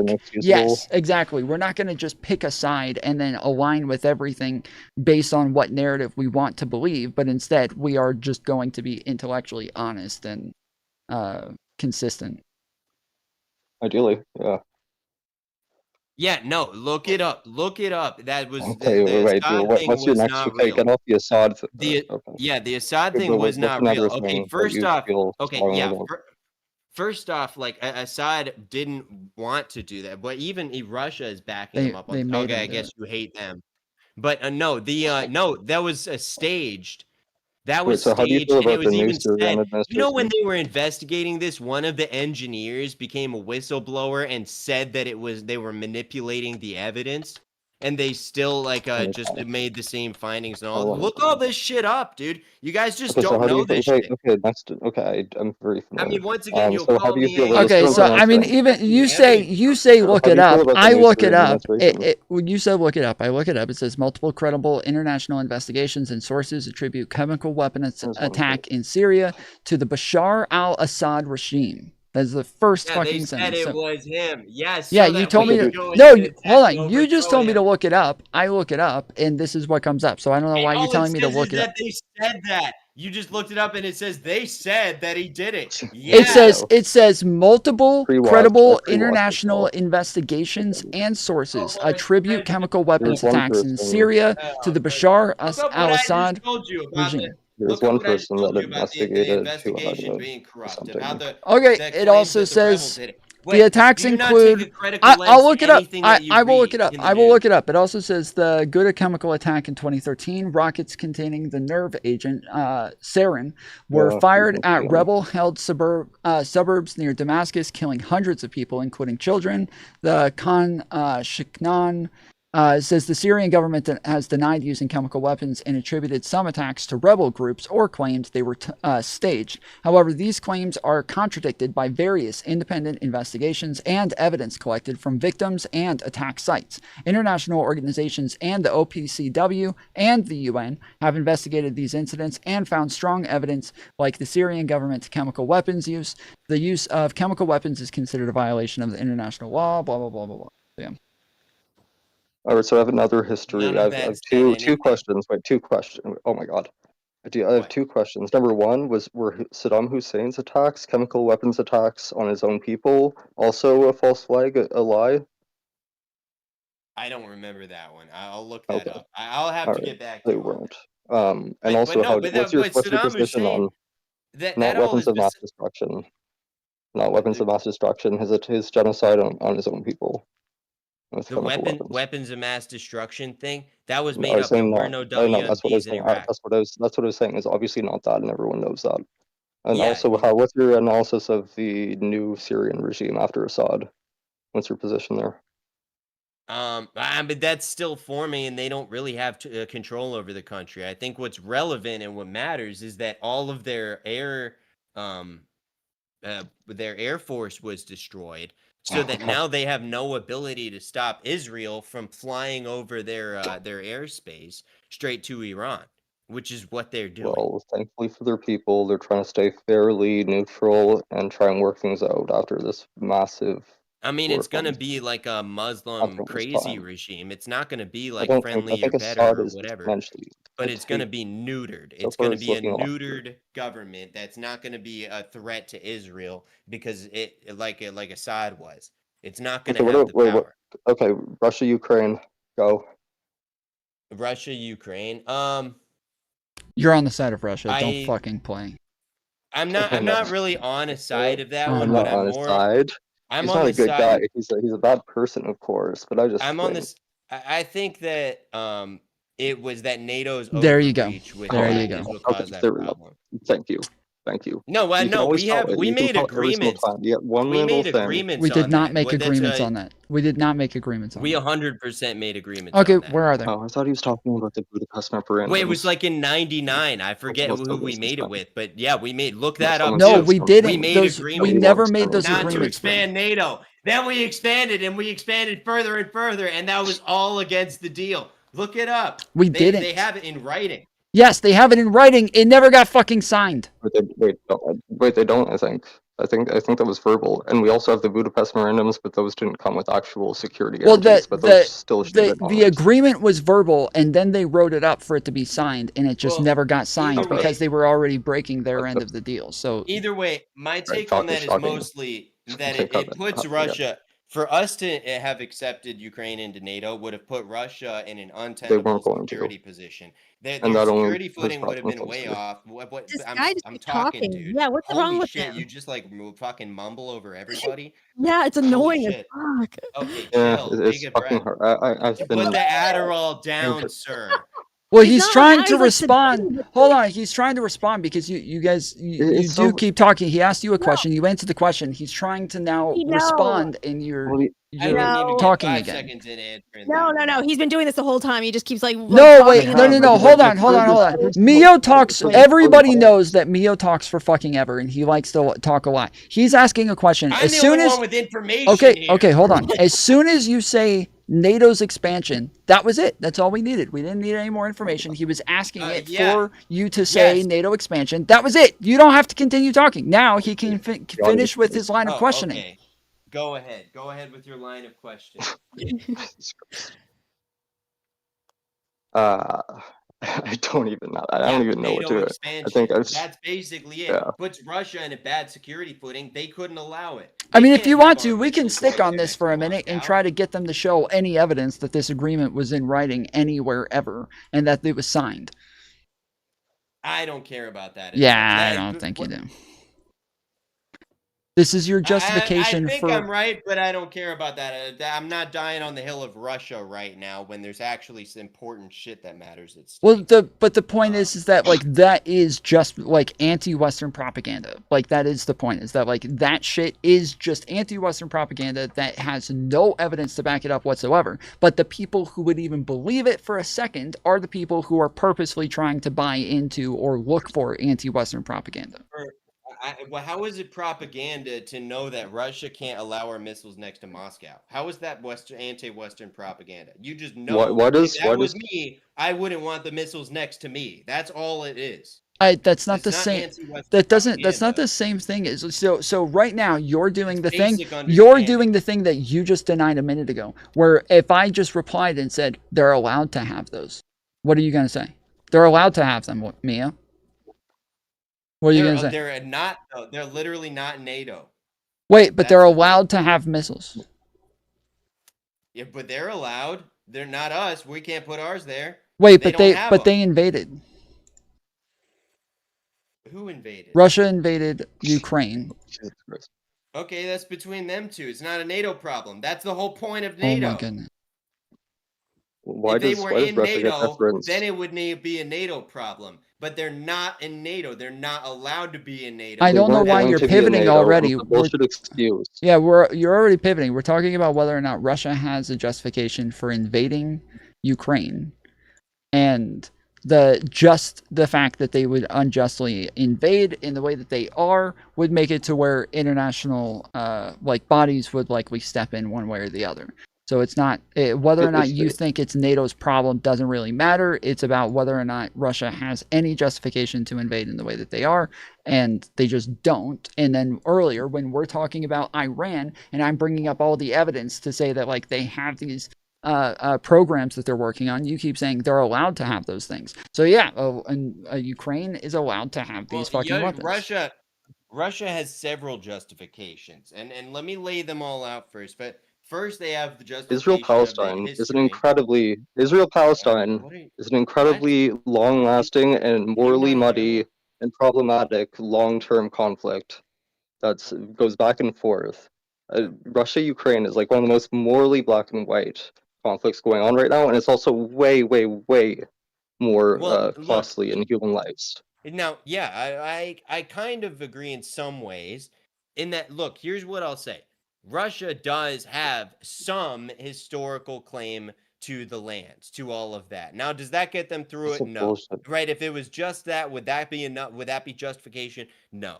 Now, with the Western sphere of influence, the American empire sphere of influence growing closer and stronger and all of that, I can understand why they would want more of a buffer zone between them and that. That's another justification. So that makes sense. How Now, would you does all of feel this now wait, let about me using finish. that same? Let me finish. Yeah, go ahead. Now, does all, Go because ahead. I want to say it all at once. Does all of this justify the invasion? I guess not exactly. This is not like oh, it's a good thing to do, of course. But I can understand why they would think like they would need to do that. Does that make it right? No. Does that make it our problem? Is this something that Americans all need to care about? That we need to, every bill has fucking $100 billion for Ukraine and more weapons and F-35s and shit like Not that. Ukraine, No. Israel. If Ukraine cannot hold itself as a country, it does not deserve to be a country. That's how the world works. It is not our job to go around telling everybody who can be countries and who can't. It literally is. That is It literally is. Well, why don't you use those exact same that points, kind of that arrogance exact same is framing, why. that those Oh man. exact points? Why don't you use those exact same points and framing for Israel-Palestine? They have a historical claim to the True.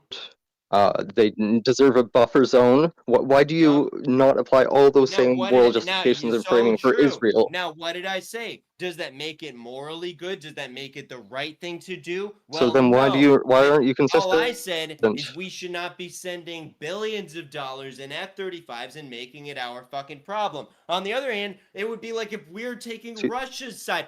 Israel is like the Russia in that scenario. They're the aggressor. They're the one causing all these problems. They're doing that, and we're funding it. All I'm saying is that we should stop doing that. Mio, do you not think that like That's one thing. it's our we have become like a superpower, and we become like very safe in the United States, where we don't have a bunch of wars being fought on our soil, and we're not being attacked and bombed all the time because we have nobody around us. Because we have a lot of influence throughout the world. We have made it to where we have been able to use things, even like U.S. aid, to make it to where everybody likes us being the superpower. In the past, whenever there was a superpower, throughout time and eternity, if it was Rome, if it was the Great Britain, if it was the French, they fucking hated these people. If it was the Ottoman Empire, everybody hated the fucking people who were in charge. But the United States becomes the superpower, and we end up with one of the most peaceful times in human history because we did make it our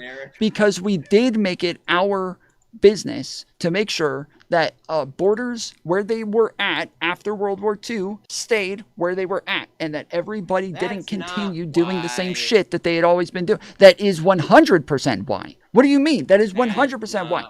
And so we have made it our business to make sure. We've changed the borders. Hold on. We've changed who runs countries. We've changed all. We topple regimes. They're screaming death to America in half the world right now. You think China's not doing the same thing with the Belts and Roads Initiative? They're not building roads and schools and hospitals for African countries that they're getting trillions of dollars in debt to them. They're doing the same thing. You think we're the first ones to go and play nice guy in the world? You think all the Romans didn't think everybody loved them and they're the pinnacle of civilization while everybody hated them? Everybody outside the Western sphere of influence hates you. They think that's not everybody. No, the Middle East, one of the least developed areas in the fucking world, hates us. But Central America doesn't hate us. Europe doesn't hate us. Australia doesn't hate us. Africa doesn't hate us. It's just the Middle East. We've spent all our treasure bombing the shit out of them. Yes. For our Okay. whole Yes. lifetime, Yes. And they have been a problem for us trying to keep peace and keeping influence. And hold on. And hold on. Shut the fuck up. And we have fucked up with our attempts to maintain influence over there. If we had succeeded, we would have had a much more peaceful time, and we would have had like everything would have been much better. But we didn't. We failed, and so it's fucked up now. But that doesn't like change the intention when you're trying to make it sound like the United States is going around just fucking everybody up and doing such horrible things. That's not what's happening. Like they have been making it to where even with the United States being this big bad bully, they have used their big bad bulliness to create the most peaceful time in human history. Yeah, okay, you can. That's neocons. That's a neocon talking point. That is democratic theory. Wait, sorry, could I get in really? Could I say one thing really quick? What, man? It'd be one thing if people just said that, like, I don't think we should send like hundreds of, however many millions to Ukraine and fund them. But for some reason, these people also then go on to spread like fucking disinformation and like slander and complete bullshit and like malevolent Candace Owens shit. to defame. It's not just like an isolationism. They always sink so deep into maligning and then also justifying Russia's actions, not just saying. You didn't even say anything. You know what I mean? There. You said all those words and you didn't even say anything. He did. He said that you guys aren't just saying we don't want to send money. This is what Candace Owens always does, where she says, I don't like that we send our money here and there. But then afterwards, she starts spreading misinformation and pure fucking bullshit propaganda from the other side. If all she said was, I don't want to send money, I don't want to send money, that would be cool. But then her, Dave Smith, all of these other people, they don't just say they don't want to send their money. They all start to push this bullshit propaganda that is totally incorrect. Or maybe, you just say these things are propaganda and misinformation. I said we can go over it. Things up once. Yeah, go over it. You never looked these things up once. Go over the history of Israel. Go over, shut up. Go over how Israel was founded. Go over the Nakba. Go over the Arab-Israeli wars. We were talking about Russia, Ukraine just now. Go over how Gaza's the situation started. Go over the history of Iraq. Go over the Clean Break Memo. Go over the USS Liberty. Go over 9/11 for crying out loud. Yeah, here we go. Go over all of it. Go over how Israel was founded. Yes, thank you for proving my point. Go over who invented. He was in a hurry to prove my point. He was in a hurry to prove my point. That was fucking. Thank you. That was amazing. Go over, look that shit up, dude. That's all I'm saying. And you know what? The point is, you can get bogged down in all this shit. And yeah, there are people who haven't looked this stuff up who will be like, wow, that sounds crazy. And I know you're playing to that right now. But the bottom line is, it really doesn't take that much knowing things to know that Israel is bombing every single country in the Middle East one by one and goading the U.S. into knocking out their leadership until every regime is either or friendly. And they're getting away with it because of people like you who, just like when we did it to Saddam Hussein over WMDs with zero fucking evidence whatsoever, here you are, doofus retard, saying it again right now with zero evidence whatsoever, just hoping and praying. This is a logical fallacy that you do this where you're saying people were wrong once before, so they're wrong this time. Also, I want to say, Brittany, you are doing an excellent job, Brittany. You are fucking killing it. Fool me once, shame on me. Fool me twice. I don't understand how you can't fool me again. the justification for Russia invading Ukraine does not also apply to Israel equally, which I don't believe. All those things you said were entirely true about like the historical claim and all those things, but I don't understand how you can then go on to completely malign Israel altogether. Again, I even said, like, it's probably morally wrong. They're invading a country. They're doing all of that. It's not a good thing. I wouldn't fund it. I wouldn't fund Ukraine because it's so far across the world. It doesn't matter to me. But I definitely wouldn't fund Russia in this invasion massacre. I wouldn't fund Israel in this invasion massacre. We are funding Israel because we are funding Israel to do this. They are only able. Shut up! Holy shit! They are Sorry. only Maybe able it's to do something this to say that because of like we're our funding that side. interceptors, That's because of our fair-ish. missiles, because of our aircraft carriers, our There's money, that's something our at least. fucking interceptor missiles in the Iron Dome. It's all ours. We are enabling them to do this. Every bad thing Israel does is directly our fault. I don't give a fuck what Russia does because they got nothing to do with us. They're actually the enemy adversary country of the U.S. They have nothing to do with this shit. So But always America back to is the funding. directly the reason I for disagree with, everything Israel is doing right now. And that's why we have a say, and that's why it matters. That's why I'm talking about it, and that's why we shouldn't go to war for this place, which has zero fucking gratitude for that we are the reason they exist.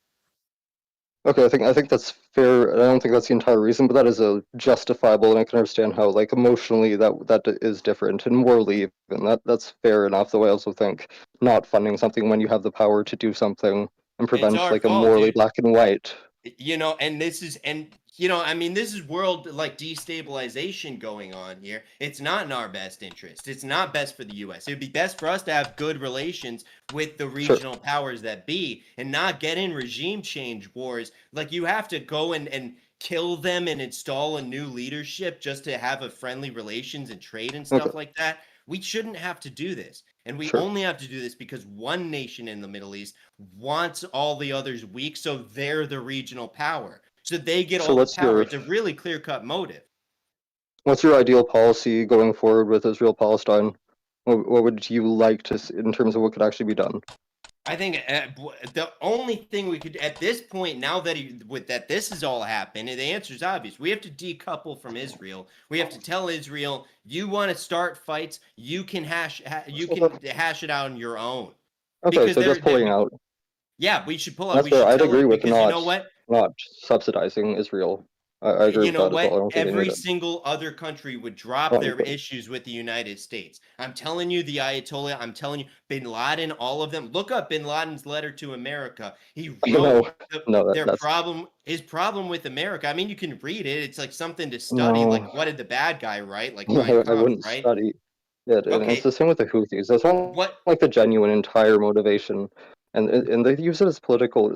They're not bleeding Well, hearts again, using when it they as write, they write also really clear. He like wrote what he's mad about. His letter to America is like what he's mad That about. And there's being- people trying to keep that information from you. You can't have the walls in your own mind, like a dog walking its own a large leash. part of Bin Laden's justification was America being present during the invasion, during the Gulf War, when they were pushing It's Iraq also out of Kuwait. I mean, that was a much anti-democracy. larger. It was also Yeah, it's not just that. He anti-Semitism. said, yeah, it was all he No said. kidding. He said the letter's not that long. It's like 4 pages, and you should skim it. It would be I know content for your people. stream time. But he says that America is the Big time reason the back. Zionists get away with it. That's what he said. He's like, Wait. pushing Hold on. gambling on I'm the saying world. that he's not just like doing this for some sort of like moral issue that he had, or sorry, just for some sort of like pragmatic issue that he has with the United States, but that he actually has a hardcore ideological difference with us because we are engaging in democracy, because we allow gays, because we aren't, because we allow. Yes, he is not just that. But it's specifically, look, he could have been mad about that halfway across the world and wrote a letter or something like that. But the reason he went all out is because it's affecting them. Because these people's like villages are getting bombed and shit like that because of us, and it's because of Israel, and we're backing it up. And again, when Israel goes and kills people, they're killing people, important people too. Then they get Iran retaliates, and we send interceptors to protect Israel. So Israel's like they get back behind Big Brother after throwing a punch. Right. Again, dude, nobody. Hold on, wait. Hold on. Again, nobody's gonna disagree with like as much on the funding part. But again, this is what we said earlier, and you're doing it again, where we're saying when we're trying to have a conversation about like the aspects, like the historical aspects of these things, you'll keep falling back to I just don't want to fund them. But you use a lot of bullshit information and propaganda to defend this, and it seems like in reality you just want to push the propaganda and then use the funding as a cudgel at the end, where you're not really about, it's not really just about the funding, it's about all these other bullshit claims that you're using to then say this is why I don't want them to fund them, whereas we can use real historical, pragmatic, and moral reasoning for why this is wrong without all of the bullshit propaganda. Look, I'll tell Hey, you Tom? the truth. Tom? Look, Sorry, hold on. there's people in the Look. waiting room trying to get in. Okay. Yeah, Look, I don't want to Tom? keep like going through a whole line of Look, people. And well, we could do this again though sometime. But look, I'll tell you, Tom. I don't have an axe to grind out of nowhere. I went looking for what's wrong, what's going so wrong with America. And I'll tell you, that's the answer I found at the bottom of the rabbit hole. Is the You keep Jews looking is long the enough, cause you of will too. America's problems? Now, Really? Come on. yes, well, like if we've been the wars, dude, have cost us trillions of dollars. You can't state it how much back it has to the cost money. us that we've been in the wars for all of us. Yeah, We're in dude, terrible everything shape. sucks Maybe here for consider that reason. roofs, Our but foreign policy has been fundamentally changed. Our position and footing in the world, the petrodollar, they're looking for alternatives to it. All of it is being shaped by, like, the American foreign policy as it is known by the rest of the world has taken a drastic hit because of all of our antics in the Middle East lately. It's not a good thing for us.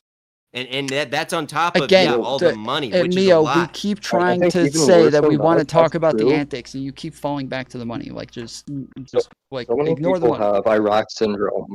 Yeah, don't So follow the many money. people have Iraq syndrome, and they Well- can never ever look at another conflict differently. But I think it is a massive stain. But then, like, not using your power, refusing to do with great power comes, we're then pulling out and not when you have the ability to do things and prevent harm is also incredibly dangerous. We And don't. period We where have a America was responsibility dominant to is, like, the Americans, most dude. stable We don't have a globally. responsibility to Israelis. We're not As the I was saying Israeli government. earlier, We're not an we're Israeli safer colony. because of these things. Morally despicable. No, we're not. If we go there, so they Holding the don't come balance, here. but I heard this same shit back in 2002, dude. okay, The there we same go. exact thing. But If not we every don't single go there, thing we is go because there so you they don't You're come always going to here. use They're not you have coming here. one justification to fight against literally you everything. can't refuse One to They're ever not coming here. act, And do even any if You they have were action coming one here, does you would example be to defending fight them them all. against and you me. were, poorly. Look, they're not coming here, Tom. And if they downstream were effects, coming it doesn't here mean you can never with towels on support. their heads, That doesn't mean you would war, be but defending. Holy shit! Shut the fuck up, dude! If you talk over me one more fucking time, I'm muting you. I swear to God. Bro will just sit there rambling. Do you not fucking hear me talking? Damn. I didn't actually. Okay. My phone just went out. My bad. It's, What's wrong with? yeah, it is happening. It is like a lot of, but yeah, I am the reason that I keep saying is that you guys don't have to keep going back to the money is because I'm not saying the money is irrelevant. I'm saying we've all already agreed on the money part. That's the part that we all agree on. We don't agree on all of the dumb things that you're using as your justification to get to that point. And that, like, those are the parts that we keep bringing up as the substantive disagreement. But you keep using the money to fall back upon instead of justifying. Well, I mean, this guy, he's talking about, like, Russia. He's talking about, like, a lot of red herrings here. He's But not, because he was talking about the anti-Western justification for all these things. Yeah, he's saying, right, and that's just like a made-up word. Oh my When we keep it to the facts of what's going on here, of the history of what Israel has done in the region. Now, you start with 1948, the formation of Israel. Right, you go into the 60s, you have the Arab-Israeli war. Israel expands into all these countries. Yeah, okay, I know it's you, motherfucker. I know it's I checked. I looked for him. Okay, you've got the Arab-Israeli wars. You have the Israel has been going around acting like shit towards everybody. They have fucked. I'm like still seething right now. They've toppled so many regimes, and now they're doing it again. That's not anti-Western propaganda. Israel's not fucking Western. It's not Western. They're sand people too. Can we all agree on that? Again, we've already agreed on the fucking fact that we're funding them. You don't have to keep doing this. Yeah, but they like to say the West or like it's Western. Israel is not fucking Western. Yeah, the right term is sand people, you were saying? Yeah, it's another savage sand country. Oh, my bad. And they belong Oh, there. Jesus Christ. So true. Why are you pulling a fucking Covey on us? Savages. Yeah, the Muslims, we go there so they don't come here. The Muslims are not coming here. And if they were coming here, people like you would be defending them against people like me. Because I don't want them here. But no, you do want them here. But you're like, but they're coming here, so we go there, so let's bomb the shit out of them. because they're building technology. How does that make sense? It doesn't make I'm in sense. favor of defensive shit. I'm not super pro-Israel, but I'm also not like massively like villainizing of them. But I am really I have a massive this moral issue moment with after people what they refusing just to did. act and Hold defend on. people. Mystery Man sent $5. Why should we care if Iran and Israel nukes each other? Different tribes have always genocided each other. They're both wicked nations, like most nations. Why should we care? What do we get out of it? That's the question. What do we get out of it? Take the America floor. first. Okay. Okay. I think that's Alright, yeah. Okay, I'm good. All right. Sorry if I went off too much and my son went off for a bit. I'm just giving you a hard time. Don't worry about it. No worries. It's good to have a banter back and forth. No, yeah, it's been fun. It's been a little while Yeah, since yeah. I've had some good No doubt. banter. Tom, Absolutely, I man. can't say that I'm surprised you found a way to defend Israel in all of this. I didn't I'm defend not That's the thing, surprised you I'm not found a way to super be pro-Israeli. I anti-Israel. have a massive issue with like your central philosophy and your characterization that you went off on for so long before. I'm not Yeah, but super I'm right. pro-Zionist or anything before. You do some You're not. research and you get back to You're me in a not, couple man. years. Oh, yeah. Which websites should I start on to do my research, by the way? Actually, yeah, but why don't you tell Chad and everyone best Yeah, places go to to research? Start with 4chan. antiwesternpropaganda.com. I think it's 8chan, maybe. It's go to antiwesternpropaganda.com. That's where I Wait, get all my wait. information from. No, seriously, yeah, I'll look into it if you want. Where do you go for your research? You can start with America First, Monday through Friday, 8 p.m. Central. Seriously, he wants like an authority. Peer-reviewed? Give him Is your that peer-reviewed? give him your documentary on Rumble real quick so he can go fucking watch it. Yeah, Tom, it's not Rumble, it's BitChute. One of the people in Tom's chat said you were making him so mad he wants to go outside and fight a tree. Let's go. No, you can find the documentaries like what I watched. They were normie documentaries, like on YouTube and stuff like that. Look up like Ayatollah Khomeini. I just wanted to learn about the guy and understand his life and his motivations, what's driving him, so that I can understand the situation better and what's going on there. It's not that I think he's the good guy or that I'm like pro him and in support or whatever. But there are a lot of people. Well, there's a lot of people who want to paint this guy and Iran and whatever as more backwards towel savages, and that's not correct. These people are restrained. They're very wise. They're very smart. Before the Ayatollah, in the 70s, there was like one of the highest rates of like women higher education in the Middle East. Yeah, that's a bad thing. Boo. Okay. The Ayatollah, that's one good thing he did was taking that away. Mao or Stalin? Stalin. Cool. I don't even. All right.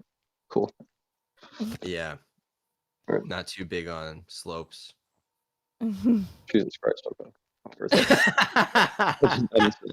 All right. All right, appreciate it, Severin. Yeah. Later. No, yeah, I'll catch you later. This has been real. This is fun. I'll take care, everyone. It was fun. Okay, bye. All right. See you, Tom. See you. All right. Man, Tom, your backup has been quite. I'm sorry, they're not professional podcasters like you guys over here, just really doing it big. Yeah, quite the showing tonight. The kid that wants to fight a tree said it wants to fight you now. Yeah, maybe a different night because I want to go to bed, but we should do this again. Your whole chat can have a freaking go at it. What is the purple logo? Is that cozy? What purple logo? Oh, no, wait. The swords with the purple logo looks like it's still Kick. I'm so fucking lost. You have those are just people without logo. Okay, those people are just without profile pictures. So then are you guys only streaming on Kick now? No, Kick, Cozy, and Rumble. I just don't ever Someone see in any. your chat. I don't see any. Purple one. I don't see any Cozy chats popping up. It's like the just the little pictures like that. Seth, that's on Cozy. bottled water. when they're like a Oh. profile picture instead of the K. for You're dick. using Ninja, right? What? Are you using Chat Ninja? How is your chat set up? You don't know, do you? Oh, no, we use Yeah, like somebody a else group or did set it. it. Okay. Someone's in your chat said I have a mush brain. Someone called me a dork. It's That's really rough, funny, some dude. of them. Someone called me a dork. People like Yeah. Mio are They're what's very wrong creative with with the their world. insults. Honestly, going through some of the chat could be funny. The fuck is wrong with these people? What? Chat is rude, man. Anonymous. Thank you. Well, She oh, muted turned the before music that. off. Well, she muted before that fucking shit got read. Oh, it's a song, so she's Yeah. saving her YouTube. Thank you. I'm worried I'm gonna still get caught for the money shit, but we'll see. Hey, there's no way. It's weird, dude. You know the Botrix? Have you guys ever used Botrix before? No. So they have automatic settings on there, like generic sounds that are used for their alerts, and almost all of the generic sounds for their alerts are copyrighted, and I get copyrighted for all of them on YouTube. And I kept wondering when I first signed up for them, all of my streams kept getting copyrighted, and I was losing all my monetization, and I didn't know why. And it took me forever to figure out it's all of the fucking alerts from Botrix. Yeah, so I had to go change them to other shit. But I thought as long as it's like transformative or it's not too long of something that it's okay, even songs. when it comes to songs and like movies, TV shows, music videos, shit like that, it's just automatically copyrighted, and in order for you to get it taken down, you would actually have to go to court. Like almost every time you would actually have to go to court to get it put back on. So they're just not even worth trying. Damn. And live streams are totally different from like other things. Like you can upload stuff and be a bit more transformative with it, but for live streams you can't really. It's just auto copyrighted. I'm seething now. Someone said Mio failed in high school. This guy says, Mio, you're not a bad dude. Don't let them gaslight you. Let's go. But then Michelle says he is a bad dude. What the fuck? These people don't even know me, Tom. Did you know Corn Pop was a bad dude? A Corn Pop was crazy. So Tom, how's little Timmy doing these days? Little Timmy is fighting the good fight, as I said, over on TikTok. We've been going at it. There's a couple more recent videos on my channel with me debating a lot of these people. You were just talking about the Sands a minute ago. We had a girl who's it's a black girl, super racist, like keeps calling me a neo-Nazi and shit. But then she was out on a panel with an Afghanistan guy, an Afghani, calling him a sand N-word over it with the hard R, over and over and over and over and over. She called him a nothing but a dirty little sand N-word. Over and over and over. I got another black woman who keeps calling me a neo-Nazi and shit, who says that she wants all white people to die. Like it's it's fucking wild, these people. So been having fun with them lately. I talked to Dean Withers 2 days ago, and he was mad that I did the Roman salute. You did what? I did the Roman salute while dancing to Kanye's new song. Well, where's that clip, Tom? Are you kidding? Let's go. I want Tom to see the Nick clip of your back. Okay, of what? Right, pull it up for him. Pull it up for him real quick. I gotta find it. It's so good. Wait, of what? He's reacting to Tucker having a little sus moment. It's so funny. Is this the one where he's talking to Cuomo? No. Oh. No. It's Tucker's giving a speech, and I don't want to spoil it, but it takes a weird turn, and Nick's reaction to it is pretty funny. So funny. I think it's a universal reaction everyone can get behind. It's one of those sort of moments. Taking me a minute, unless somebody in the chat has it faster, but I'm getting it. But Tom, it really sucks when people call you a neo-Nazi, doesn't it? Isn't that rude? Well, especially when you're not one. That's more what I'm worried about. It's so true.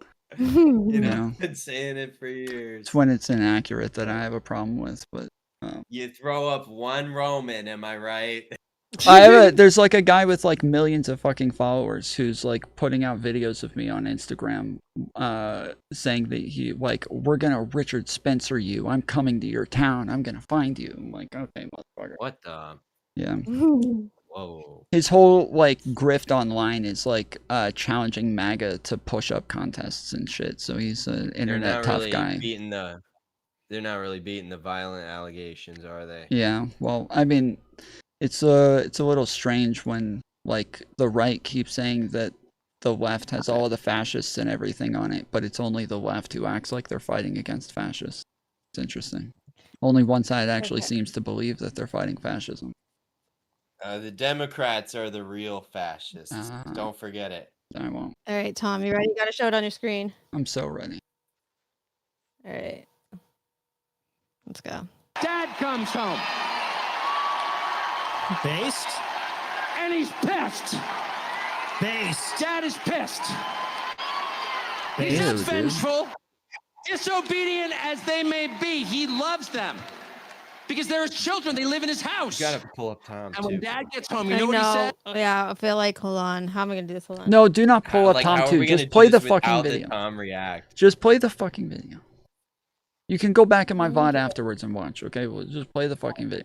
I got really bad gas right now, and I'm losing patience. All right, let's go. Okay. And when Dad gets home, you know what he says? You've been a bad girl. You've been a bad little girl, and you're getting a vigorous spanking right now. Who is... Oh, okay, is Trump dad? Is... Yeah. Yeah, and the bad girl is America. It's like... You know, America is like when you've been bad because Dad's been out all time. Yeah, this is weird as fuck. Lets you get away with it. And then Dad comes home and he's pissed. And that's what Dad says. Super weird. Yeah, you had me and then you lost me. Trump is like, Dad's coming home and he's pissed. Hell yeah, yeah. And he's going to say, you've been such a bad little girl. Wait, what? And you deserve a real spanking. You deserve to be punished. Okay, what the fuck? What the fuck? Like, what? What? Okay, yeah, you lost me. Yeah, you lost me with that one. You had me going there, then you lost me. He starts out, Trump's coming home and he's pissed. Trump's coming home, Dad's home and he's pissed. Hell yeah, yes, finally, Dad's home. Let's go, liberals are going to prison. And he's gonna say, you've been such a bad little girl. Yeah, you're such a bad little bitch, huh? Wait, what? Yeah, you're gonna get spanked. Yeah, naughty girls like you. Okay, yeah, okay. No, not sure where that's coming from, though. I don't know. I don't know if I'm feeling the rest of it. It hurt me more than it hurts you. No, it's not. I'm not gonna lie. This is gonna hurt you a lot more than it hurts me. And you earned this. What? You're getting a vigorous spanking because you've been a bad girl. Oh, okay. And it has to be this way. What? All right. Okay, is this a PG stream? Am I on OnlyFans? Is this a deep fake? Is this some kind of deep fake? I usually skip this part. Is this some kind of deep fake? Joke about what the fuck is this? This is a Trump rally with kids there? Is a Turning Point Trump rally? Why does he keep saying it? He said, I mean, one thing if he said it was, but he's like, it's gonna hurt you way more. I'm not gonna lie. It's gonna hurt you way more than it hurts me. And you earned this. Like, what the dude? Stop. Bro, stop. All right, Tom, what did you think? I see the mean, I chat, could have done with just the video of Tucker, and I think that would have been a little bit better, but No, what are you talking about? I think he's upset because his whole chat is talking about how funny Nick is now. They all like Nick. You can't, not in front of the neo-Nazis chat, all right? Somebody better clip that in his chat later, because we got to get his reactions. We couldn't really get it on here. Oh yeah, that's happening. You know that, right? Well, Tom, I love to hear it. Like, you're fighting the blacks, you're defending whites, you're not so sure about Israel. Well, just to be clear, the majority of these fucks are white people. Like, the majority of these weirdos are white people, but they're gay. It's sad. It's and now you're me fighting you, dude. It's like you are not fighting my me. son. You like my acted son. like you were Come fighting on. me, but I can go You know back what would to make me so no. proud? I can go back to all of like our debates on like things like systemic racism with what Sean Last and that I will still believe all of those same things and say over and over in those debates, I fight the same fucking people that you're talking about. That's not me. That's not what I believe. No way. You were like, where's the anti-white propaganda? People aren't really saying they want to kill white people. Yeah, now, not like, Democrats. you're You like my were son. calling it a fucking genocide and acting like they're all coming for you, and I'm like, yeah, that's not happening. Like, Look, there's it's people a out there slow saying shit. genocide by breeding us out. That's what it still counts as genocide because Doesn't. we are going to not exist at the end. It doesn't. But it's not like violence. I know it elicits that imagery. But Tom, you know what would make me so proud? You need to go to these fucks, as you say. They're the same as you guys. You gotta tell them about little Timmy. You need to get your own tomfoolery, and you need to red pill him, and then he'll be like my grandchild. Little Timmy's doing just fine.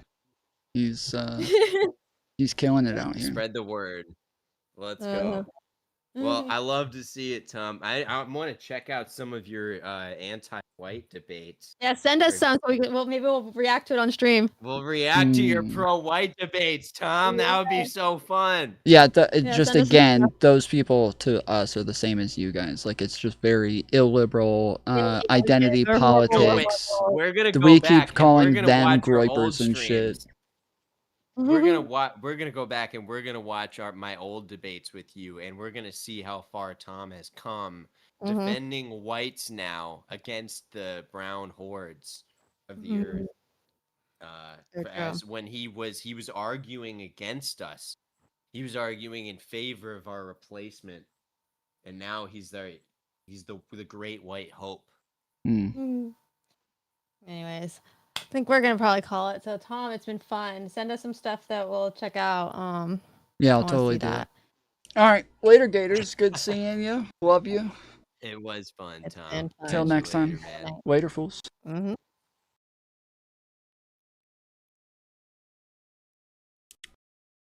Oof, my fucking stomach right now. I love Israel, gone. Gone. I love Israel. Israel. Gone. They're over here like, oh, you're too scared to actually admit that you're taking a pro-Israel stance. That's what it is. That's why you're scared. I'm like, all right, fuck, here. This is my statement. You think I'm fucking scared? I've messaged a couple of people. I can't go in there.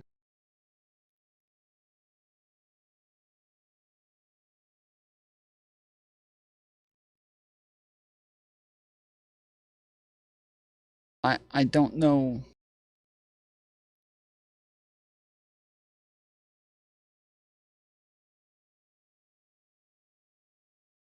Yeah, just go in. Tell me if I need to ban people.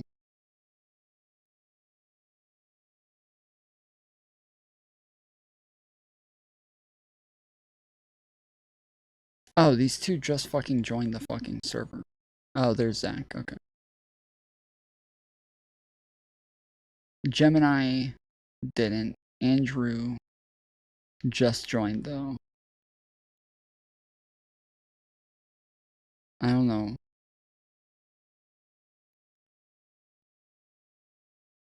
I don't know where the fuck the Gemini person came from.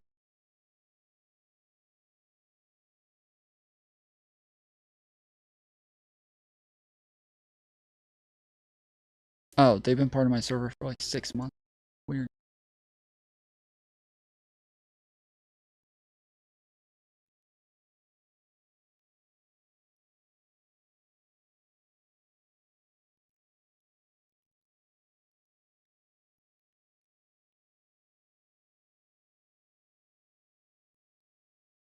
I think there was enough pushback to not just be platforming. Yeah, I don't, I don't think anybody's gonna be. I think anybody who's worried about whether or not I pushed back on this shit or called it out or like pointed it out, like I started off at the very beginning calling them neo-Nazis and making it very clear who they were and, you know, pointing out the Groiper names, calling them anti-Semitic, all these other things. Like, yeah, I don't think the platforming thing is an issue here.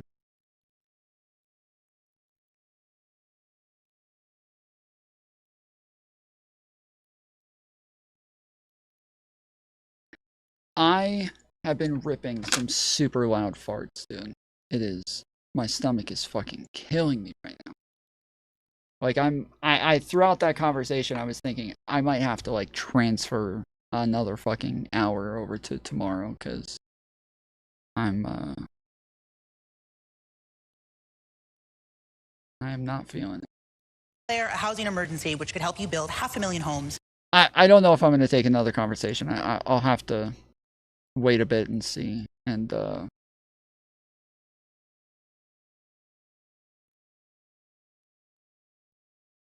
if whoever is here wants to wait around and let me know. Severin, is Severin in chat? Does he know that he's still in their waiting room?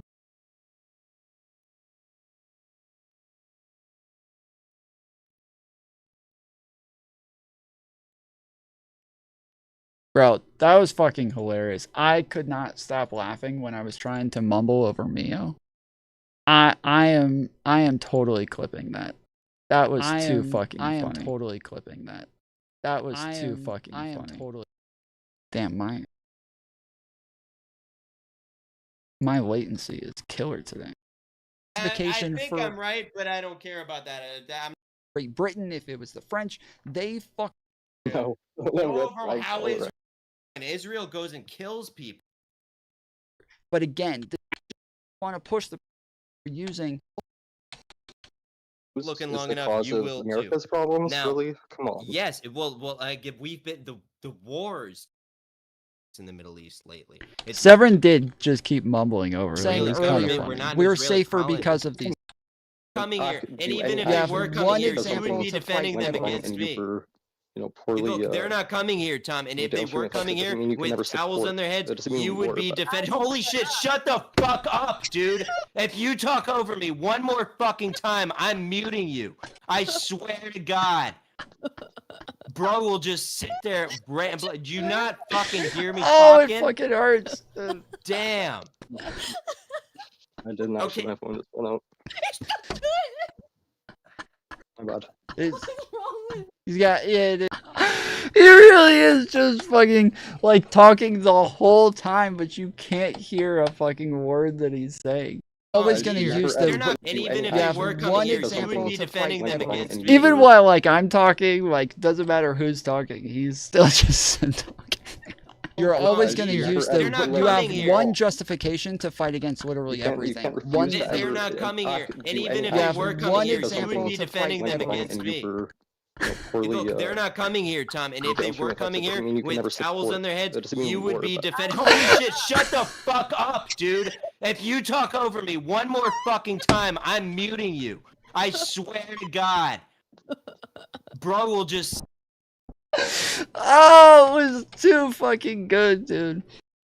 His audio wasn't clear, so we couldn't hear anything. Yes, but he was just very like low and monotone as well, to where yes, you just can't even tell that someone's talking, and that like those are the. He's talking about like Russia. He's talking about like a lot of red herrings here. He's not, because he was talking about the. We keep it to the facts of what's going on here, of the history of what Israel has done in the region. Now, you start with 1948, the formation of Israel. Right, you the go into plan the is 60s, you have the thing, Arab-Israeli war. it doesn't The have any. Israel So, expands into all these mean, countries. Yeah, so okay, I know it's you, motherfucker. I know it's I checked. I looked for him. Okay, you've got the Arab-Israeli wars. You have the Israel has been going around acting like shit towards everybody. They have. Oh, that was so fucking good, dude. Oh, that was too good. Including on city-owned golf courses. How do you get the citywide support for this plan? So the New York Times opinion panel today said I was the city white support. Damn, she sounded like Mio. best choice for mayor because I combine clear and bold plans and a real track record of delivering. That is especially true on housing. In the neighborhood around the Gowanus Canal, when I was council member, I organized the community to support redevelopment. More housing, more affordable housing is going up there than anywhere else in the city, and the community's supporting it because it's coming with open space and affordable art studios, as well as 3,000 genuinely affordable homes. We're even fixing up the NYCHA units nearby. As controller, I saved the 35,000 rent-stabilized units that were put at risk when Signature Bank failed by investing to buy the mortgages on them. I know how to do this. I have a detailed plan for getting 500,000 units built. That's around the Interborough Express, where we've got new opportunities for transit-oriented development. And we can build great new neighborhoods on 4 of the city's 12 golf courses because people will be excited about courtyards for families, about daycare centers, about new schools and libraries, places they could own in neighborhoods they will love. Thank you. Okay, Mr. Cuomo, you were HUD secretary, you were governor for more than a decade, you managed a nonprofit housing organization. What would you say to voters who wonder if all that experience might end up being, in the end, the wrong experience, since after decades of work, we've ended up in a housing emergency here in the city? Yeah, I would say, Errol, I would say look at the results, right? Everyone has a plan. I have a plan, I have a plan. Everyone has a plan. They had a plan to build LaGuardia Airport. Nobody did it until I did it. They had a plan to build a new Moynihan train station, but nobody could do it until I did it. They had a plan to finish the 2nd Avenue subway, but nobody could do it until I could do it. Now we have plans to build affordable housing, and we do need hundreds of thousands of units of affordable housing, there's no doubt, but we're going to need a different model. The city HPD does not work to create this volume. The state housing program does not work to create this volume. We're going to have to accelerate the ULERP program, and then we're going to have to open every option available. NYCHA units, office to residential conversion. Every city-owned piece of property we have to look at, air rights, how do we maximize it? We are going to have a full-on assault to build affordable housing. And yes, it's one thing to have a plan. It's another thing to have the ability to do it. And that's where New York City has fallen down time and time again, not the managerial ability to complete a plan. Ms. Adams, you mentioned the recent City of Yes rezoning that you were instrumental in helping to pass. It's supposed to create tens of thousands of units of housing, but the experience of past rezonings, like the one in downtown Brooklyn, suggests that it can take as long as 10 years or longer for rezonings to result in actual construction. If you're elected mayor, what would be your plan to get units built more quickly than that? We're going to build it faster, and just to let Mr. Cuomo know, I've got a plan. It's already in the works. It is called the City of Yes, the City for All, something that I have already ushered in. So the work is already being done. We're hearing a lot of plans and policies, but this is something I'm already doing this work. We have already begun the works for the City for All, and in that proposal, it is the most aggressive rezoning proposal in a generation for this city to build upwards of 82,000 affordable units for New Yorkers. We want to keep people here. I want my children to stay here. I'm an everyday New Yorker. I don't want them leaving because New York is not affordable for them. And so I have made sure that there is $5 billion that is put into the City for All proposal. So, Mr. Cuomo, we are going to take care of the HPD vacancies within that $5 billion. We're going to make sure that communities like mine in Southeast Queens are protected, infrastructure is protected. We're going to make sure that we've got extended and expanded access to City FEPS vouchers. We're going to make sure that there are repairs available for NYCHA residents and Mitchell-Lama residents. And we're going to make sure that homeowners also have access to funding to make sure that the homeowners have repairs. We won't have to look at foreclosure in the volume, and we don't have to look at deed theft in the volume. I'm already doing the work. I'm already there. Thank you. And still on housing, and to bring the last two of you into it, Mr. Tilson, you said in the last debate that your housing construction plan is the opposite of Mr. Mamdani's. More private sector, less public. Can you elaborate on that in your 60 seconds, and then we'll hear Mr. Mamdani argue for his approach? Sure. If I were to summarize my plan in 4 words, it'd be unleash the private sector. That is the only way to rapidly build anything like the scale that we're talking about. I said it's the opposite of his plan because his plan is to spend $100 billion city dollars to build affordable housing. So my plan, I don't think this should take 10 years if you truly do it. And it's not just zoning regs. It's all the whole bureaucracy going through the city government agencies. It's going through the whole ULERP process. This can be done. Austin, Texas is a good example. Their rents went up 25% in the year 2021. The city leaped into action quickly, changed its zoning rules. They increased supply by 15% in 3 years and rents dropped by 20%. I don't just want to stabilize rent. I think we can drop rents in the city. That's the objective. But right now, it's outrageous that businesses and real estate developers have to hire expediters to deal with the city bureaucracy. So it's a much bigger problem. And the mayor controls most or all of this. Thank you, Mr. Mamdani.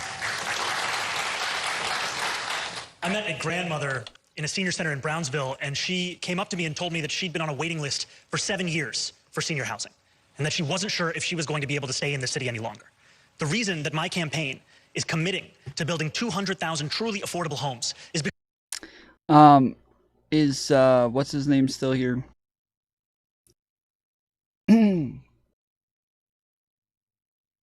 Fuck. He hasn't chatted in a long time.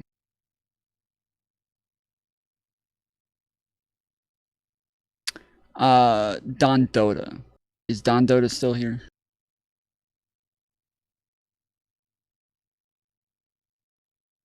Because if we don't, we will lose the very New Yorkers who built this city. And we will lose them unless we rapidly scale up the programs we already have. Programs in HPD like SARA, Senior Affordable Rental Apartments, ELA, extremely low-level affordability, the very kind of programs that are built for the New Yorkers who are being priced out of the market. And we do this while also ensuring that it is easier to build even for the private sector. We end the requirement to build parking. We end this piecemeal approach that we've taken, instead having a city-wide...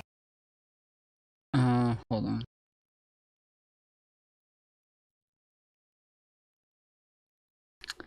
Don Dota, you went in the waiting room. You saw somebody showing like porn and shit in there. Was it the Andrew guy?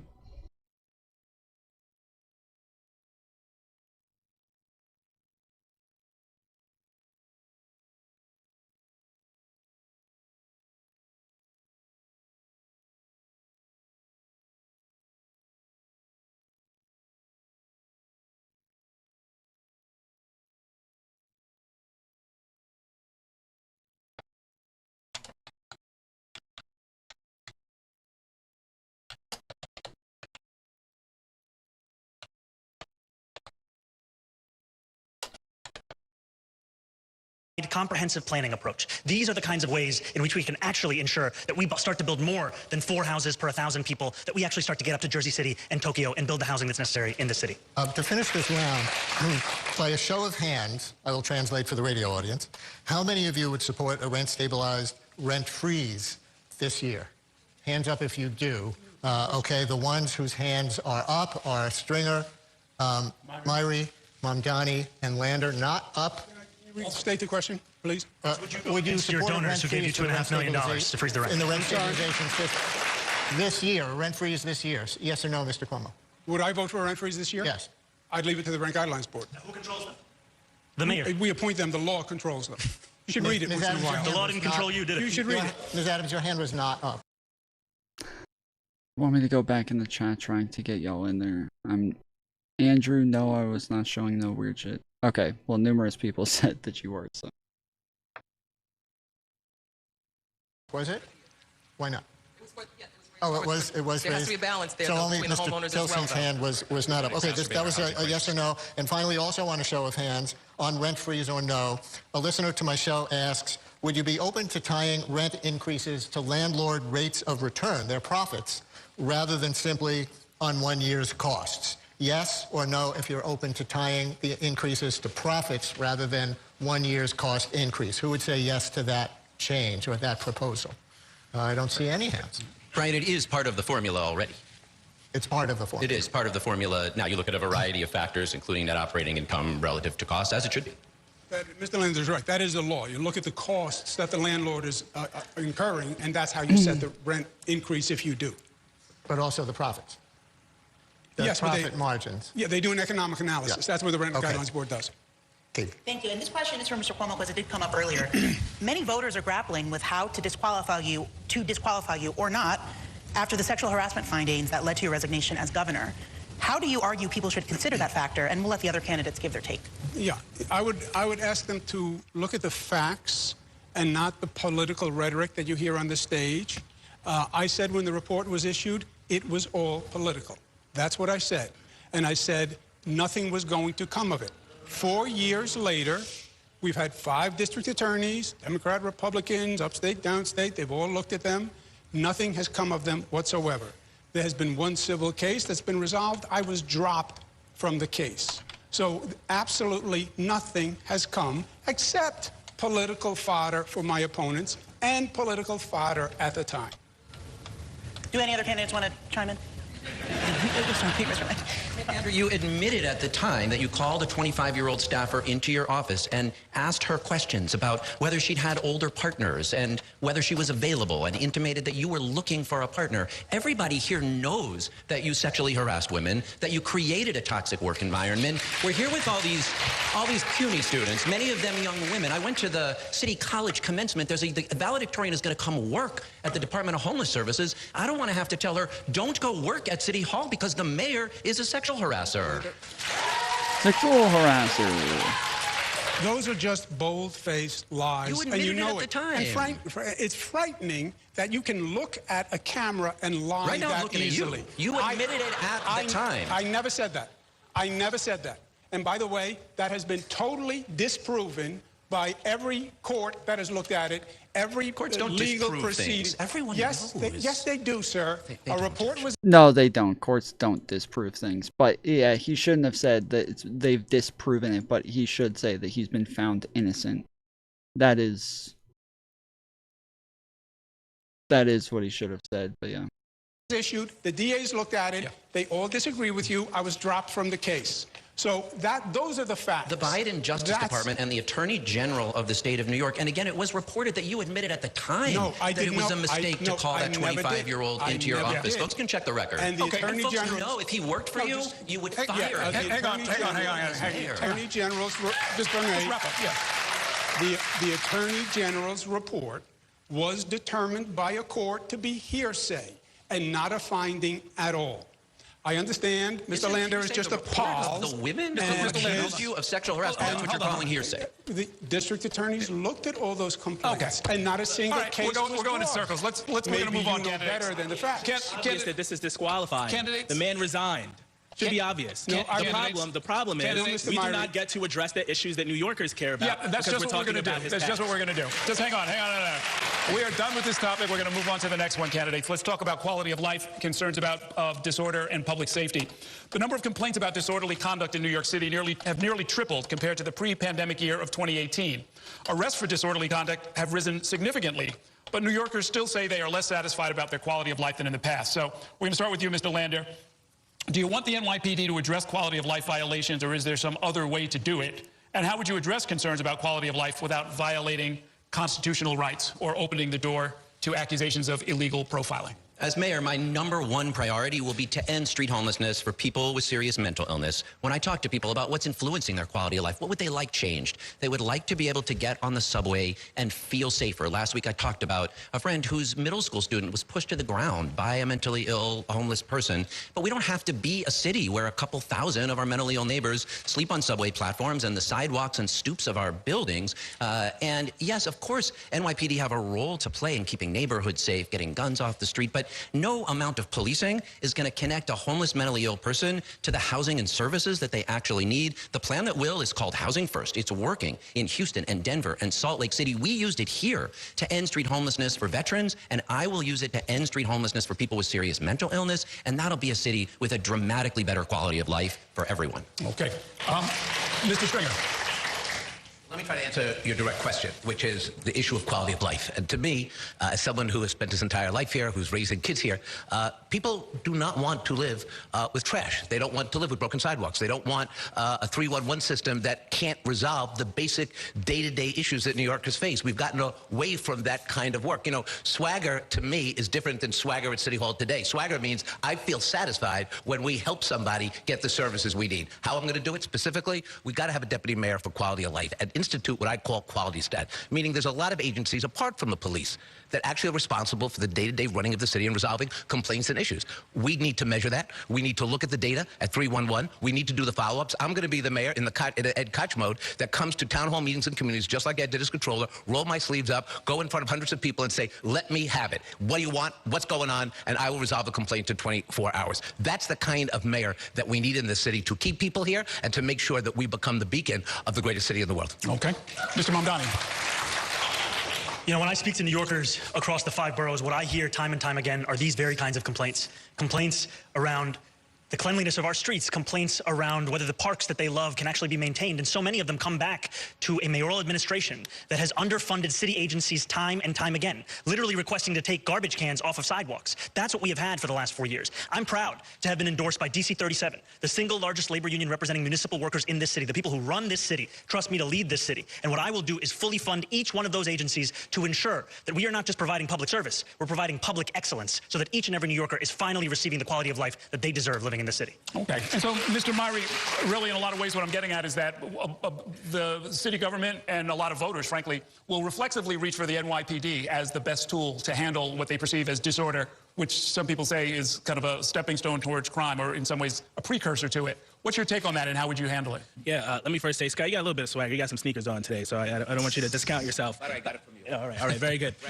So let me say this. Look, I walk the streets, I take the subways just like you do. And part of the reason that people are frustrated with politics is because you walk the streets, you take the subways, and then you listen to folks on this stage, and it's completely divorced from your reality. Here's what I want to do. I think we need police and clinician teams in our subways and our streets 24/7 to get people on the path to real recovery. New Yorkers are compassionate people, but we want to ensure that people are actually getting that help. So I want stabilization centers in every borough so that we can deliver that help. Public safety requires us to do 2 things. We understand that police officers are necessary, but we also have to invest in the things we know prevent crime and disorder in the first place. That's why I want 50,000 more summer youth jobs so that it is universal. We have no young person on a waiting list. Stop telling our kids what not to do without giving them something to do. I want universal after school as well so that we can have a safe place to be and have our families have a place where their children can stay. Okay. Mr. Tilson. Yes, to answer your question directly about enforcing more quality of life issues. For example, I ride my bike almost every day in the city. The e-bikes are fast and dangerous, and we're riding up on the sidewalks, blowing through red lights, and cops started enforcing it, and I can tell you, being out there every day, they're now obeying the law. That is the kind of thing that contributes to the feeling of lack of safety. I will say that what I would not do is demonize the police by calling them wicked and corrupt, by threatening to defund and dismantle them, as Zoran has done, and we are to... Somebody DM'd me earlier and they were like, Tom, let me on. Those people are being anti-Semitic. I need to come on and talk about the fact that they're being anti-Semitic. I was like, dude, they know. They're not. They know they're fucking anti-Semitic. Like, this isn't, they're groypers. They're Nick Fuentes followers. They're, that's like their whole shtick, is that they hate Israel, they hate Jewish people, that every time somebody's, Jewish pops up, they start making a whole lot of assumptions about them and, talking about them ruling the world and bullshit. It's, they know. Which is why you shouldn't associate with them. I mean, I talk to people that I disagree with. I don't know what you think debate channels are, but we talk to people that we disagree with. Be like, what? You think their thoughts are bad? Well, then you shouldn't talk to them. It's like, well, now I literally just can't debate people. If I can't debate people who I disagree with, I just can't have debates anymore. 34-year low in the number of police officers. There's only one candidate on this stage, him, who has not said that he would try and build that number back up. So I think his... You're not going to convince Nazis not to be Nazis? I didn't say anything about convincing people of anything. That's the reason people become Nazis is because they don't already have the tools and the framework to understand how those people are wrong in the first place.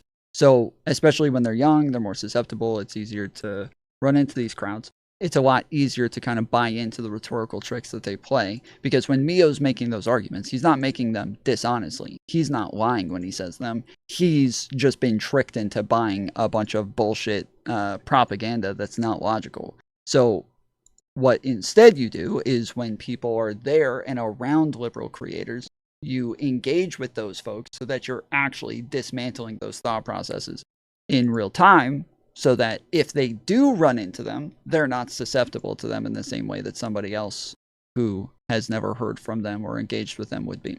Because what other people do is they sit around talking about neo-Nazis all the time, and the way they describe them is like boogeymen. And they just say, like, yeah, they're anti-Semitic. They hate Jewish people, and they want to kill all the black people. And they also, they love Hitler, and they always talk about how great the Holocaust is. And they think, like, and that's all they do, is they kind of like, give these very like bullshit talking points about like what these people believe. And so then when you go meet them, they're like, what? No, I don't hate Jewish people. I have Jewish friends.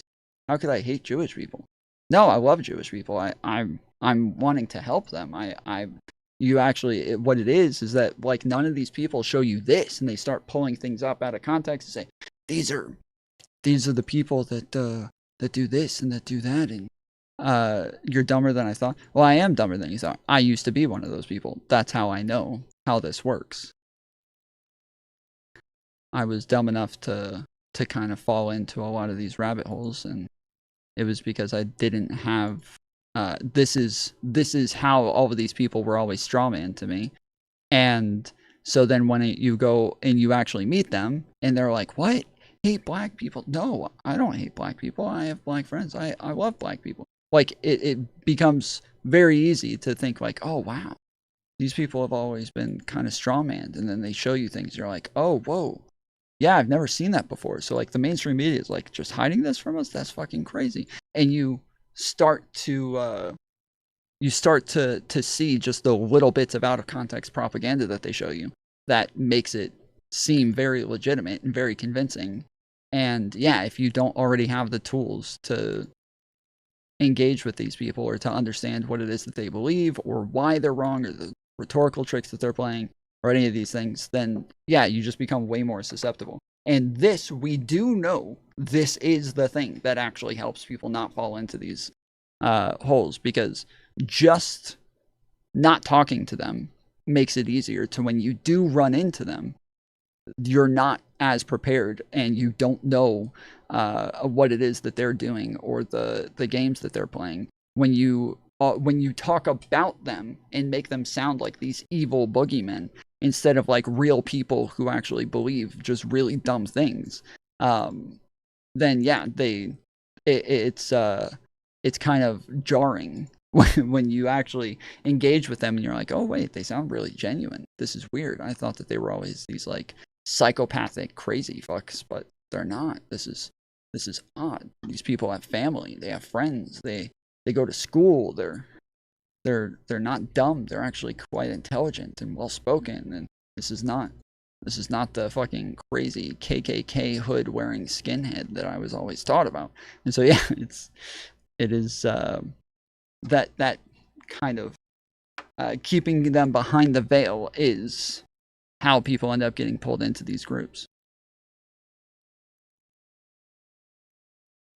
But kind of in the same way that you can't actually engage with that or disagree with it in any way, is kind of the same hole that you've fallen into, is you're believing people who will tell you that you just can't talk to them without any real logical reasoning, because you have not been given the right tools to understand. Have you fallen into the same hole? So Department of Community Safety, which he talks about, is just backdoor code word for continue to defund the police. They are demoralized, they are understaffed, and we've created a revolving door where an officer at the Midtown North Precinct, very close to here, actually told— Did you talk about Hassan? Yeah, we went over it yesterday. I forgot to check and see if Pisco was live today, because Philly's been bugging me to go argue with Pisco about it, but we went over it yesterday. The problem isn't that, like, it's definitely not real or that there's definitely some sort of, like, problem there. The problem is that there isn't any information on this to come to one conclusion or the other. And normally, you would assume that they are justified in what it is they're doing, unless you have evidence otherwise. And in this case, we don't have any evidence otherwise. And they're just jumping to the conclusion that this is totally unjustified in what they're doing, and they just have no reason to believe that. So it's not even like easy to argue because you don't have any evidence in either direction.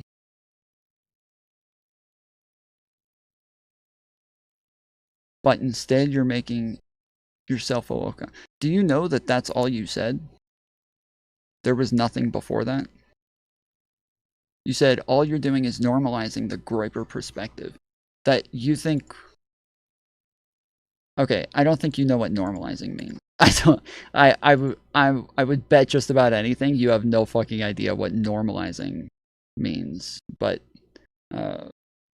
yes, showing them and making it to where people hear them more often and know the types of things that they say, yes, that is something that we should do. 100%. And again, we have, like, every fucking study on this says the same thing. The only other way that, like, that we talk about, like, dismantling these sorts of things is to show them talking about it. So instead of actually engaging with them in person, it's good for, like, other people to go review debates with them and then pause and, like, explain what's going on as well and break it down that way.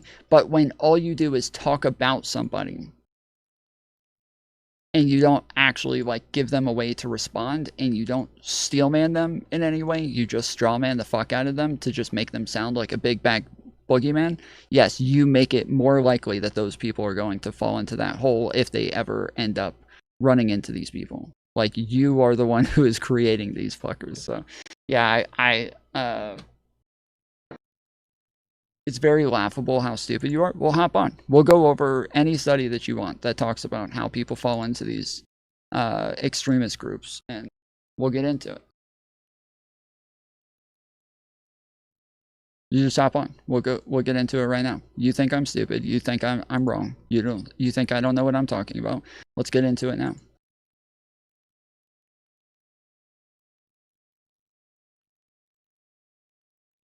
You think you know better than I do?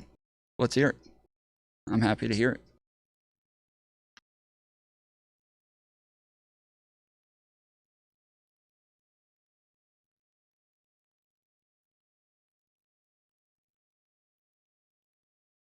The link is in the description.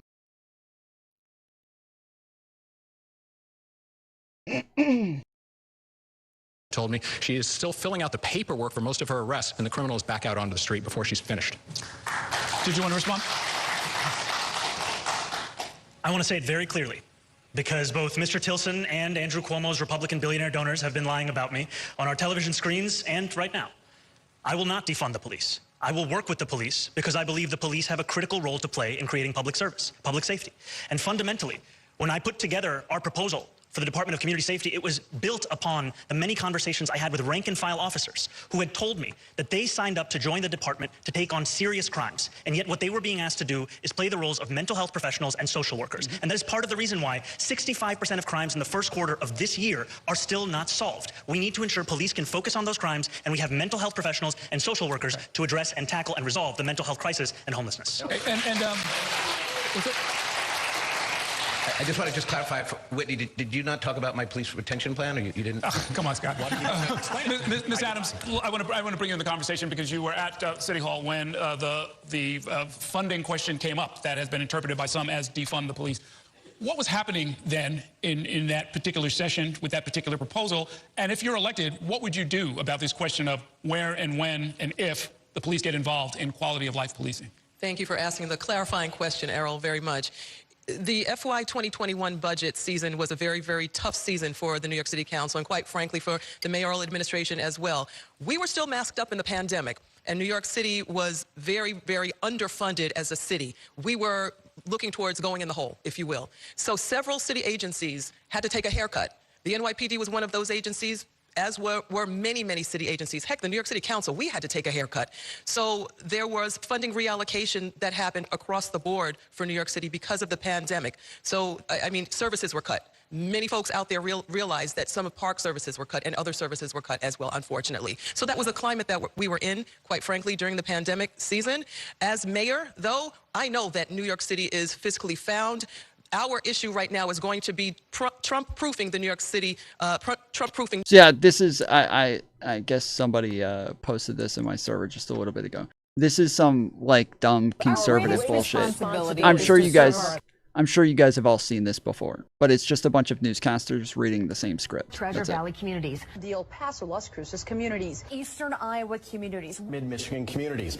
We are extremely proud of the quality, balanced journalism that CBS 4 News produces. But we are concerned about troubling and irresponsible, one-sided news stories plaguing our country. The sharing of biased and false news has become all too common on social media. More alarming, some media outlets publish these same fake stories without checking facts first. The sharing of biased and False news has become all too common on social media. Somebody re-recorded this and it looks like they recorded it on their phone, so it's cropped at the top and the bottom, and they didn't even put it in 1080p before they recorded it. So it's in a fucking horrible format. This is so bad. What is this at? It's even in 720 right now, and it's still this fucking blurry because they recorded it in 720 on their phone. The screen recording is 720, but before I get in the waiting room, disable the CP. What does that mean?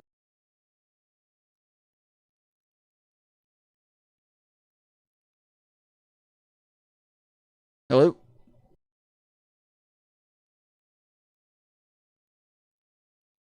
Hello? Hello? Hello? Hello? I hear you. you. Hear me? Yep. What does disable the CP mean? I don't know. There's just people in chat were talking about some kind of like. Oh yeah, somebody disgusting was porn. watching like poop porn earlier. We banned them.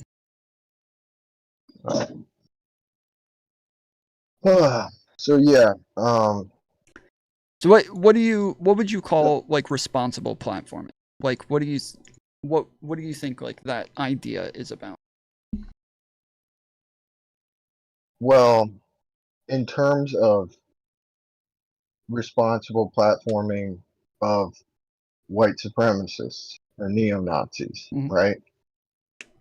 I see that in my estimation, there is no way you can responsibly platform white supremacists. You just. So if you listen to people who used to be like alt-right and groypers talk about like how they fell down the alt-right rabbit hole and like the ways that they got out, the things that would have been beneficial for them to prevent this in the future, articles that have been written on these things, studies that have been done on it.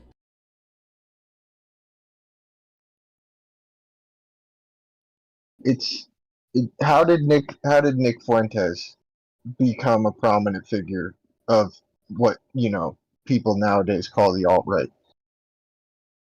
He was online content creator and was able to gain a gathering on YouTube. Somebody who followed him and liked his content was a very rich person and decided to leave their fortune to him, and he was able to use that fortune to mount a mass movement. And then, back in the 2010s, when, you know, the public consensus around white supremacy and neo-Nazi ideas was much more of a, let's say, you know, a group discrediting of those ideas, right? Yeah. How did Nick Fuentes end up falling off in that circumstance? You said in the 2010s? Yeah, yeah. So he went to college, and when he got into college, he said that everything that he was learning about like Israel was all very like pro-Israel, and that he felt like it was because he grew up in like a very Republican neocon sort of household, and he started to feel like it was weird that like no matter what Israel did, everything was given to him in a way that was totally justified by them, and he felt like, well, it can't possibly be that the other side is always just this malicious, horrible side. And so he started to ask questions. Listen, before we even get into it, right? Okay. I am personally anti-Zionist. I like wholeheartedly disagree with the Zionist project. Yeah, okay? of course. And so you don't need to like explain to me how people can be radicalized to neo-Nazi ideology through anti-Zionist, you know, philosophy, let's say. What I'm saying is, how back when people used to bash white supremacists for the fact that they're white supremacists, right? Back in the 2010s, when the, you know, cultural phenomenon of like, you know, disengaging with that idea altogether, you know, making fun of it openly and saying like, look at those retards, they're being retards. Yeah. So like during the Richard Spencer era, right? How did Nick Fuentes inevitably fall off in that time? Was it by people talking to him? What do you mean and fall helping off? him to understand?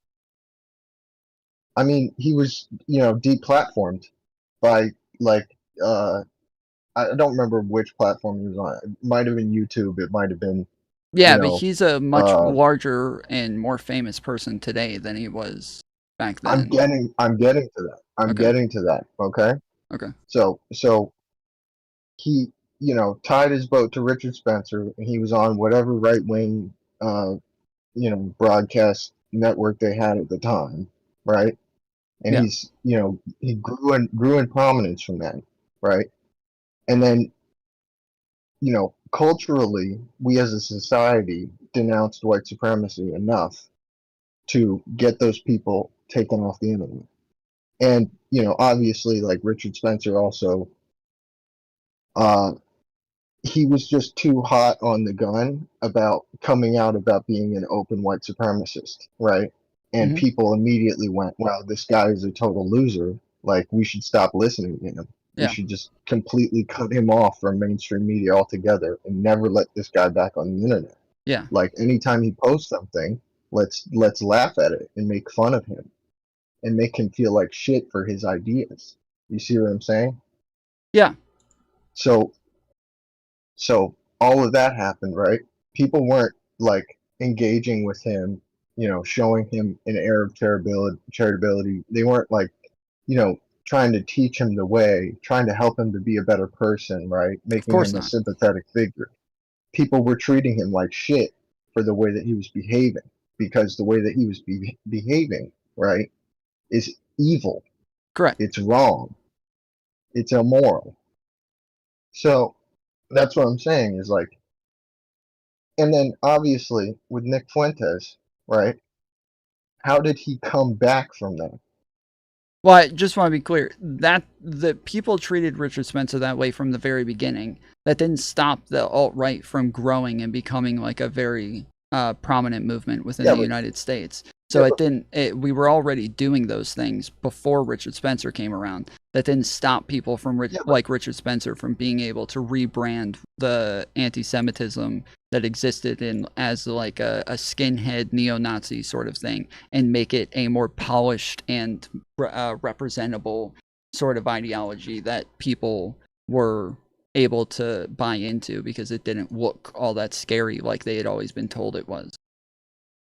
I'm not saying they're scary. I think they're a bunch of pussy I understand. I'm saying that fuckboys. is the idea, though, is that they are like demonized as these like malicious, horrible people, and that when they meet somebody and they are a real human and they are humanized to that They're person. not human. They're not human. I'm sorry. I don't think you're understanding. I don't think you're understanding. When they are humanized, I don't think you're understanding. When they are humanized to that person.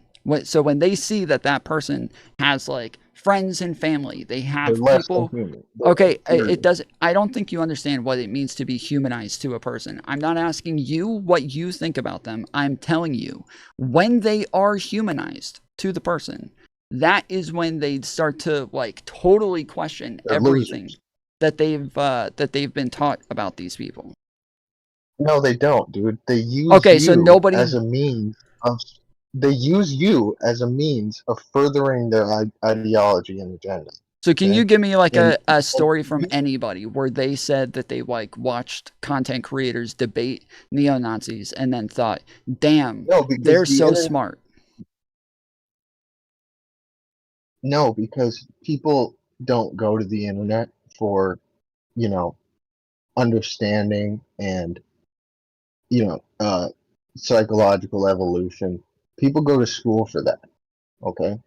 People go to school to broaden their cultural horizons. People, go out in the world and participate in society to broaden their cultural horizons. Okay, so you're debunking your own ideas right now. That people are not going to have their minds changed one way or the other. You are hurting your own argument right now. You're conflating the two things, okay? I'm not talking about changing people's ideas. I'm talking about the cultural zeitgeist and platforming, okay? And I'm saying, when it comes to, in terms of de-radicalizing yourself from Nazi ideology, right? For a person to do that, what they have to do is go to therapy or, experience things in the real world to become less of a Nazi, okay? People are not going to get that from talking to tomfoolery on the internet, okay? I think it's a combination of both. I don't think therapy, I literally don't know anybody who said that they left the alt-right or like radical groups because they went to therapy. But I do know tons and tons of people who said that they left the alt-right because they started to realize after listening to debates and listening to arguments that they were incorrect. I think that that's a minority of people. I think it is a minority. Oh, I'm not. I am one of them. I can bring up. Sorry?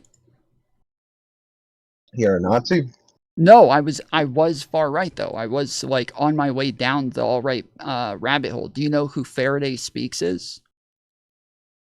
No. Faraday Speaks was like so this is part of the problem is that like you've never actually like been in these circles. You don't understand how this works or how people come out of these groups. Faraday Speaks is a prominent ex-alt-righter who was in the groups. He was hardcore on like 4chan and all of these online message boards. And when he left and started writing articles about the fact that he left. And the New York Times put him on. He became like a YouTuber to talk to people who left these groups and to talk about like what convinced them and how they left. He's worked with like organizations on these things.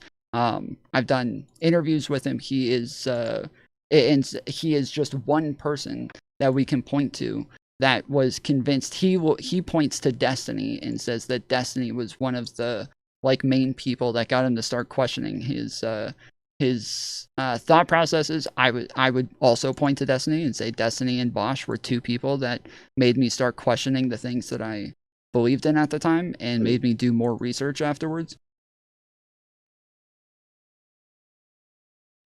I really think that like Destiny is one of the main reasons that Nick Fuentes came back. You understand that, right? I think there's like an argument for that. Dead. I don't know that Nick that's. Fuentes was dead. I don't think that's like cultural icon or whatever. I think there's an argument for that, but the problem is that Destiny, after Destiny stopped talking to him, he did kind of die off after Destiny quit talking to him. And then Milo, hold on. No, it's not my perspective. I did a fucking documentary on this. It is not my perspective. Just hold on. Let me get this out. And then did a documentary on this, but it's not your perspective. I'm just telling you the facts right now. You can disagree once I get the facts out, but I'm just giving you facts, not my perspective. That once, as like a cozy TV was dropping in views, Nick Fuentes' groups were dwindling, and then Milo Yiannopoulos reached out to him and said, hey, we need you to be part of Kanye's campaign. And being part of Kanye's campaign got Nick to be able to sit down with Trump at a fucking dinner, had tons of pictures of him taken with him with one of the biggest figures in the fucking world, and was on the news, was all over the place. He was part of a circus that everybody wanted to clip. And how did Fuentes end up back in the same circles with, guys like Milo Yiannopoulos and, Kanye West? Please tell me, how did Nick Fuentes end up in that situation? Milo Yiannopoulos was a alt-righter and was they knew each other for a really long time. They didn't meet each other because of destiny. Because he associated himself with neo-Nazis. Okay? Right? But what does that have to do with destiny making him more prominent? I'm kind of proving that was not the case. That it was Milo Yiannopoulos and Kanye West that made him more prominent. Dude, you're just...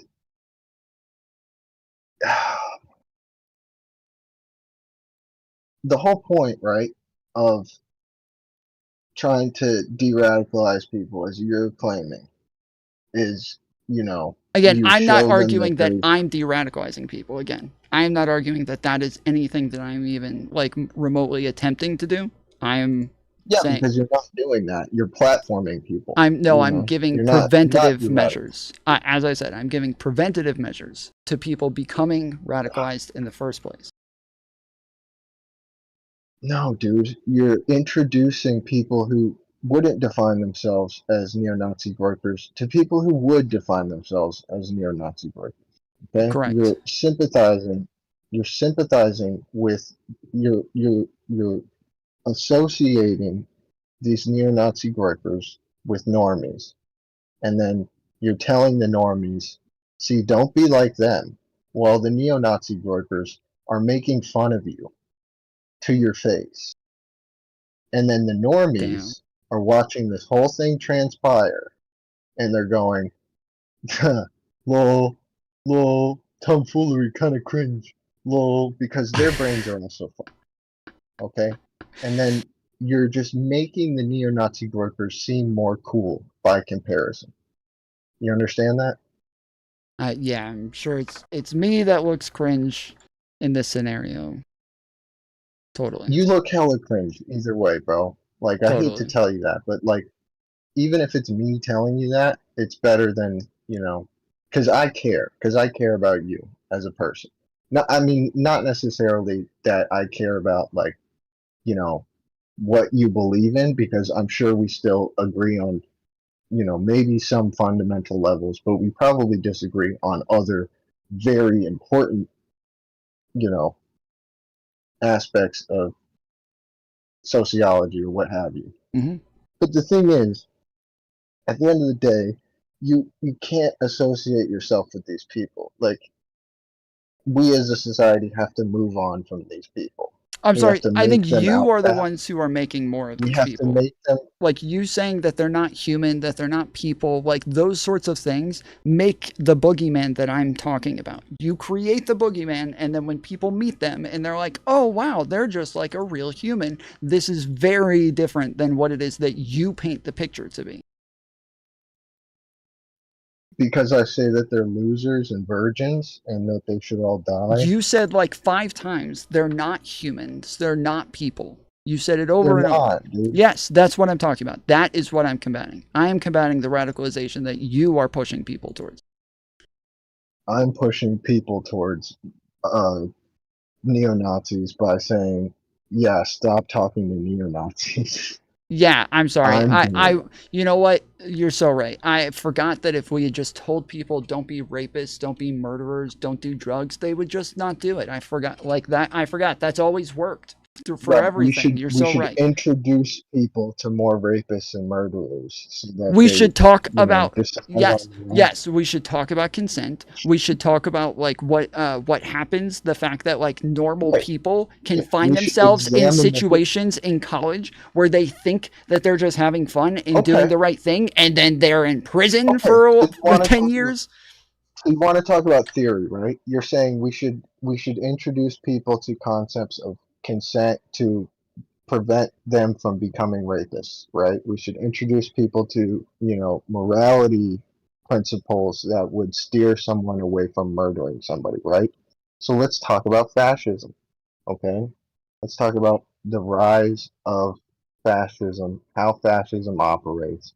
Let's talk about, you know, the esoteric, like, bullshit concepts that fascists employ in order to propagandize people into believing bullshit ideologies and radicalize them into this, you know, fundamental delusion of understanding where they believe in concepts such as the master race and concepts that, you know, are a detriment to society. Let's talk about fascism. Well, Let's not talk to fascists. the same way that I moved right is exactly the same way that I moved left. When I started talking to people who were on the left and they started telling me, what? I'm just a liberal. Like, I'm not a socialist. I'm not a communist. I'm not trying to like, I don't believe in these, like, you know, I don't love Mao. I'm not a huge fan of like, you know, these horrible figures throughout society or throughout history. That is the same thing that I'm meeting these people and going, oh, wait, you're not trying to trans the kids. Oh, you're not trying to kill all the babies. You don't fucking hate babies and want to murder all of them. Like, this is the same exact process. This is how people are convinced by things. But when we are talking to them and stigmatizing their beliefs at the same time, while not making them out to be some horrible boogeyman to where people are actually prepared for a real world interaction, not the fake one that you give them, that is actually how people are convinced by things and what it is that gives them tools to not be radicalized in the future. I'm not looking at the chat, okay, but I bet the chat is kind of laughing at you, dude. Like, not because of what I'm saying, not because of what I'm saying, but because you're being a lib, okay? My chat are full of liberals. We are liberals. Well, I'm not being a lib. I am a lib.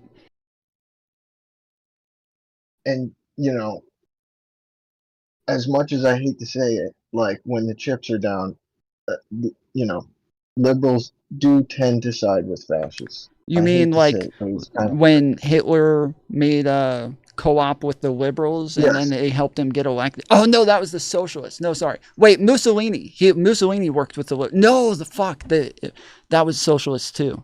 Shit, I told you. It's weird because like fascism was literally invented to move away from liberalism because they didn't like that society was moving in a liberal direction. So they literally created something to combat liberalism and talked openly about the fact that they were anti-liberalism. And you're telling me the liberals were helping them do that? That's crazy. But while socialists were actually literally creating groups joined with them before they got killed.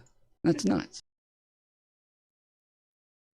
When Weimar Germany, right, capitulated to Hitler's demands because Hitler presented a threat to their hegemony, they sided with Hitler over the socialists because it meant in their minds that they could retain power. They felt if they had opposed Hitler, who did not win democratically, but stormed into Berlin militarily, that if they had opposed him, that they would be deposed, thus losing all of their power. So they sided with the fascists. Well, do you understand? I think that's a massive oversimplification because there were like threats to their wives and shit like that. But sure. Yeah, but you're being a pussy about it. Am I wrong? About Hitler? Am I you mean wrong the that the liberals are liberals being capitulated? That the liberal Weimar Germany capitulated to the fascists? not as Am I much as wrong? the socialists did. I would say that like when How it's did a the threat to your life, they literally created a group working with Hitler and campaigning for him. They were literally part of, this is why they called themselves the Nationalist Socialists, is because these socialists wanted them to take on socialism as part of their movement, and so they would get on board and work with them. The socialists were literally part of the movement. And then they got murdered afterwards. When Hitler was asked what his definition of socialist, I know he's not a socialist. I know he's not a socialist. I'm not. You don't have to convince me of this. He's not a socialist. I'm telling you that they only Hitler did said, this just to get socialists to work with them. Hitler said, "Our socialism is nationalist." Right? That's what he said. Our socialism is nationalist. Do you understand why people have this like fundamental misunderstanding about, you know, that, oh, the Nazis were socialists? I didn't bro. say they were socialists. I don't know why you're still saying this. I already said I know they're not it's socialists. You just want to preach. It's because socialism in Germany at the time was popular, and the nationalists co-opted the socialist movement in order to gain popular sentiment. This literally has nothing to do with my point. Like you are saying the same thing about capitulation, about the fucking socialists, as you said about the liberals. You are only proving my point. No, the socialists actively opposed Hitler. The socialists, you know, marched in the streets and, you know, actually fought. The socialists and the communists actually fought Hitler's SA groups. So, I mean, you're kind of, I'm sorry to say, but you're kind of wrong. There's like several, what you would call, what some liberals would call riots, where, you know, the Nazis supposedly broke up the riot by being so alpha and Chad and, you know, silencing, public dissent or whatever, you know. There's several instances of this where the socialists were like, no, this Hitler guy, he's kind of bad news. Like, we should probably do something about this. And so we're going to, you know, stage a protest. And, you know, the liberals would call this a riot.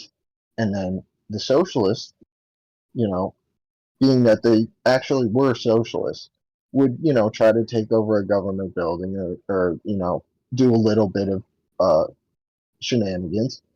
And the Nazis would come in and there would be a fight, you know, and people died. The socialists actively opposed Hitler. Yes, when you say the socialists were popular, though, socialist parties lost popularity as the people were moving from the socialist parties and the communist parties into the nationalist socialist parties, because they were convincing people that they were the real socialists and that they were the only ones who could actually get this shit done. And so socialists were actively participating in the Nazi party, and then they were literally murdered once the Nazis took over. It's co-option of left-wing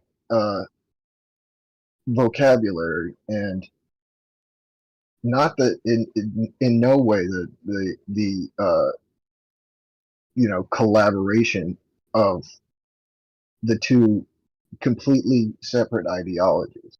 Like, communism is in and of itself is anti-nationalist.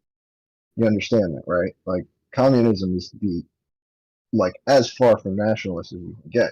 You know, a stateless capitalist society. Yeah, like a Marxist communism for sure. Yeah. It's like anarchism society. So, and what I'm saying, I say all of this to remind you that at the end of the day, the liberals, at the risk of losing their power, sided with the Nazis. Like, it's just a fundamental, like. Yes, I'm trying to explain that the liberals did things under coercion. Socialists did things under their own decisions, and that these are very different things. So when people try to use this liberal thing, when their lives are literally being threatened, while socialists are just actively making their decisions to move into the So- Nazi party. These, when you want to talk about like not pussy shit, I think the people being coerced are much more I think the people, justified. I But think the I people, don't. I It think the doesn't. people It who doesn't. It died doesn't in the matter. It camps doesn't are matter much either more way. justified. It doesn't matter either way. That like think the people liberals who got one time in assassinated history did this one for thing. their It doesn't mean anything. The point is that the when we look at human psychology and the way that people are convinced by things, this is a major part of it, is that when somebody is drawn as a big boogeyman, and then when they actually come into contact with them and they are very humanized to them, they start to question everything they've ever been taught.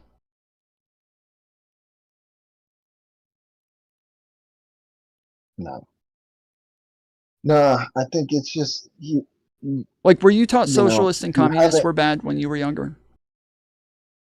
Of course. And was Everybody it is. surprising to meet socialists and communists and for them to be just normal humans who had like real justifications for their beliefs?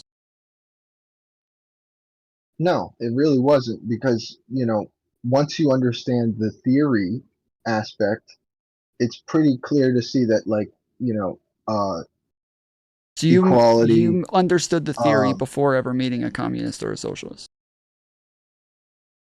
I had learned enough about theory to get a sense of a gist of the dialectic, and then be able to talk to people about it. And it turns out like there's kind of a little socialist in all of us when you really think about it. Sure, Like, but most that's just that's backwards not from a the way that Nazi, most people are. if you're not a Most people Nazi, don't just most decide to go read about like Marxism and try to understand it because it's very like stigmatized throughout their lives. It's rare, and if they do, they're reading it to like understand how evil these people are, just like they would read Mein Kampf, right? Like that is the way that a lot of people think about these things. But meeting socialists, meeting communists, and them being humanized to them is a way that most people are going to be convinced into all ideologies. I encourage anybody who thinks that Marxism is evil to read. I'm sorry, you're Capital. not engaging with what I'm saying. This is the way that people are convinced of things. That they are convinced not by just going and reading it, but by meeting socialists and communists and them being humanized to them and them not being the boogeymen that they always heard they were. You didn't let me finish. I convince anybody. I mean, I recommend anybody who thinks Nazism is evil to read Mein Kampf, and examine the differences between the two. One book is a critique of capitalism through a lens of a person who lived through like several revolutions and saw the failures of capitalism. The other book is a bunch of racist garbage about blaming other people for your problems, blaming other people for your insignificance. Okay? Which is which to you, Tom? You still didn't engage with what I said. This is just rhetorical bullshit. Like you're not engaging with the actual points that are being made. Well, the reason people are radicalized to white supremacist neo-Nazi ideologies is not by reading Mein Kampf. Correct. Okay? That's what I'm saying. It's by having implicit biases towards the sentiments expressed in Mein Kampf, either inherited from their parents or inherited from society in some ways, and then associating themselves with the people who are promoting the ideology. Again, when you say associating themselves with the people who are promoting the ideology, it's not always that simple. Tons of people who initially go onto 4chan, they think that they're just there with a bunch of normal libs who are fucking memeing around, and then over time are slowly convinced into those things. They are not sitting there with people who are saying, hey guys, I'm a neo-Nazi. But if you understand the actual points, you understand the actual strategies, you understand how people are radicalized into these things, you see it happen, you see people who are like this, and you understand how this could happen to a normal person, it is a totally different sphere or lens to look at it through than to just tell everybody they're bad and hope that they never run into one.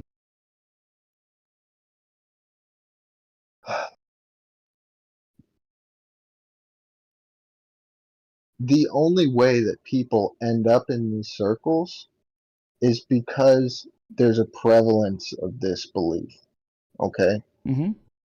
I feel like I was radicalized towards, you know, socialism before I had ever met a socialist in my life. Okay? You said this? I grew up around, you know, conservatives, some of which are extremely, you know, racist conservatives. Okay?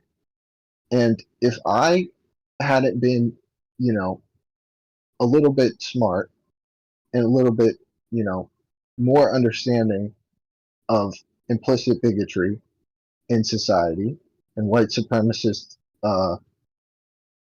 you know, the nature of white supremacy in society and our laws, if I hadn't understand that stuff early in life, I would be radicalized probably into believing some things and, you know, using slurs ironically, and, you know, like I might have ended up in the 4chan bubble or whatever you want to call it. The thing is, right, you don't get out of the 4chan bubble by talking to 4chaners. Correct. I never claimed that again. I have not claimed that I am de-radicalizing people. Again, I've said that this is more of preventative measures. There's correct. I've said that I'm not. So you're not making a point. You're not arguing with anybody. Again, you're not, because you're bro, radicalizing you are people to it. okay, who have I radicalized? Who have I radicalized? You're introducing people to it. Who have I You're radicalized? platforming these groypers. As opposed to telling these groypers to fuck off. Who have I radicalized? You're just asking the same question over and over. Correct, because you refuse to answer it. You're making up bullshit. You are just lying because to fit your own bias. Yes, because you don't know what the fuck you're talking about. You're just making up shit. You're just lying. You know you're lying. You're just saying whatever it is that'll fit the fucking narrative that you wanted to come in here with. But when it comes to the human psychology that I'm explaining, you don't even disagree with this. I'm just correct. I'm just right.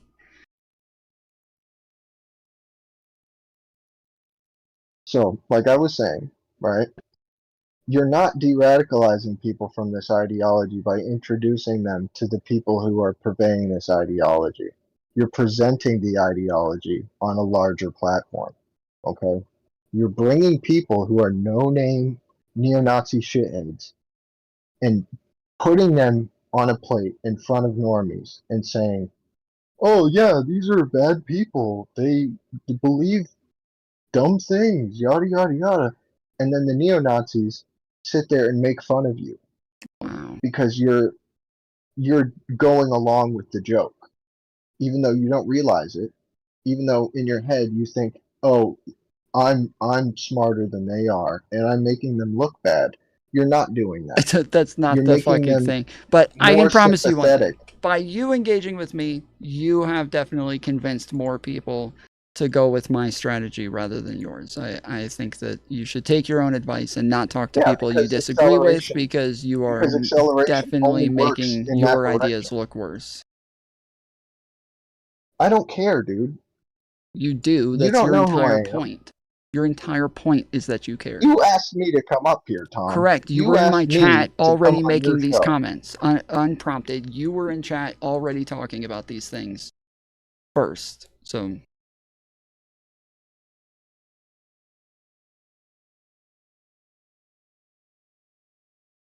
I don't have to prove anything to you, dude. I know.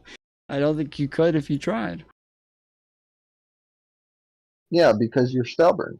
Well, this is what the neo-Nazis say too, but... You don't want to see things that, like, you're doing as wrong. You can't make it... What? You couldn't make me see those things. You couldn't... I'm here to hear you, but you don't engage with anything that I'm saying. You refuse to even respond to the points that I'm making.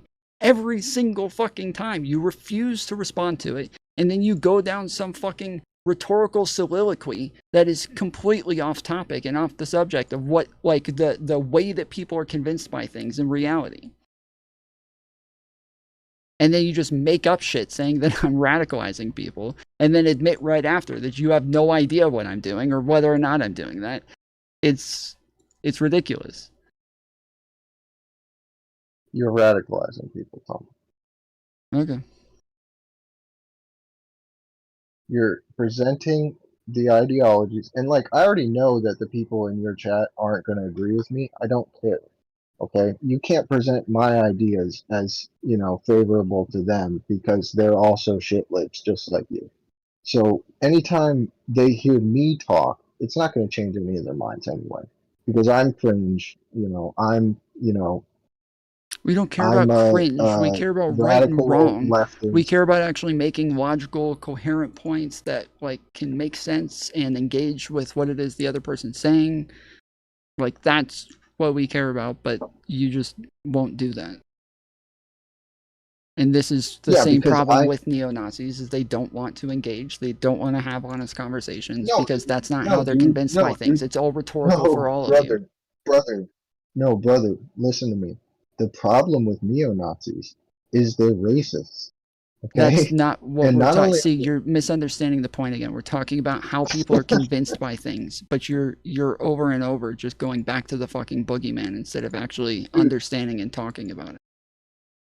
I'm not. When have I ever said boogeyman? One time in this whole conversation. Damn. Like, well, never mind. You didn't say boogeyman, so I guess it can't be a boogeyman. My bad. They didn't call themselves fascists or neo-Nazis, guys, so they couldn't possibly be fascists or neo-Nazis. They didn't say it. Listen, the problem with neo-Nazis is they're racist. Okay, and honestly, more than that, they're. And what is the problem with racism? You know, that it's illogical. No, that it doesn't make sense. It's wrong. Yes, but like it's wrong. Bro. See, it's wrong logically. Yes, it does not make sense. Things that are harmful, that make sense, that are true, we don't have as much of a problem with. Like, if you kill somebody in self-defense, we say, oh, well, that makes sense. I mean, obviously. So yeah, we're not going to have like a problem with the self-defense racism. Yes, I'm saying that the problem with racism is that it is fallacious and incorrect. So if people say something like, oh, 1350 is this big problem where black people are committing all the fucking crimes, we can point out the logical fallacies in the entire thought process that they're using to come to their conclusions, because it's just factually wrong.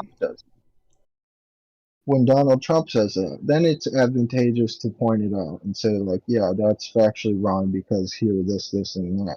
But when you're just bringing up random people who normally would not have a platform to promote these ideas, and you're presenting the ideas as not based in reality, but you're not adequately denouncing the ideas, all you're doing is presenting the ideas to people who normally wouldn't engage with the ideas in the first place. What idea did they give that you don't think I adequately dismantled? I didn't listen to it. Okay, so you don't know what you're talking about. Again, you're admitting that you're making it up and just bullshitting. I don't know why you keep admitting that you're lying. I don't know why you keep doing this. You're just admitting that you're fucking lying over and over. This is fucking wild, dude. Tom, calm down, please. I don't like liars. I'm sorry. Dude, I really wish that, like, I wish you all the best, okay? I hope your channel grows and, you know, you start to, like, make money off of this or whatever you want to get out of it, okay? I don't necessarily, I know I can't convince you, okay? And I don't care. I don't care. You asked me to come up here and have a debate or whatever. I'm not much of a debater, you know? All I'm saying is there's no reason to promote Nazis. There's no reason to give them a platform to further radicalize people who normally wouldn't engage with the ideas anyway. All right? And in the future, it would, you know, kind of be like almost better if, like, as a society, we all just said, fuck Nazis. We don't need to talk to them. They're fucking scum. We can write them off as bad people and move on with our day. All right, that's all I had to say. Okay. I hope you have a good night. You too. Appreciate you coming on.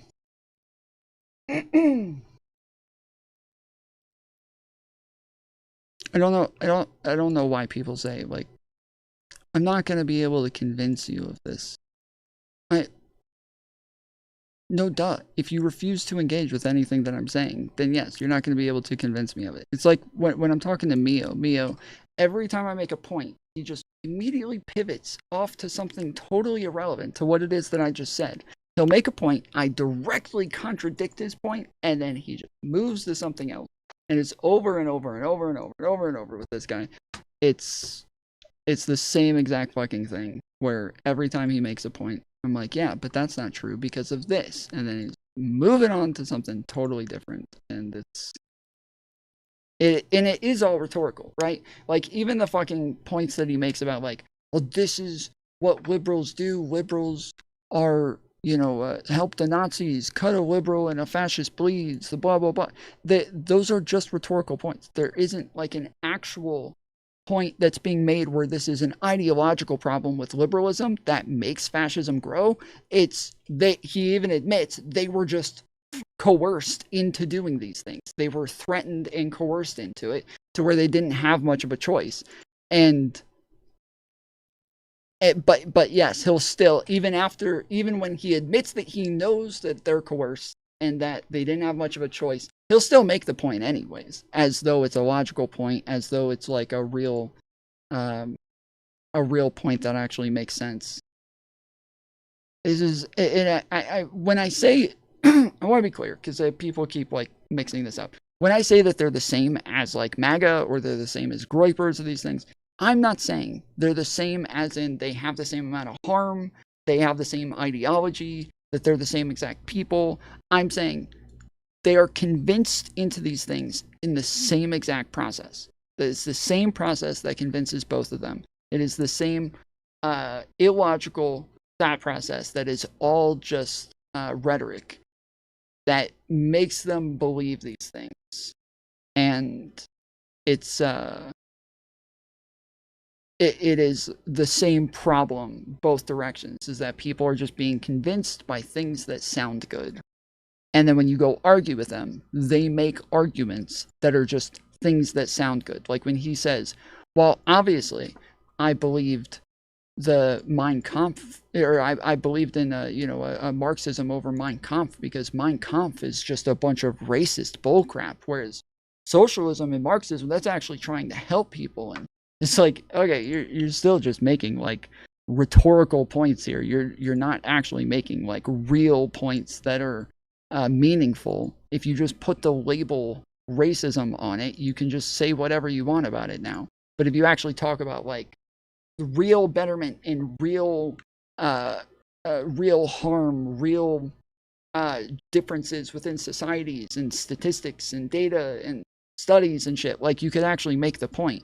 But they just don't think in these ways. It's all just, everything's got to have the framing that they want it to in order to continue believing this shit. It's obnoxious to me. A lot of people would say being a Zionist is racist. Right, that's kind of the point, is that, like, stigmatizing things is a good thing. And I want to be clear, I don't recommend people go talk to groypers. I don't think people should do it. If I wasn't sitting on here, I wouldn't be bringing people on to come have a conversation about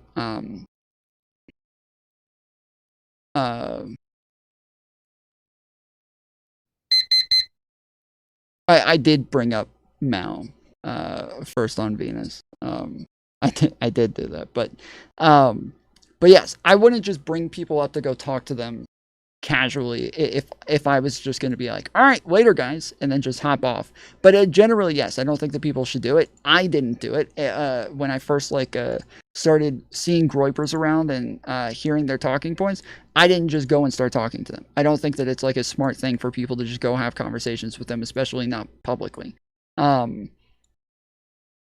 But I do think that, yes, like, it is good for people to be exposed to that. And if people have actually, like, studied the shit and talked to enough people and understand it well enough to where they could go have those conversations, then yeah, I think that it's good. But I don't think most people should. I think by far the majority of people should not do these things. And I don't think it's beneficial if a ton of content creators are listening and they're like, man, yeah, Tom's right. I'm gonna go start talking to fucking neo-Nazis and we're gonna stop people from doing it. That is not a thing that I want people to do. I don't think it's a thing that, like, people should just go start doing. But it is something that, yeah, I literally knew I want to eventually start talking to these people. I want to take a lot of time to make sure that I'm, like, actually prepared to do that, and that I actually, like, know what I'm talking about before doing so. So it's not a thing where I think everybody should go do it. But I do think that, yes, some people doing it is beneficial. I do think some people doing it is beneficial. And a lot of people use the arguments like he's saying, where he's like, Destiny normalized Nick Fuentes and blah, blah, blah. There's no reason to believe that. There's literally no reason to believe that. All evidence says otherwise. And when you bring up that evidence, they'll just pivot and move on to their next rhetorical point, because all of the things that they believe and all the reasoning behind their ideas, it is all just rhetorical. And they believe it. He's not the guy who comes on. He's not being dishonest. He's not lying. He's not trying to, like, convince me of something that he believes is untrue. He is just repeating the talking points that convinced him, because he is easily convinced by rhetorical points. So yeah. If someone doesn't air out the mold, it grows. Yeah, again, we know this is how people were convinced by these things. Neo-Nazism was very much on the slope down until platforms on the internet became prominent and totally changed these things, because it's something that, yeah, we as a society, we were just not prepared for something like 4chan to pop up. And so many people were so easily convinced by neo-Nazi rhetoric and those rhetorical points, because, yeah, there was not enough education on these things. So by his own rationale, you shouldn't platform the guy you just spoke to, because some people see anti-Zionism as anti-Semitism. Well, I would say that by his rationale, you shouldn't talk to anybody that you disagree with ever. I would say that, like, because I've said this before, anybody who doesn't believe everything that I believe that their beliefs are going to be harmful, right? Whatever it is that we disagree on, I believe that my ideas are the things that get us to the best utopia. That is Foolery's ideas. That's what everybody believes. Everybody believes that the world that they want is the best world. That's why they believe in it, right? That's why they want those things, is because they think this is what's best. So if we do the things that Foolery thinks is best, we will create the great utopia that is Foolery's utopia. And anything that deviates from that is going to be harmful. It's going to be something that is getting us farther away from, peace and love and harmony and a great wonderland and Tomtopia, yeah. And so, yeah, I think anybody who disagrees with me on anything, I believe that those disagreements are harmful. But I'm still going to talk to those people about it, because that's how I've been convinced into the things that I believe now, is by talking to people that I disagree with and starting to understand their points a little bit better. And like even Destiny, when he started talking to Nick Fuentes, he actually was totally wrong on who Nick Fuentes was. It was actually surprising, but he didn't understand the far right talking points as well as he did before. Nick Fuentes is totally different, where he's not this guy who talks about Jewish people being evil, Jewish people being this, like, this cabal in the background, these people at their meetings all rubbing their hands together with their cigars in the dark room. Like, that isn't his version of anti-Semitism. His is a very pragmatic version of anti-Zionism, where the majority of it is just small twists in historical revisionism. Just a little twist. Just take one thing and change it a little bit, and he's got some justification for it from some person that said something somewhere. And he can show you. They said it. See, they said this. You can hear him say it. So this is how we know it's true. And yeah, it's very convincing. It's not this like they'll say like, oh, we don't think most Jewish people have anything to do with this. Has nothing to do with being Jewish. Has nothing to do with their genes or anything like that. It just so happens to be that Jewish people were treated in a horrible way, and because they were treated in a horrible way, they were able to leverage that to their own benefit, and now they've used it to make a lot of their people very, very rich and create a very, very secure country that nobody can ever fuck with, because the most powerful superpower that's ever existed is standing over their shoulder 24/7. Like, that's not what I've heard about neo-Nazis. I heard that they want to fucking genocide all the Jewish people, that they want to put them in fucking gas chambers and shit.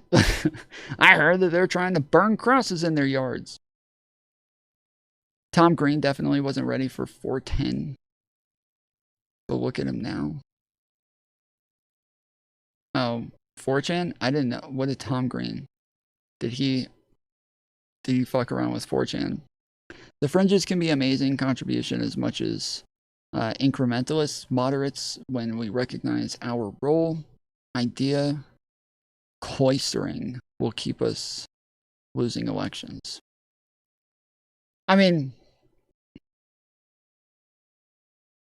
I don't think that's true. I think that one of the hurdles that Democrats have to deal with the most is the fact that they have the most diversity of thought on the left. There's way more different types of ideologies on the left than there are on the right, and that is where most of the problems come in. Is some people are just so hardlined on their utopia that when Democrats disagree, some liberal disagrees with a couple of things, they're like, nope, that's it, can't vote for that person, fuck that. Whereas Republicans are very like one-minded about their political goals, just getting their side elected, and that's that. So, yeah.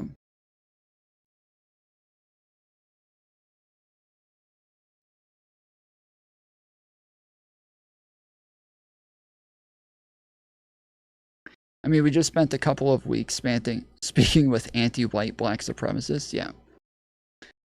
Yep. I mean, there is a big difference to like in the fact that they're not going to be able to like take some systemic control of society and just change everything, but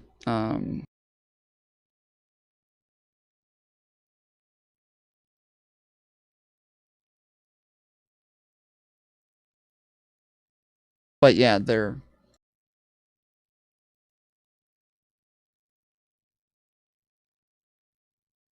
their ideas are still harmful, and if they did become systemic and normalized, they would be very harmful. And that's one of the things that I keep saying to those people, where they're like, well, it doesn't matter if we hate white people because we can't enact a genocide on them. We don't have the systemic power to do so. I'm like, yeah, but if your ideas were normalized, you would.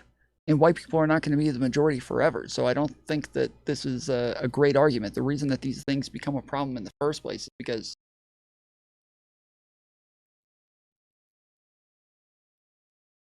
they think they're less harmful than Tom debating neo-Nazis. Yes, correct. Which is fucking ridiculous. It was funny when he was on there and he's like, I bet the chat right now is saying how cringe you are right now. Totally, dude. That's definitely what's happening. I look like a crazy person right now.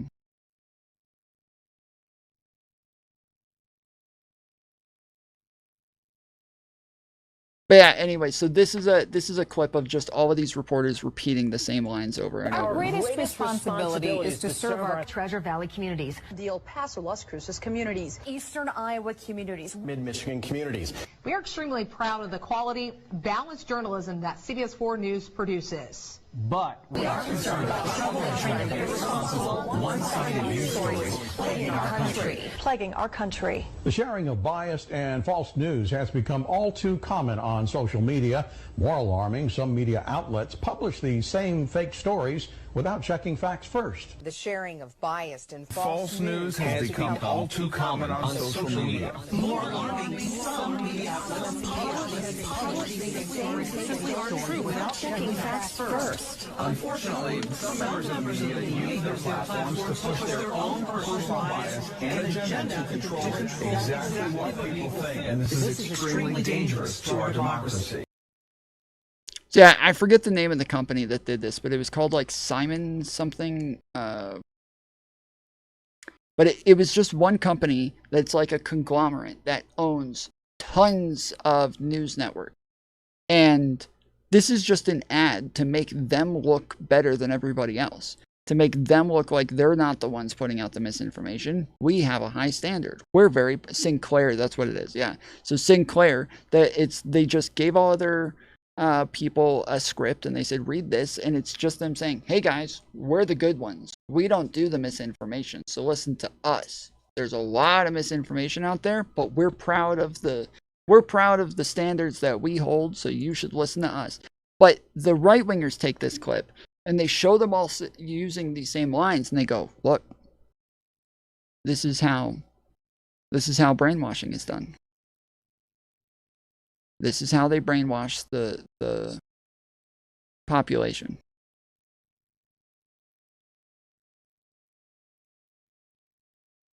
Yeah, it's a whole conspiracy. It's a whole horrible thing. Look how bad this is. And yeah, you can see the comments. They all literally say they are concerned about the biased news plaguing our country while they are doing it. The truly scary thing about this is that we don't know who wrote that. Like the Wizard of Oz, we only see the mouthpieces and we have no idea who's behind the curtain. This is written 6 months ago. This clip has been out for like 4 years now, and they're still acting like we don't know who said it. CIA Project Mockingbird. Someone else said that too. What is that? BlackRock.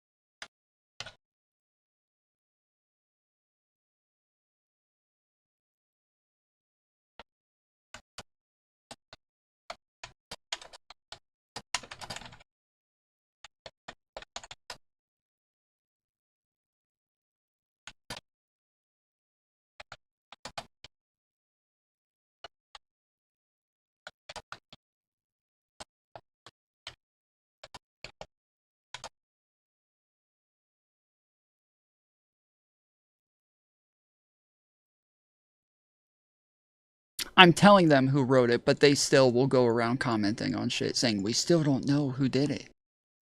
Because they're not going to believe any of this.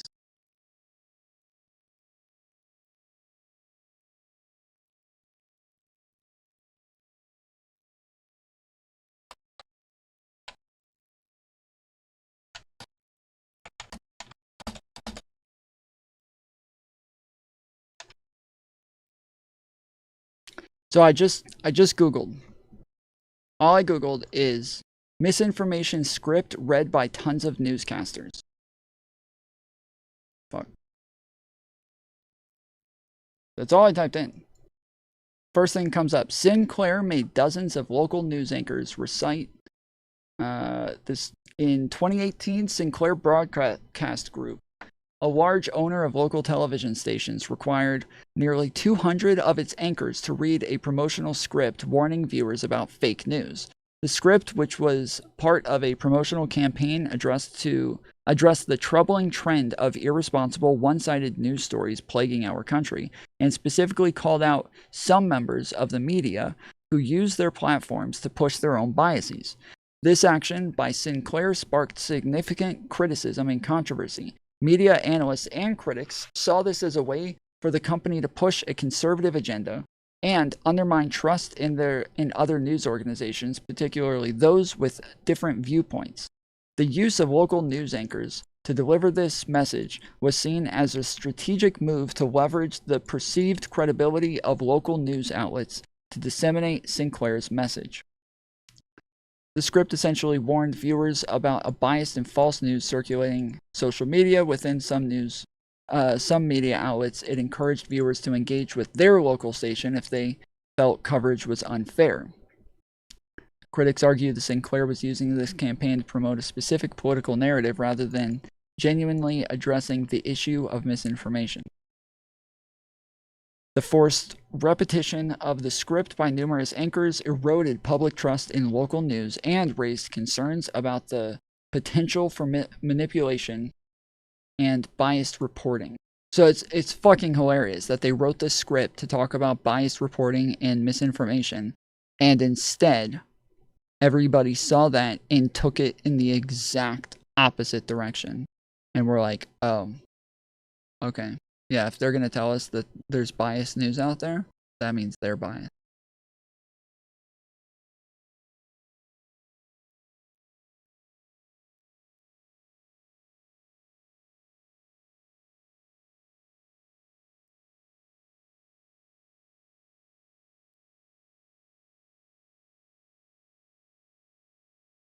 Is Sinclair a conservative news network? So this is the full. There's a lot of attention around Sinclair Broadcasting and its conservative bent. This is a company that owns stations all across the country. And last month I reported that the company was mandating its local stations to produce these media-bashing promos. There's been a lot of angst in local newsrooms about this. Now we're actually seeing the promos. So I want to show you what they look like. This is a compilation courtesy of Deadspin that's gone viral this weekend. Just a little taste of what these promos look like. The sharing of biased and false news has become all too common on social media. More alarming, some media outlets simply aren't true without checking facts first. Unfortunately, some members of the media use their platforms to push their own personal bias and agenda to control exactly what people think, and this is extremely dangerous to our democracy. I think you get the idea there, what's going on. All these anchors and all these markets are required to read this script. It's attacking fake news, but really what it's doing, it's kind of like the Fox Fair and Balanced slogan. It's a way of saying, we're fair, everybody else is biased. It's taking a page out of Trump's playbook. And I've been talking to staffers in markets, David, that say they're sickened by this, they're uncomfortable with it. Quote, my staff is up in arms about this. Zerwick, you're in Baltimore. Sinclair's based right up the road. What's your impression? ODD. Brian, yeah. I've been reporting this story, as you know, since... That seems like the big problem with Trumpers, is I think they're all just a bunch of people who can't get over their own ODD. Last summer, and you know, my first concern was when they hired Boris Epstein from the Trump White House and made him the chief political analyst, made him a political analyst, and stations were dictated to carry his, what I think of as talking points almost out of the Trump White House. There's a lot of pushback. Look, I think reporters and anchors, especially when you centralize a message, and this is what's important, Brian, if you are centralizing a political message to however many, more than 200 stations, I think it'll be if they get the FCC approval for this, to 200 stations, you have one of the great political messaging machines in the world. And especially, it's the local people, the people you see at the supermarket in Tulsa, Oklahoma, or your hometown in Wisconsin, Madison, Wisconsin, who are delivering these messages. They're not people from New York or Washington who you can dismiss. Much more powerful. I think Sinclair has the potential for that, and I think in some ways people react to that when they see this. Look, this thing by Deadspin is a really clever piece of editing, but it powerfully states what people have been saying about the danger of centralized messaging if a broadcaster decides it wants to send out political messages that way.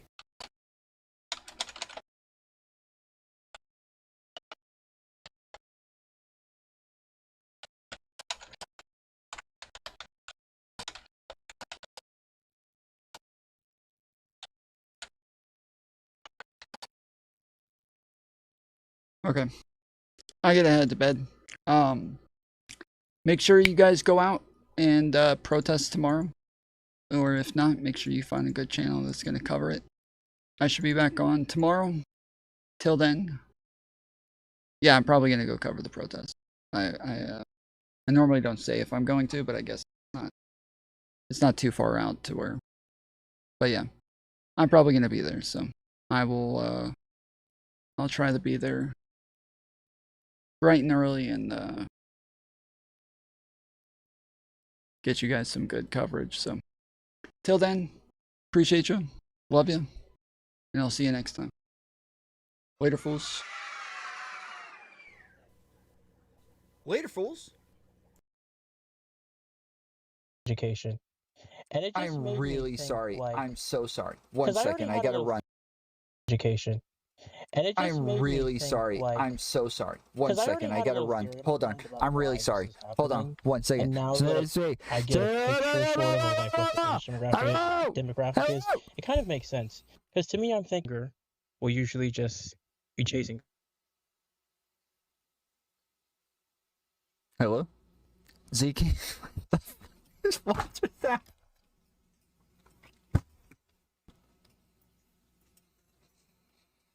It's just a thought that I had. It's not like it's not something I've solidified, but it is something I thought about, if that makes sense. I know I kind of rambled. Yeah, no. My thought is that if you don't, think your way through it, then nothing's gonna happen.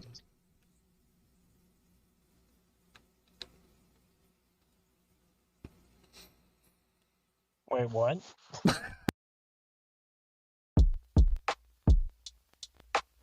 Okay.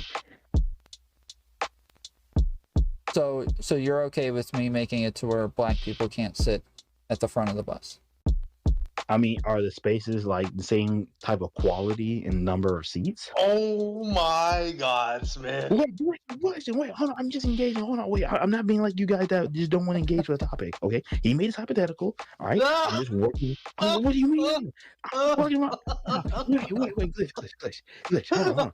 Glitch, wait, hold on. Glitch, listen, calm yourself. Hold on. Listen, no. Listen. Oh my God! See, this is what I'm talking about. See, I knew this is just a trap. I should know this is a trap. I should have known. This is on me.